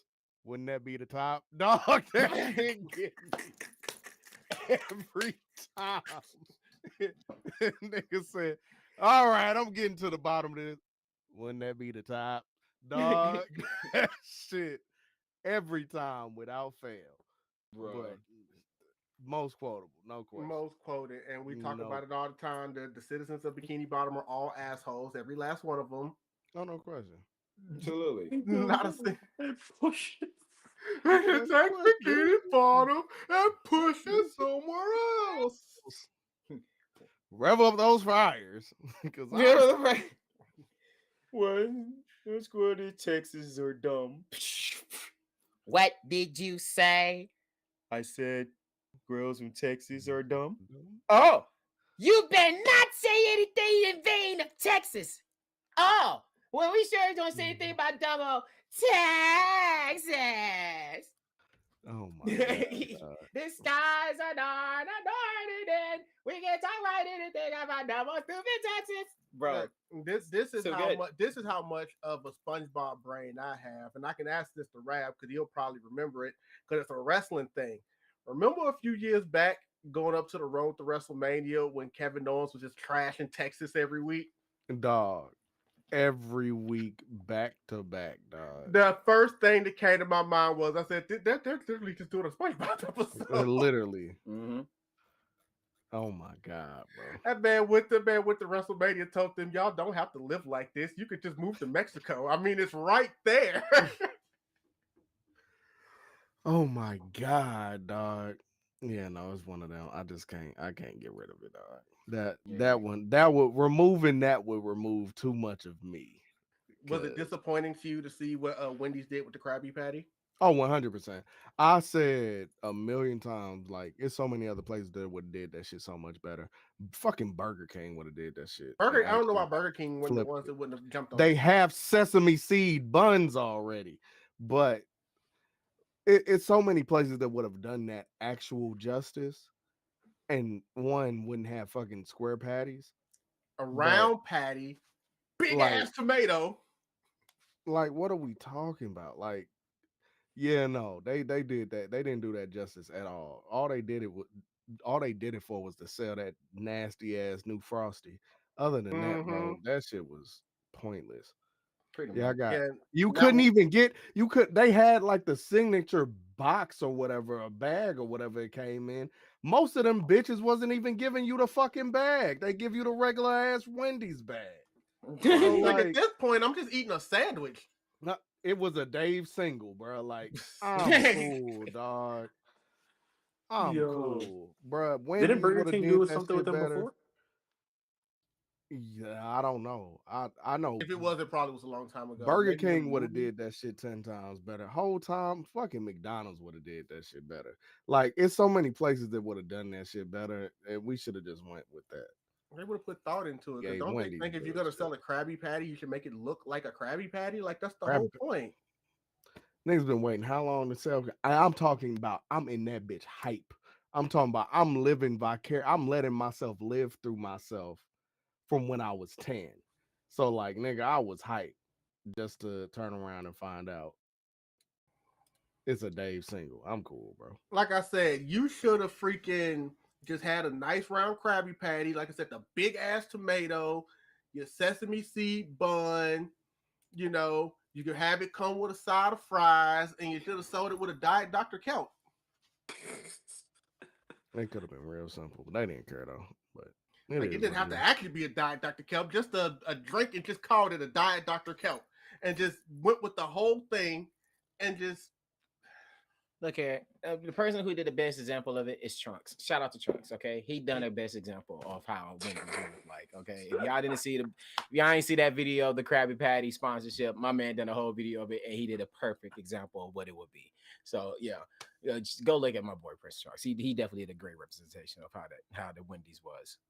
Thanks. Yeah, and before we go ahead and completely wrap this up, I forgot to bring this up earlier in the week. It completely missed it to me, mainly because it's easy to be forgettable. As someone that likes to keep up on Disney stuff, I did not go see the Snow White movie, but apparently neither did anybody else. No, that shit look trash. Pretty much. I'm not a fan. I'm not a fan of let's remake all these movies, quote unquote live action, even though live action is literally just you remaking it in CGI. I'm alright personally. But facts, besides Stitch. But yeah. Yeah, Lilo, I will. Nah, Lilo and Stitch look decent. I'm going to go see that. Lilo and Stitch look decent as hell. Words to Nicki Nami, I'm watching it. I'm watching it. Like I've already been like spoiled on the Snow White movie, and I didn't really care because I was like, yes, this isn't exactly something where I'm like, oh, don't throw spoilers my way type of movie. Man, that's the first of all, it took them years to get it made because people kept hearing the plot of the movie and they were like, no. So then they kept having a lot of pushback, and the movie was doomed before they even dropped the trailer. Funny. Something supposed to drastically change about the plot? Girl gets drugged. They drastically Girl falls asleep. Girl gets found by 7 strange short people. Also tries to get woken up by 7 strange short people. Still drugged and sleep inside of a casket. Well, pod or whatever it is. Wakes up. Yeah, nah, it's okay. Cool. I'm good. No, but with that being said, I've always been on record saying I like the original old cartoon. Like it's not my favorite, but it's probably in my top 15. But you know, I mean, it's my favorite princess movie. I don't really, really do Sleeping Beauty that well. It's alright, and he knows how I feel about Cinderella. But Snow White, I deal with Snow White with the movie. The fact that the woman, I forget her name, that actually played Snow White, like last year when she was on a red carpet and they were asking her about doing the Snow White, they're like, well, what's Snow White? And she was like, well, we're doing our own version of Snow White because Snow White doesn't need a man to solve her problems to save her. And then people were just like, oh, here we're doing this. Here we go. Dog. And you've seen it in the trailers. Yes, she is going to be the heroine. She's the one that's rising up. Well, and it's like I didn't plan on seeing it anyway, so I don't lose. It's like if y'all could have just did a remake of Brave and been done with it. Well, yeah, but it's okay. Like I'll see it eventually, just because I'm a big Disney head, and I'm sure now that I'm in the media, at some point I'm going to want to talk about it. But nah, apparently nobody went to see it. Technically, it finished number 1 at the box office, but it was also a slow weekend. It only did $40 million. Just not. I think I've even talked about this on my podcast. I'm just not a fan of live adaptations. I personally just don't see the point outside of. I understand what they're trying to do. Well, I know what they're actually trying to do, and what they're you're doing it because you want what you think is easy money because you can now refurbish these stories from hellas ago. Well, back Or in day, Moana's case, just a few years ago, but whatever the fuck. yeah, they didn't even wait an amount of time to be doing that. At least back in the day, they did it differently. Like we talked earlier, so I don't want to be the hypocrite about repurposing things. Back in the day, before the age of social media, internet, and all of that, what they used to do is they would have it in theaters. They would put it out on video for years. Then they would snatch them off shelves, put them back in the vault, wait a few more years, then put it back in theaters for the newer generation. Yep. So to them, it's like they've never heard of this movie before. So they kept repurposing the same movie. But now in the days of, Netflix and streaming and stuff, you can't repurpose them like that anymore. So now the only way you can make even more money off of it without just saying, "I'll just go watch the old one," is you got to either remake them, re-release them, do whatever you got to do. But now, Disney obviously is the biggest offender, but it's not just Disney. A live action How to Train Your Dragon is about to come out. Yeah, that's just a fucking stupid. I'm just not my thing is with, and you can pull we want to give this to the new audience thing. I just don't be understanding because what is the goal here for this live action adaptation? Do you want to be as good as you can compared to the original source material? Because if that's the case, then it's not gonna go that well, bro. That's not how this shit works. Like, this shit is not gonna end up well. It never does. I can't name you one live adaptation that's lived fully up to the standards of the actual show. It's been this is a decent representation. That be it. I mean, and for me, it's really more on them doing the remakes of the actual stuff. Like if they, because they also have the live action stuff where they're not doing remakes, but they're doing like either retellings or doing different, like the Maleficent movie, the Cruella movie. Those are more. That is fine. These are completely different stories and shit. Like, although they're taking all those movies and keep trying to take your villains from back in the day and make them sympathetic and villains apparently can't just be villains anymore. You can't just be evil because nobody can just be evil. There's got to be a reason that you're evil, and you have to have been nice once upon a time, and there was this one thing that just switched you that way. What happened to villains that just liked being villains? I like being evil, bro. Joker before the Killing Joke. No reason for that shit. I'm just an evil nigga, bro. Oh man, that's actually a good point right there. The last question that we always ask on the podcast, Mr. Rab, how you feeling tonight? Sat down with us for a few hours, just kind of chopped it up about some stuff. I've been kicking it, man. It was a good time. I hope everybody feeling good too. I definitely appreciate it. And again, Jasirii, glad you eventually finally came up with a solution, because you originally told me 45 minutes, and then it was like 2.5 hours later. And it's like, I was like, what is this guy? Traffic BITCH, huh? Traffic and being a superhero. I'm telling you, literally. Hey, when we get off, I'm gonna let you know. But other than that, I'm glad to be here with the guys. Needs to be private, but there is one thing that was public, because you made your announcement today. Oh yeah, I'm back. The king is back. No, the king has returned. Yeah, I'm back from my hiatus. I had to take a little break or whatever. Get my life together or whatever, and now I'm back. No more, none of that other stuff. No Arby's, none of that shit. We straight bacon and cheese out the bat. You feel me? Straight up with a bodega. You know what I mean? Give me 3 of those. You heard? All that. Like I said, big bomba class on. It was out there clamoring for him, because other than podcast stuff, it's like, where's Jasirii? Has anybody seen Jasirii? You won't find them here. I'm weak. Yo. And yeah, shout out to y'all for bringing me back to surfacing, because I'm not going to lie to you. Feels good to be back. That's good. And I look forward to seeing what you're going to start throwing out there to the people. So, Rab, you got anything you want to say to the audience before we go ahead and break up out of here? Hey man, as I said before, hellas ago, probably some hours ago now. If you got something you want to do, man, just do it. Take the chance. You never know what that shit'll turn into. Hell, I didn't know what this shit was gonna turn into, but I keep doing it every time. Shit. When I go to sleep and I wake up, I'm wake up, turn this mic on, get to yelling in this bitch again. That's where I am because I just took a chance and did it. So do it, man. Fuck it. What's the worst that could happen? Big facts. The worst that can happen is it The shit doesn't work. work out, and just to try something else. Just keep going.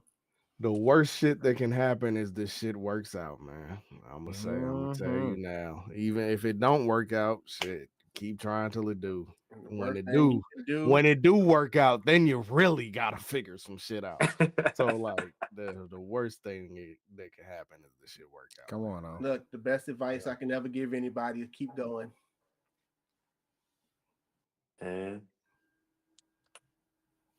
Looks like I say, look, even the slowest creature on Earth will eventually reach the finish line. And sometimes it take a minute. Just keep going. Siri, anything else you want to say before we get out of here? Yo, listen. Shout out to the Brody Rev in the building, you know what I mean? Listen, we outside, you know what I mean? Next time we come out here, I gotta take him to the Ock to meet the owner or whatever. You feel me? And I should be out there next month. Speaking of, I'll hit you. I'll let you know. All right, copy. I gotta figure out if it's confirmed or not. Well, yeah, niggas, man. But yeah. Copy. I gotta get all three of the bros some chopped cheeses, you know me, bacon and cheeses and all that, you feel me? But you know what I mean? I'm glad, I'm happy. We alive, we healthy, we breathing, we up. You feel me? We not down. That's all that matters. Yes, sir. We'll definitely leave it there. Sir, any words that you want to throw on anybody? All right, everybody. This is my recommendation of this time. Y'all know what this segment is. It's the one and only. What is my show? It used to be anime recommendation, but today ain't gonna be anime recommendation. I am going to say something that y'all should be on, but I feel like if you're not on, you're slacking. And that would be Daredevil Born Again. Let me tell y'all right now, that show, if you already watched Daredevil from the beginning of before he even turned to a Daredevil, and we at the Born Again stage, you are going to enjoy every action concept, the Punisher, all of that stuff, fists becoming a mayor. There is so many things that is happening. Daredevil Born Again. You actually will be shocked that my man Mac Murdock is acting the way he is right now, because man's spazzing out. So if you have any time of your day, and if you have a Disney Plus account, make sure you go check out Daredevil Born Again, because I'm enjoying it, and I can't wait for the new episode tomorrow. So I'm going to wait and see what Mr. Murdoch's going to do this time again. Mr. Muse, his most incredible, dangerous his most as a counterpart in the entire series. There we go. How to make sure that's right. And what do I have to say? Because y'all know me, I'm one of the big people when it comes to what I gotta say before we go. As y'all all may know, is you probably noticed, and I put this quote on my freaking note. I legit just said, if you do not hear from me, that means I'm working. That does not mean I don't want to talk to you. That does not mean that I'm just like saying F you. I'm just working so much looking at myself right now that I don't have time to really look and talk to you right now. I got to look at myself and see what I got to do. Why you think I've been constantly posting 2 videos a day? I've been doing so many videos, like literally, I tell y'all my skills. I don't be looking at the internet like that no more. I wake up, I write a skit or edit a video, and I'll be able to know what I got to do that day, record it, and then literally go to work, get off, go work out, and do the whole same routine again. That's why I tell people this. It's not about where you're from, it's about where you're going. You understand what I'm saying? So if you are from a place that is very dark and all the extra stuff, and you continue to be that type of way, bro, you haven't really looked yourself in the mirror and haven't thought about, bro, I've been here. Look where I'm at now. So make sure you always take a nice reflection of looking at yourself and just be proud of the accomplishments that you have made this far years. Because honestly, not a lot of people can do what you can do. So make sure you literally tell yourself that you are proud of yourself, and make sure you forever love yourself, and do not stop continuing to work, because the only person going to stop you is you. I'm talking that shit. Absolutely. Mm-hmm. I would give that an applause. So, by any means necessary, that's all I really have to say. You got anything else to say before I about to crash out, close this up? No, when you do your exit, I always give my final words right there at the end. But the only thing I want to say, at least right now, is again, if you have stuck with us, I see people in the chat, Ghost Channel, thanks for the podcast. Speaking facts, definitely appreciate it. Again, we are trying to get this to 1,000 subscribers. That way we can start monetizing this thing. So tell your friends, tell your friends' friends, tell your friends, uncles, cousins, your baby mamas, even your exes, your ops, tell them to come subscribe. We don't care. We want to get to 1,000 subscribers because you know what? Even our haters secretly watch us too. So it's it's okay. You might as well just hit the subscribe button. I promise I won't tell. We're gonna continue rising up. Again, next week's podcast is actually going to be a little different. Crew, I can tell y'all right here live, y'all got the week off next week because I have pre-recorded, as I've mentioned a couple of times now, a podcast that will be running next week in real time. I will be posting that with the guest that's also a friend of mine that I was, had the pleasure of sitting down and talking to. Then we'll get back to the live podcast in a couple of weeks from now. But other than that, sir, anything you want to do, you can go ahead and send us out. All right, ladies and gentlemen, I appreciate everybody for rocking out. Miss Ray, I saw you up in the chat. I never had a chance to say what's up to my Asian wonderful queen. I said, I know what I'm saying. My Ray, how you doing, Ray? Hey, Miss Sponsorship Queen. Come on now. Shout out to her. Shout out to everybody that's a little bit popping off in the chat tonight. Shout out to the Jody. Shout out to the Big Baby Brondo. Shout out to the Ghost Channel. We've been seeing y'all in here talking, have a great conversation. The Tia. There's a lot of comments I've been literally seeing y'all going on. Oh, yeah, Mr. Ghost Ninja. I don't know. I guess Ghost Channel, Ghost Ninja sounds the same. So it might be both of your channels, to be honest with you. But the fact that you still doing that means a lot to you, brother. I am somebody that's literally just nobody, just here minding his regular day. You feel me? I will not be streaming tonight. I will be streaming Split Fiction and stuff tomorrow. So that's what you really got to see what's been going on. Oh, and look who finally came in the time where we was about to go. Mr. Joe Jones, everybody. You're sorry, I'm late. Shout out to the Life with the Anime podcast. We already know how they are. Hey, I'm gonna be. Oh, speaking of that, I already I had said it in they shit because they was live the other day. I will be there at some point soon. Because I rock with their content too, so I'll for sure be there too. But yeah. Hey, I just want to know is get ready to argue with him about Takamichi because he thinks Takamichi should have had training against that entire. You gonna have to stand on that one. Oh yeah. When I ask you, you better know how much time was between every single issue that they had and how much time he had to train within that, because you about to go through some shit. That part. Look at it, just trading guests at this point. The friendly competition continues. Shout out to Life with Anime Podcast. But look here, I'm just nobody but your noble host, Mr. VoQualz, ladies and gentlemen, just your light skin extraordinaire. You feel what I'm saying? I'm just here relaxing and trying to have a great time. Love seeing everybody. Peace. I pray for everybody every single day. Takamichi is trash. All right, Rap, you about to have a good time over there. We gonna have a good ass time because I'm not staying for no big. Look here, we are Takamichi stands. They are Takamichi trash. So let's just see. Well, Joe is. I don't know about a Major, but Joe is definitely on that train. We gonna have a good ass talk. That I promise. Good ass talk.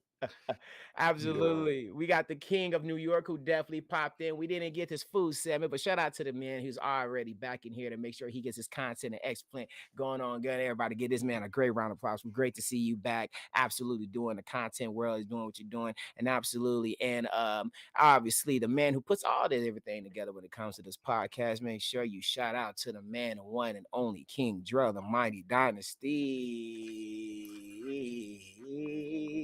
And obviously, y'all already know the man who absolutely walked in his business. And we absolutely are very humble in the way that he has showed us his presence to basically come in and talk about not just anime, life decision, and tips about what's going on and WWE. Come to find out, he's a great wrestling fan. So, hey, if y'all don't know about that, y'all learn about this now today on this podcast. Hello. And I'm not just talking about anime. I'm talking about somebody who legit created a trend and carry it in the weight of his own shoulders. And every time he walks around in this con, everybody just starts to recognize it. Probably if you don't, you know who he is by the weight of the content that he does.